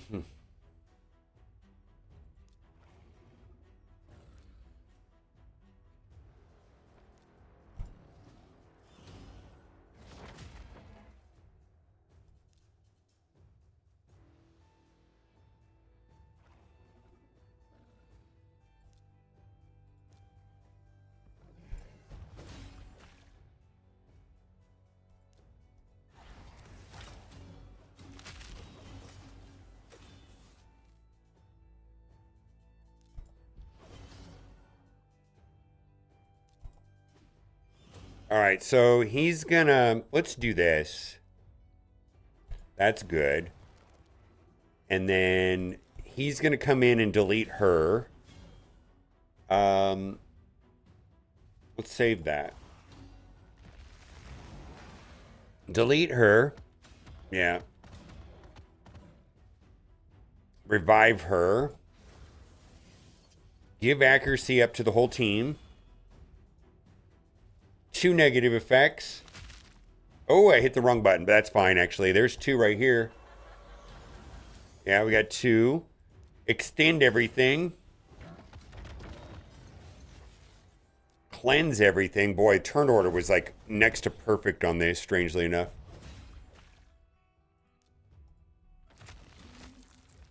All right, we did it. All right, now I need the assist from Mikage to give all those positive. One more turn, and then we'll have everything up and running again. Well, that's unfortunate. All right, so this will right here, we need the assist all. There it is. The problem with that, though, is we don't have Razzlevarg out. He can revive both of them. So we're at 34K. Ugh. I don't know if that's going to be enough.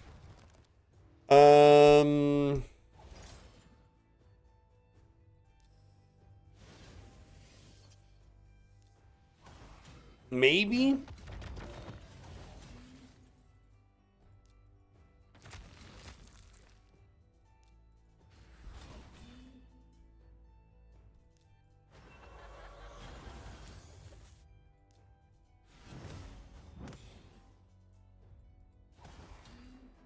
Is Pan? I don't know who Pan is.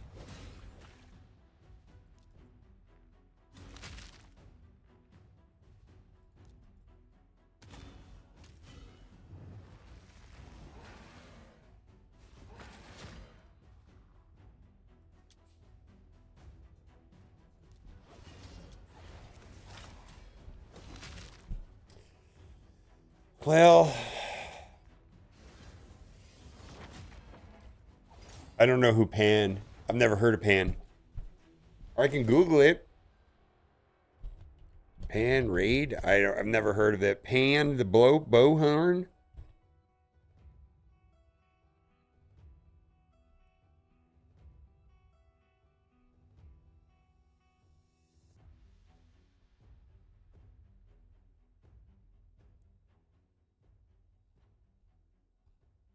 I've not used this guy.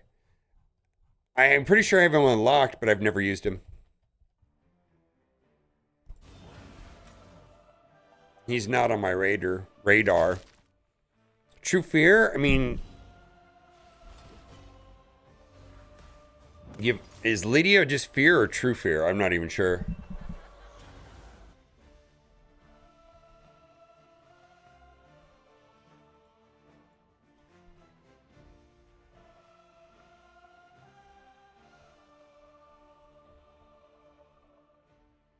I don't know if that's True Fear. Yeah. Oh, it's just a regular fear.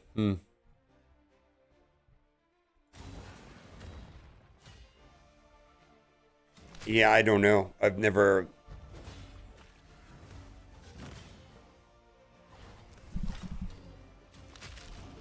So hopefully hopefully my Razzlevarg's damage ramps up throughout the course of this, because he's going to get more damage every time that he puts out a leech. He's also going to get more damage every time he gives his allies speed up. So his damage should be accelerating throughout the match because of his relic.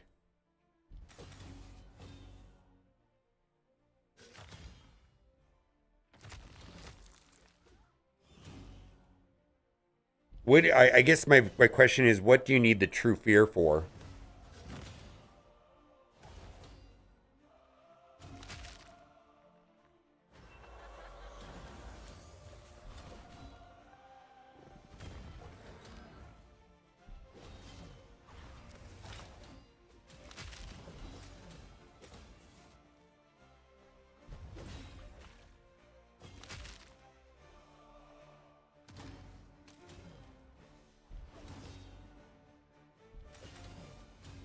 Well, all this for a three, a three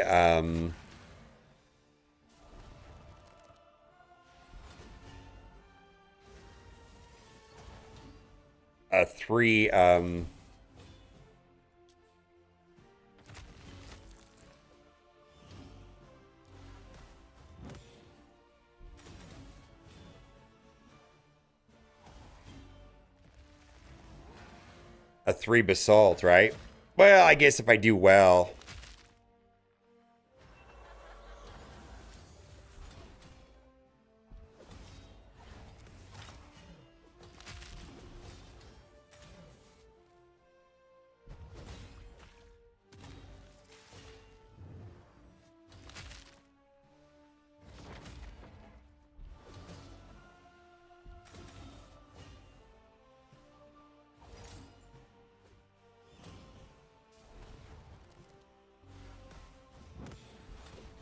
All right, how many more turns? 13 turns, so at 35. Oh boy. Oh, we got server reset in server reset here in 30 minutes.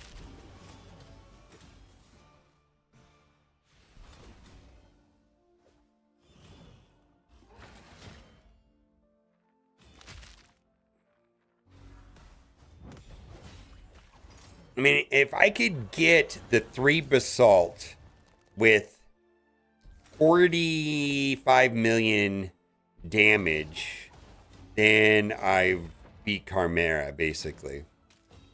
Then I can go to the harder difficulty. But right now I need the 3 basalts to upgrade my, like, Wand of Submission and Cat's Gaze and all that stuff.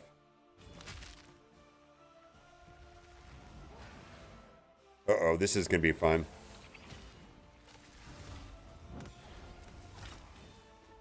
All right, well, Pythian is not having it.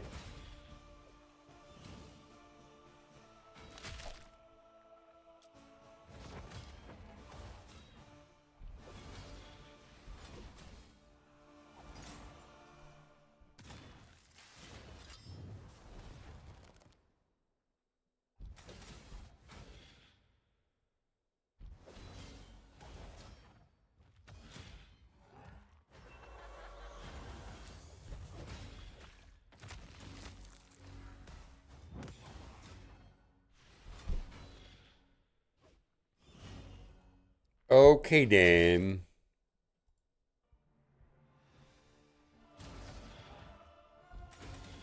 Well, this gives me hope right here because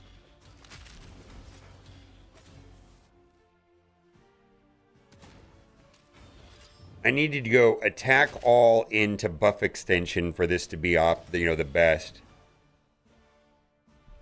So when I get to like turn 35, then I'll start doing that.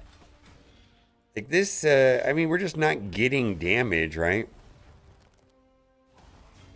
Boy, Chimera is like actually hard. Who would have thought? They created new content that is actually hard. Oh my god.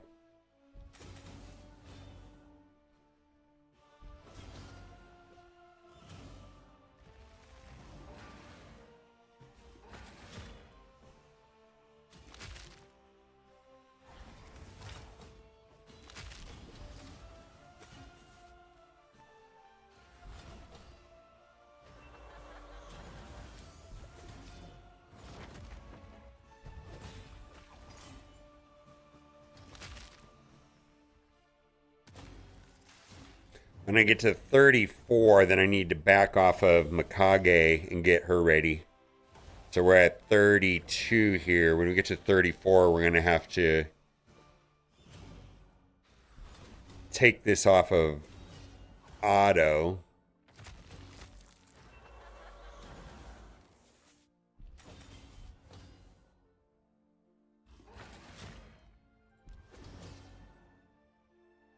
Yeah, I want to save that.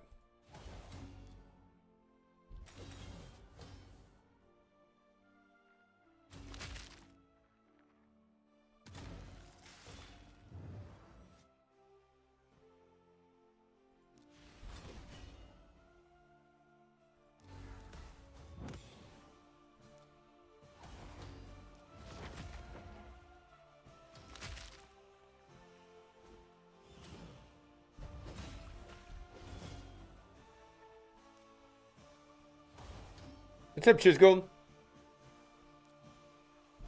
Did you see the video today, the announcement and all that good stuff?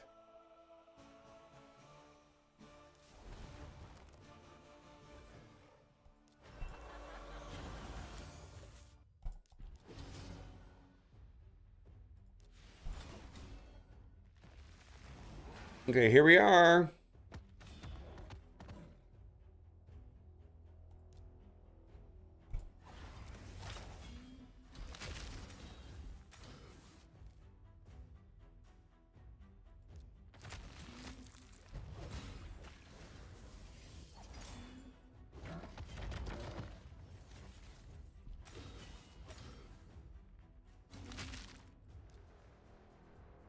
Wow, we're getting wrecked. They're not surviving. I don't think this is gonna work.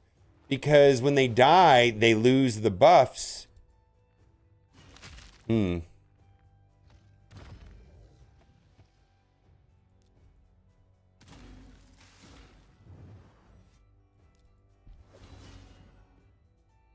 there any damage dealers that give themselves attack up? I gotta look. Or crit up?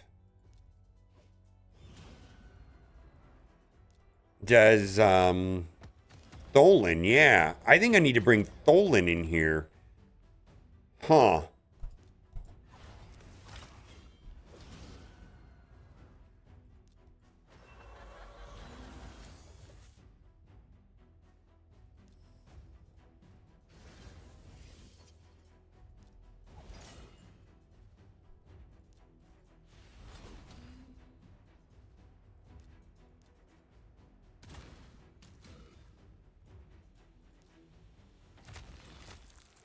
Yeah, I know, right?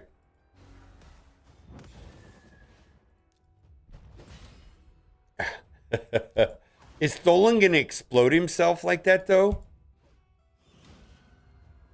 I feel like he's not gonna keep his buffs because he's gonna constantly be dying to the reflex on him. Yeah, that didn't work. All right,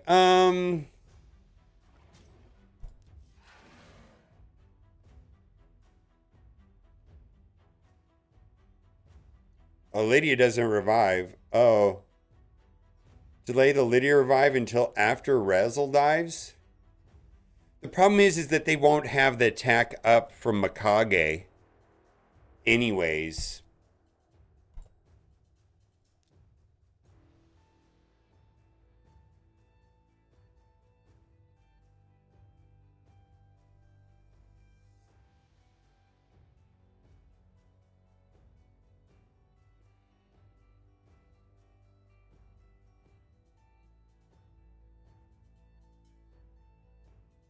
I think he one-shots himself.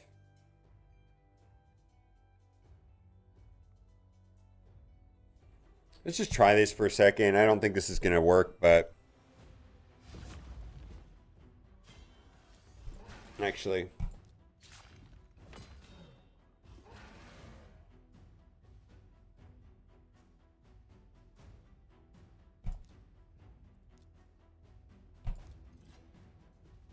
Because now we have weaken from him, right?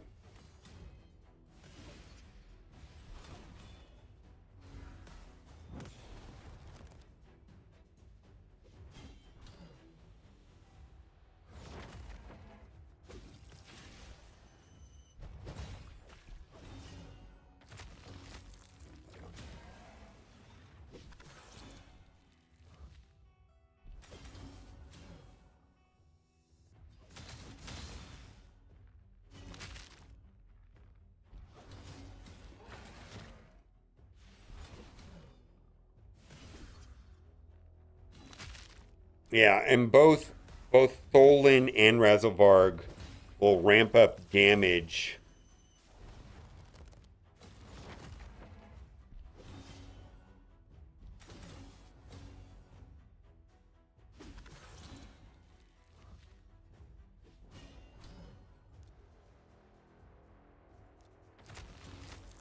Let's just see if this works.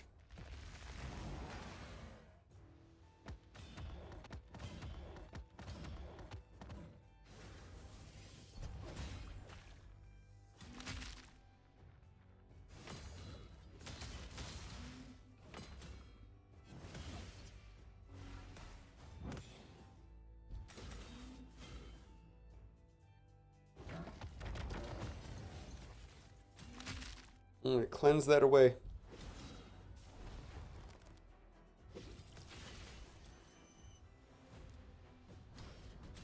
Come on, do your thing again.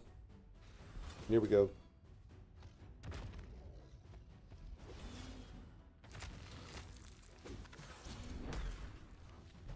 All right, so that did that, right? He doesn't. Where's his crit damage buff? I don't see it.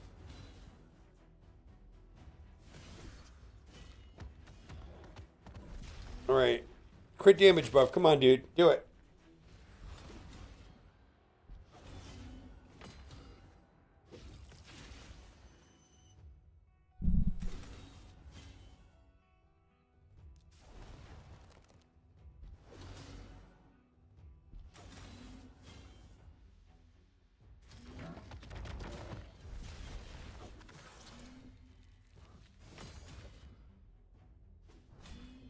Yeah, he just deletes himself. You see that? He got deleted.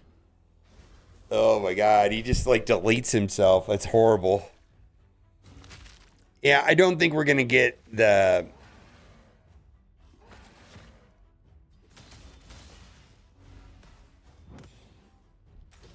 I guess maybe this rotation I just need to focus on damage. I guess. I don't know. I don't think that this is going anywhere. Does anybody know what rotation right now is on Chimera? Because I don't want to back out. Does anybody have to know? No. Team Optimizer. I don't know what rotation we're in.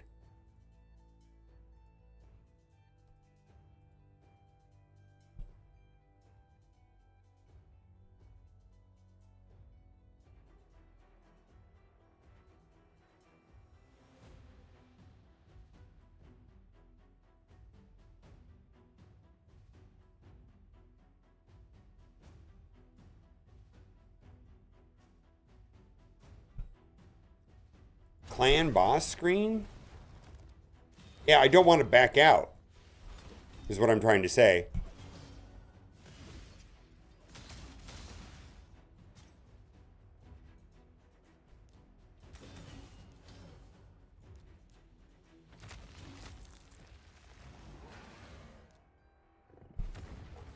That's 3.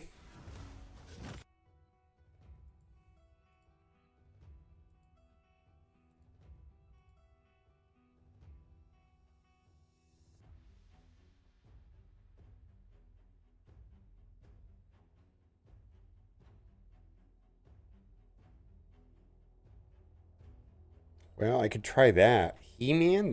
What does He-Man do? That's not gonna do anything. He-Man? I mean, those 3, sure. And then a damage dealer? Which damage dealer do I want to use?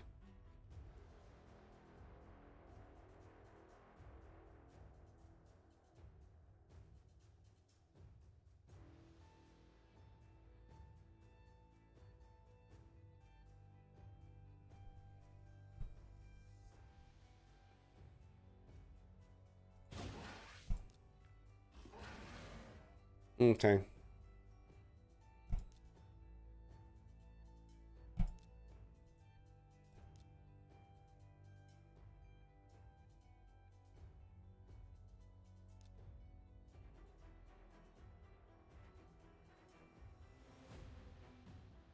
I'm going to try that.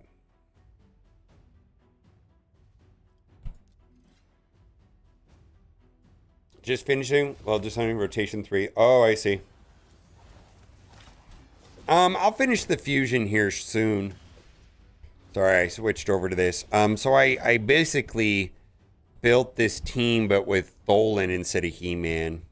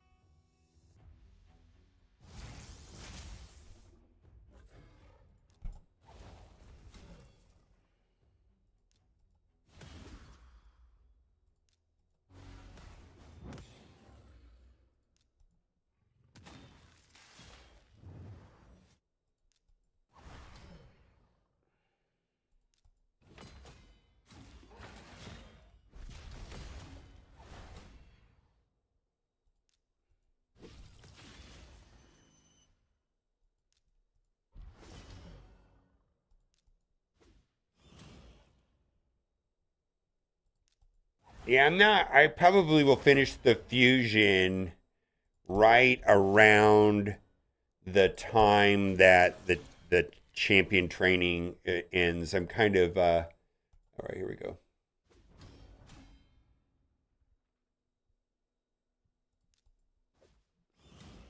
Well, this feels weak right here.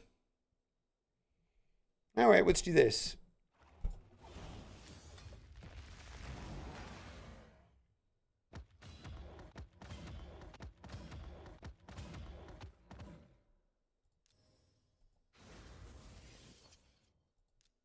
One, two.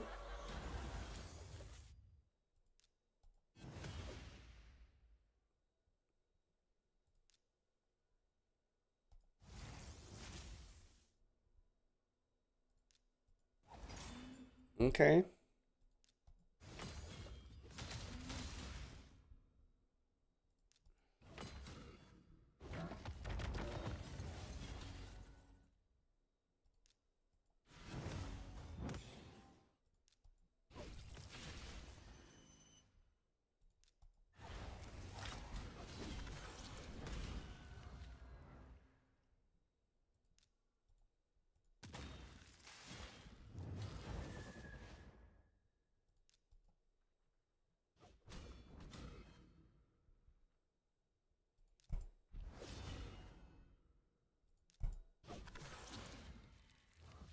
Did I screw this up? I did. I was so close too.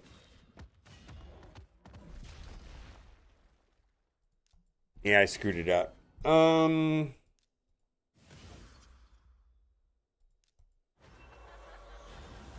need to apply the accuracy after. Well, let's see if I can make it happen right here. I need to get accuracy upon her, and let's see. There we go. Mitrala. There we go. That will work. Is that it? Yeah. So I'm gonna have to. I mean, this is fine, but I'm gonna have to come around to that next cycle, and I need to switch forms here.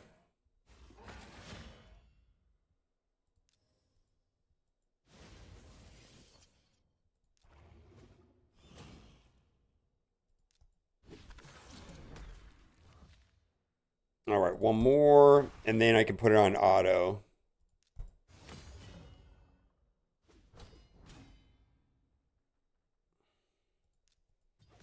It feels so good when he takes like 3 turns in a row. I just feel like that feels so amazing.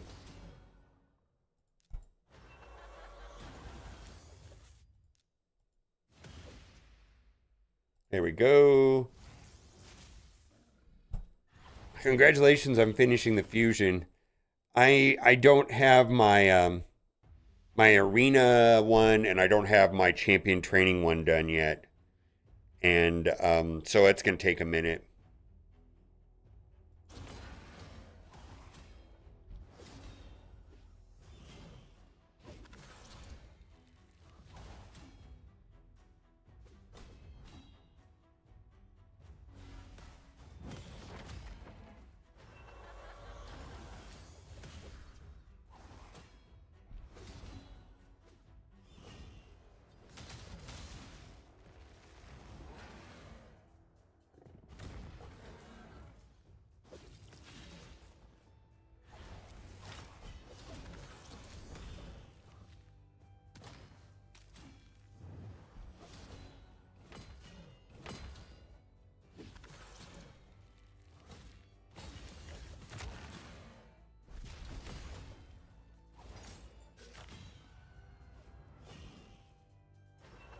I have basically 3 ways of cleansing here.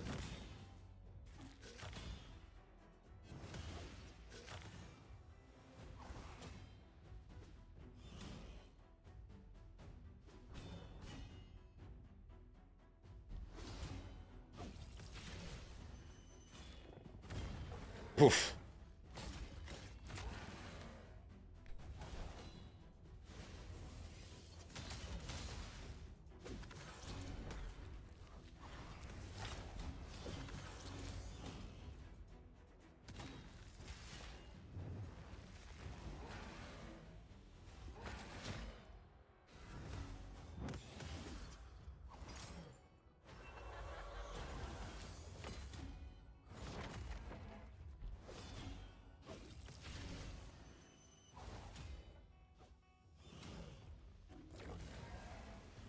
Oh, that felt good. All of that missing. Damage is bad. Is Tholin's damage just not great? I feel like I've got him modded really well. Well, as good as my account can, right?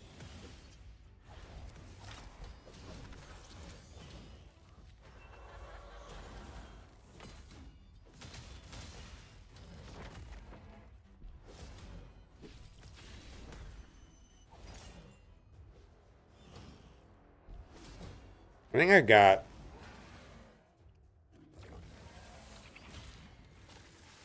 Oof. Well, survive this, Pythian.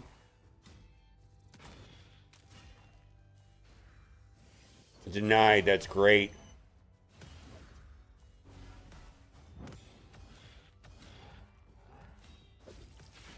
I don't think I survived this.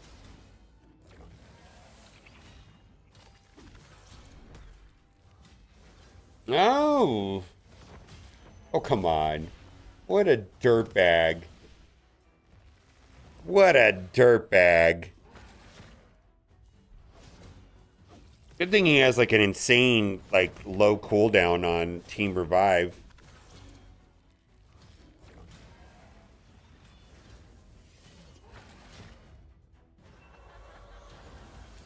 Come on, give me some. Yeah, there we go. We got the shields. Then we get some health back.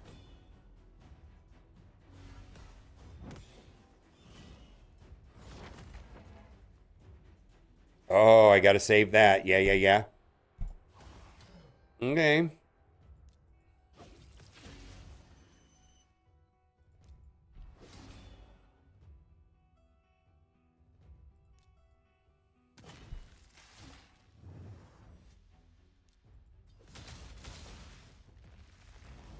All right, my Kage is gonna turn it on right here. Yeah.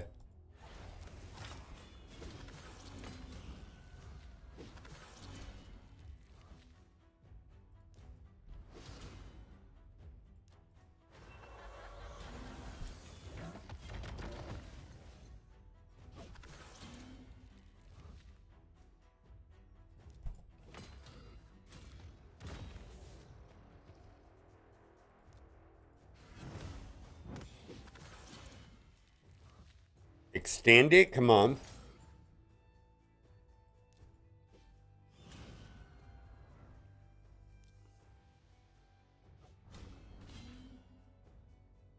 That should be monstrous, right? 400k. Oh my god. And then he died, of course.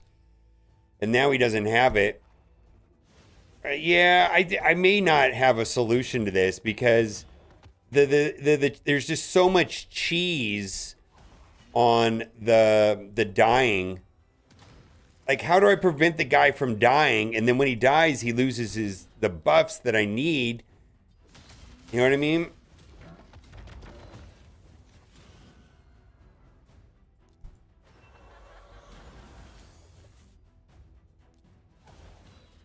Yeah, and then that's done.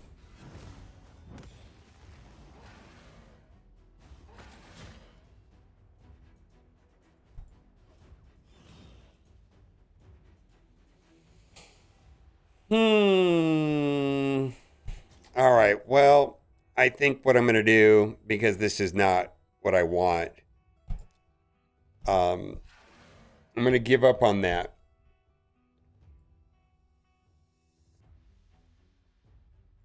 And I'm going to drop down a stage.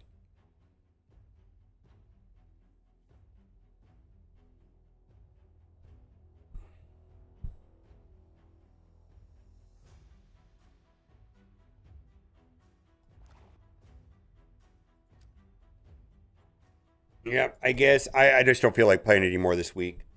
We're gonna do just like the team I always do.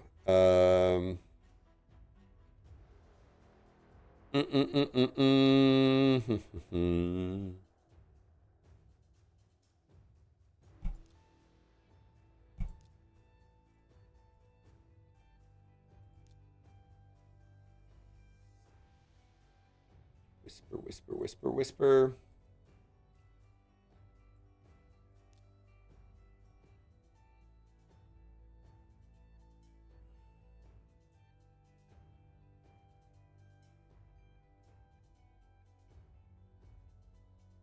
I might have to do something like that. I don't know. It probably is going to require like respecking, which is fine, but I think I've spent enough time for this week on this. So this is just gonna, you know, max chest and be done with this. You know what I mean? I'll just get 36 million and, you know, I'm done for the week. I will revisit this next week. There's only so much I can do.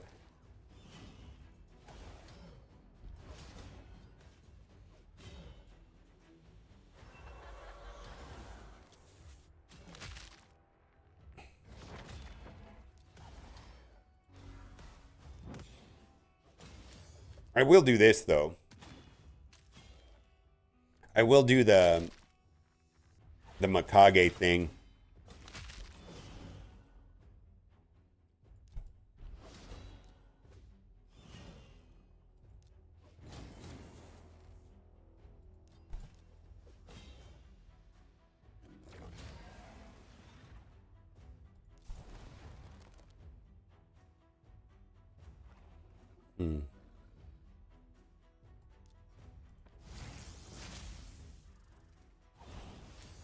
No, that's not what I wanted. Oh, well.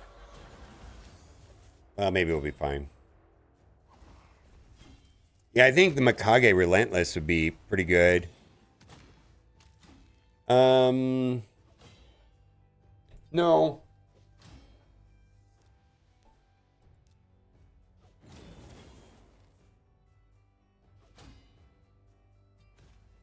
How many turns a row Whisper takes? Isn't that bonkers?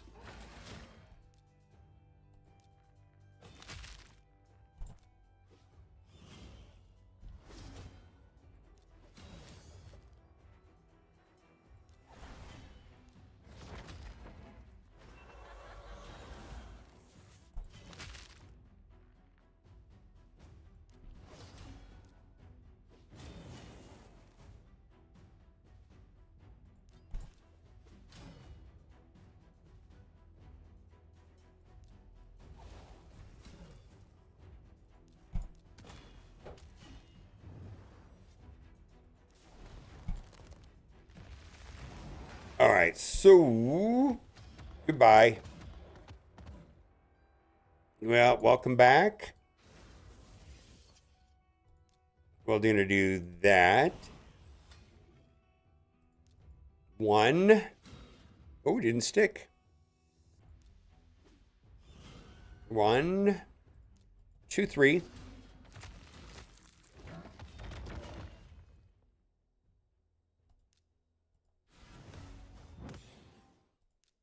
Switch forms. Extend this. I got to extend it early.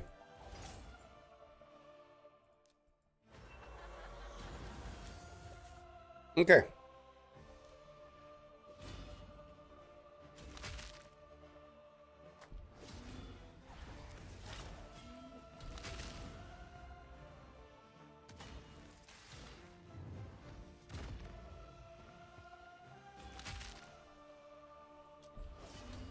Yeah, we'll get through it.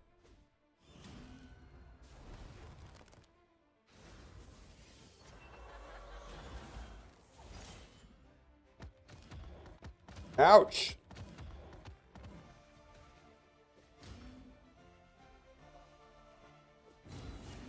Oh, that's a good idea right there. Oh boy, I didn't even think about that. That's the... What's the gear called where it gives like 18% speed, 30% crit damage, and then it has 50% chance unkillable? Well, that didn't suck. Do you see how many times she got to hit?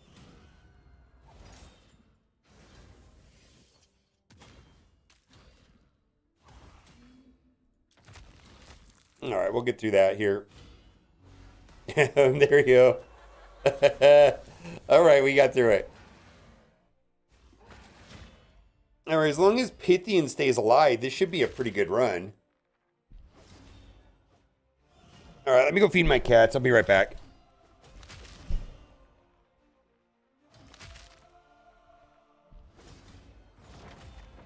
Sure.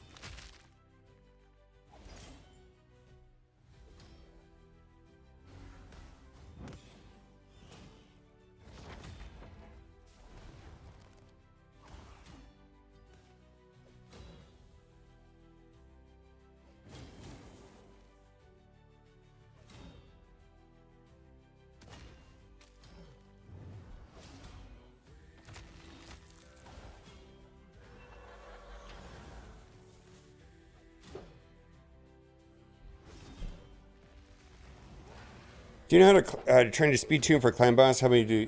Can you help me? I don't know the champs that are missing. I'd have to take a look at your account. I have no idea.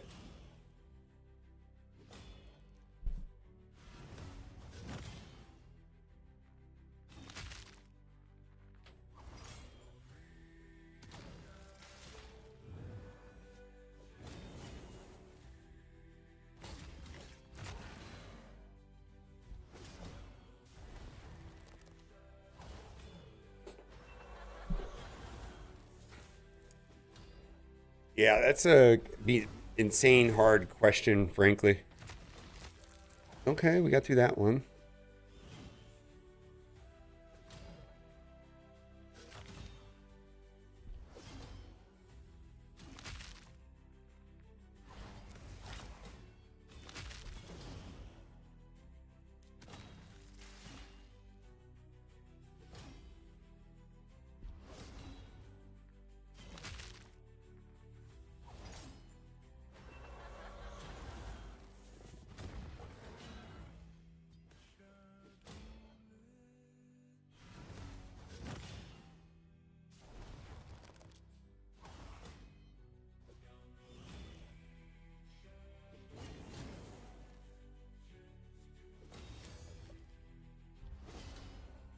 Okay, we're blasting through it. Well, I have that one technically. I think I have that one too, right? Increased defense. I have Mikage. No, I don't have Mikage.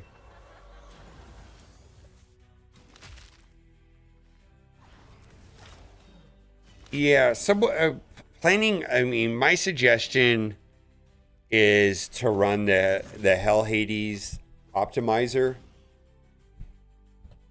on your account. Hit upload to website while you're playing on your PC, and then go into Team Optimizer, and then go select Clan Boss.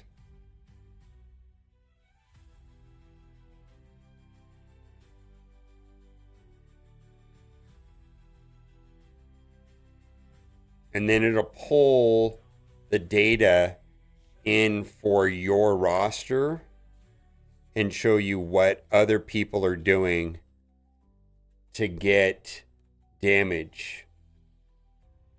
Like, for example, I found anywhere from 3,000 variations of teams that'll work. And then when you go through it, you'll be like, oh, I have that character. Okay, I got that character. Or I have not worked on that. And then it'll give you a suggestion of where to start upgrading your characters. Hey, Wax, remember? I don't remember. I have no idea. But I'm pretty sure it was a War Master build.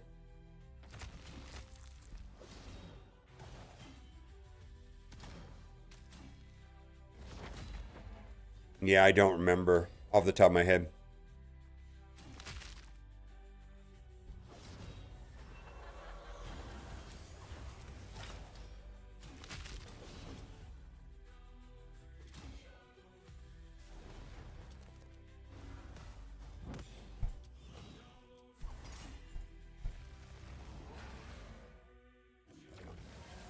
Oh, I have a lot of those. I have almost like I can make it. I can do a lot of those. No, I can't.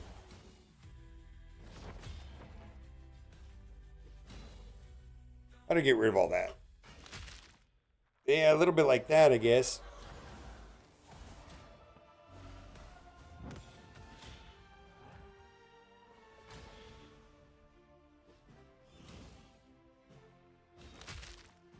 All right, now we can do stuff. There we go.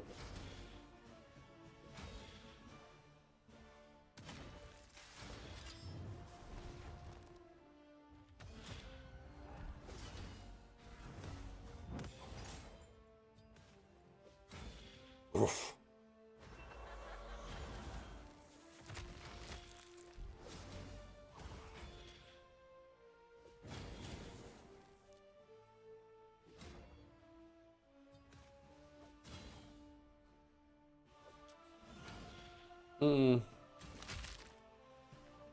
No, decrease attack buff, increase speed. No, I don't got those. I'm back on my phone. I was tripping. How did you beat the clan boss Ultra 91 key? Oh, yeah, you're gonna have to download the Hell's, because everybody's roster is different. You're gonna have to download the Hell's Hades artifact extractor on your PC. Then you're gonna upload it to the website. Hit upload to the website. It's gonna look like this. And it's going to pull all of your account data into here. Then you're going to click Team Optimizer. You're going to go to Clan Boss, Ultra Nightmare, and then hit Find Team. And then based off of your roster, it's going to load suggestions. Now, for me, it loaded up 3,300 suggestions. So like, well, I was like, I don't want to upgrade Seeker. I could hit 6-star only, and then I could take a look at it. So with my roster, with my 60s, it's giving me 312 suggestions.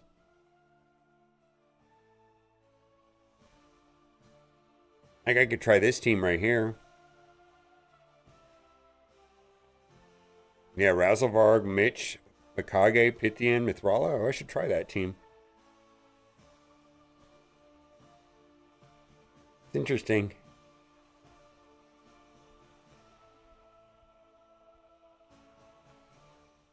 Oh, yeah, it's probably. I mean, he's got the block buffs, yeah. Oh. I see what you're saying. They shouldn't really be stealing things because of their resistance boost.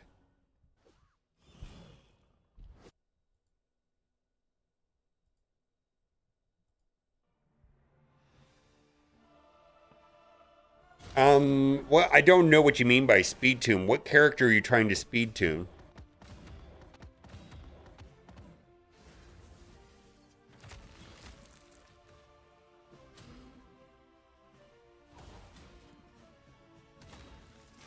Yeah, I mean, I never speed tuned mine. I just ran the.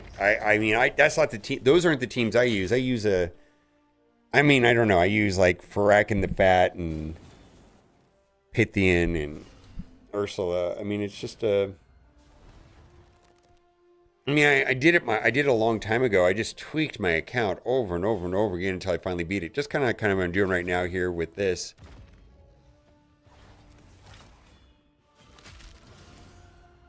I mean, the people that speed tune are doing it for like unkillable, right? They're doing some sort of unkillable speed tune, or like Wixel or whatever, and maybe like Demitha or Maneater. It's a different thing.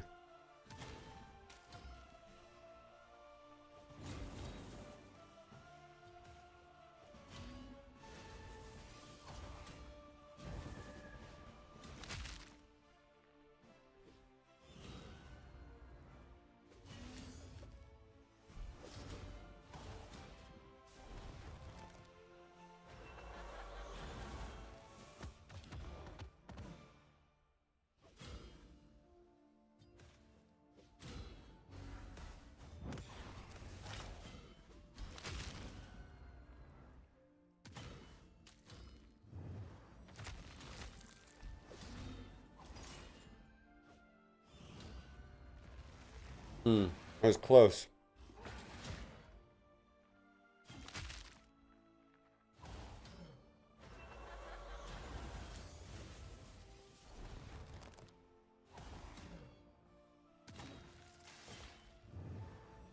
Wow, I'm getting 9 trials. That's not bad, right? Seeker, Eris, and Ninja from Dead Right Jedica, but I definitely did wrong. Oh. I don't know who Eris is, but I would think that Deacon, Seeker, Ninja.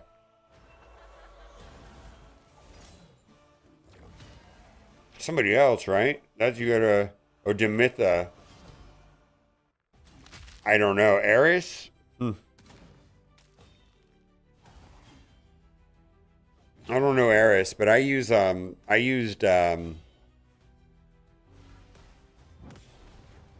Frack and the Fat.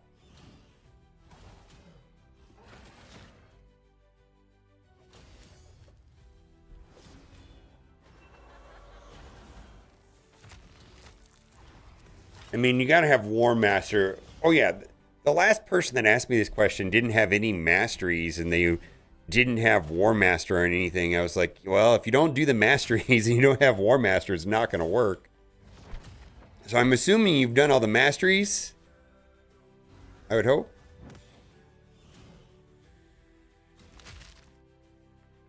All right. Well, then you're probably, I don't know. I would just tinker around with the team comps off of the Hell Hades optimizer, and then from there, you know, if you're going to see patterns.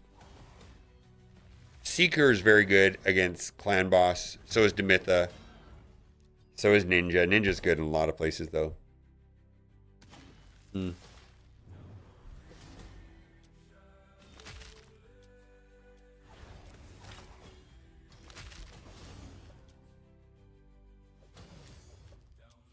think we're done with that. I think we're going to have 10 trials.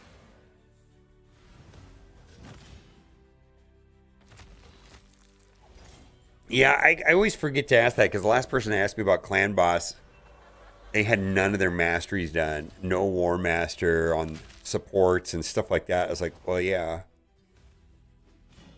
A good percentage of the damage is going to come from... Or maybe it's enough to put it over the top, right? I mean, if you have Ninja, that means you've been playing for a little bit. Longer than me, anyways. I missed Ninja by 2 months or so.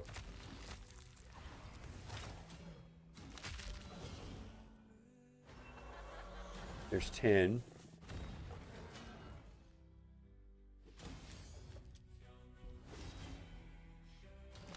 No.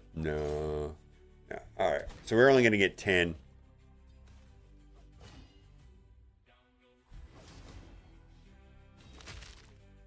Well, those speed tune things, sometimes, those things that reset masteries, like the masteries that reset skills on a small percentage, the speed tune, like you can't, none of the speed tunes work if you select the wrong masteries. Like if you have the mastery that 5% chance to reset abilities, like, and then it throws off the speed tune because it resets every once in a while.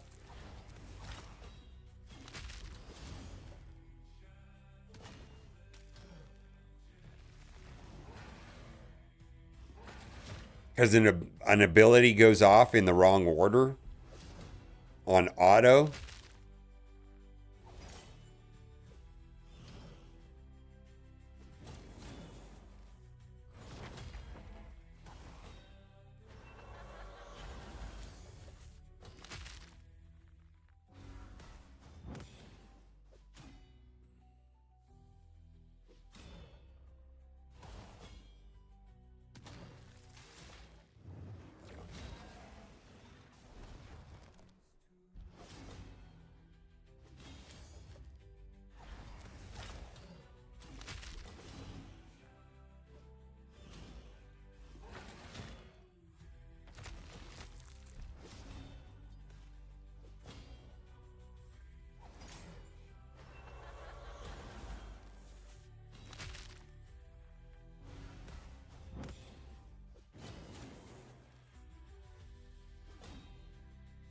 I wonder if I should have used Whisper and Mikage.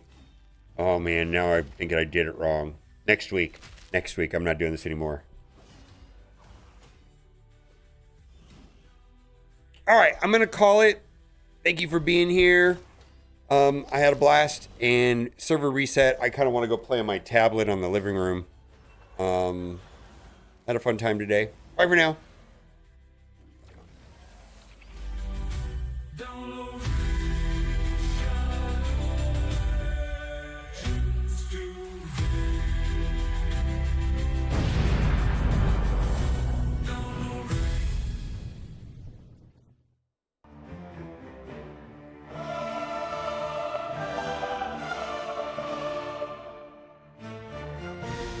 Mm.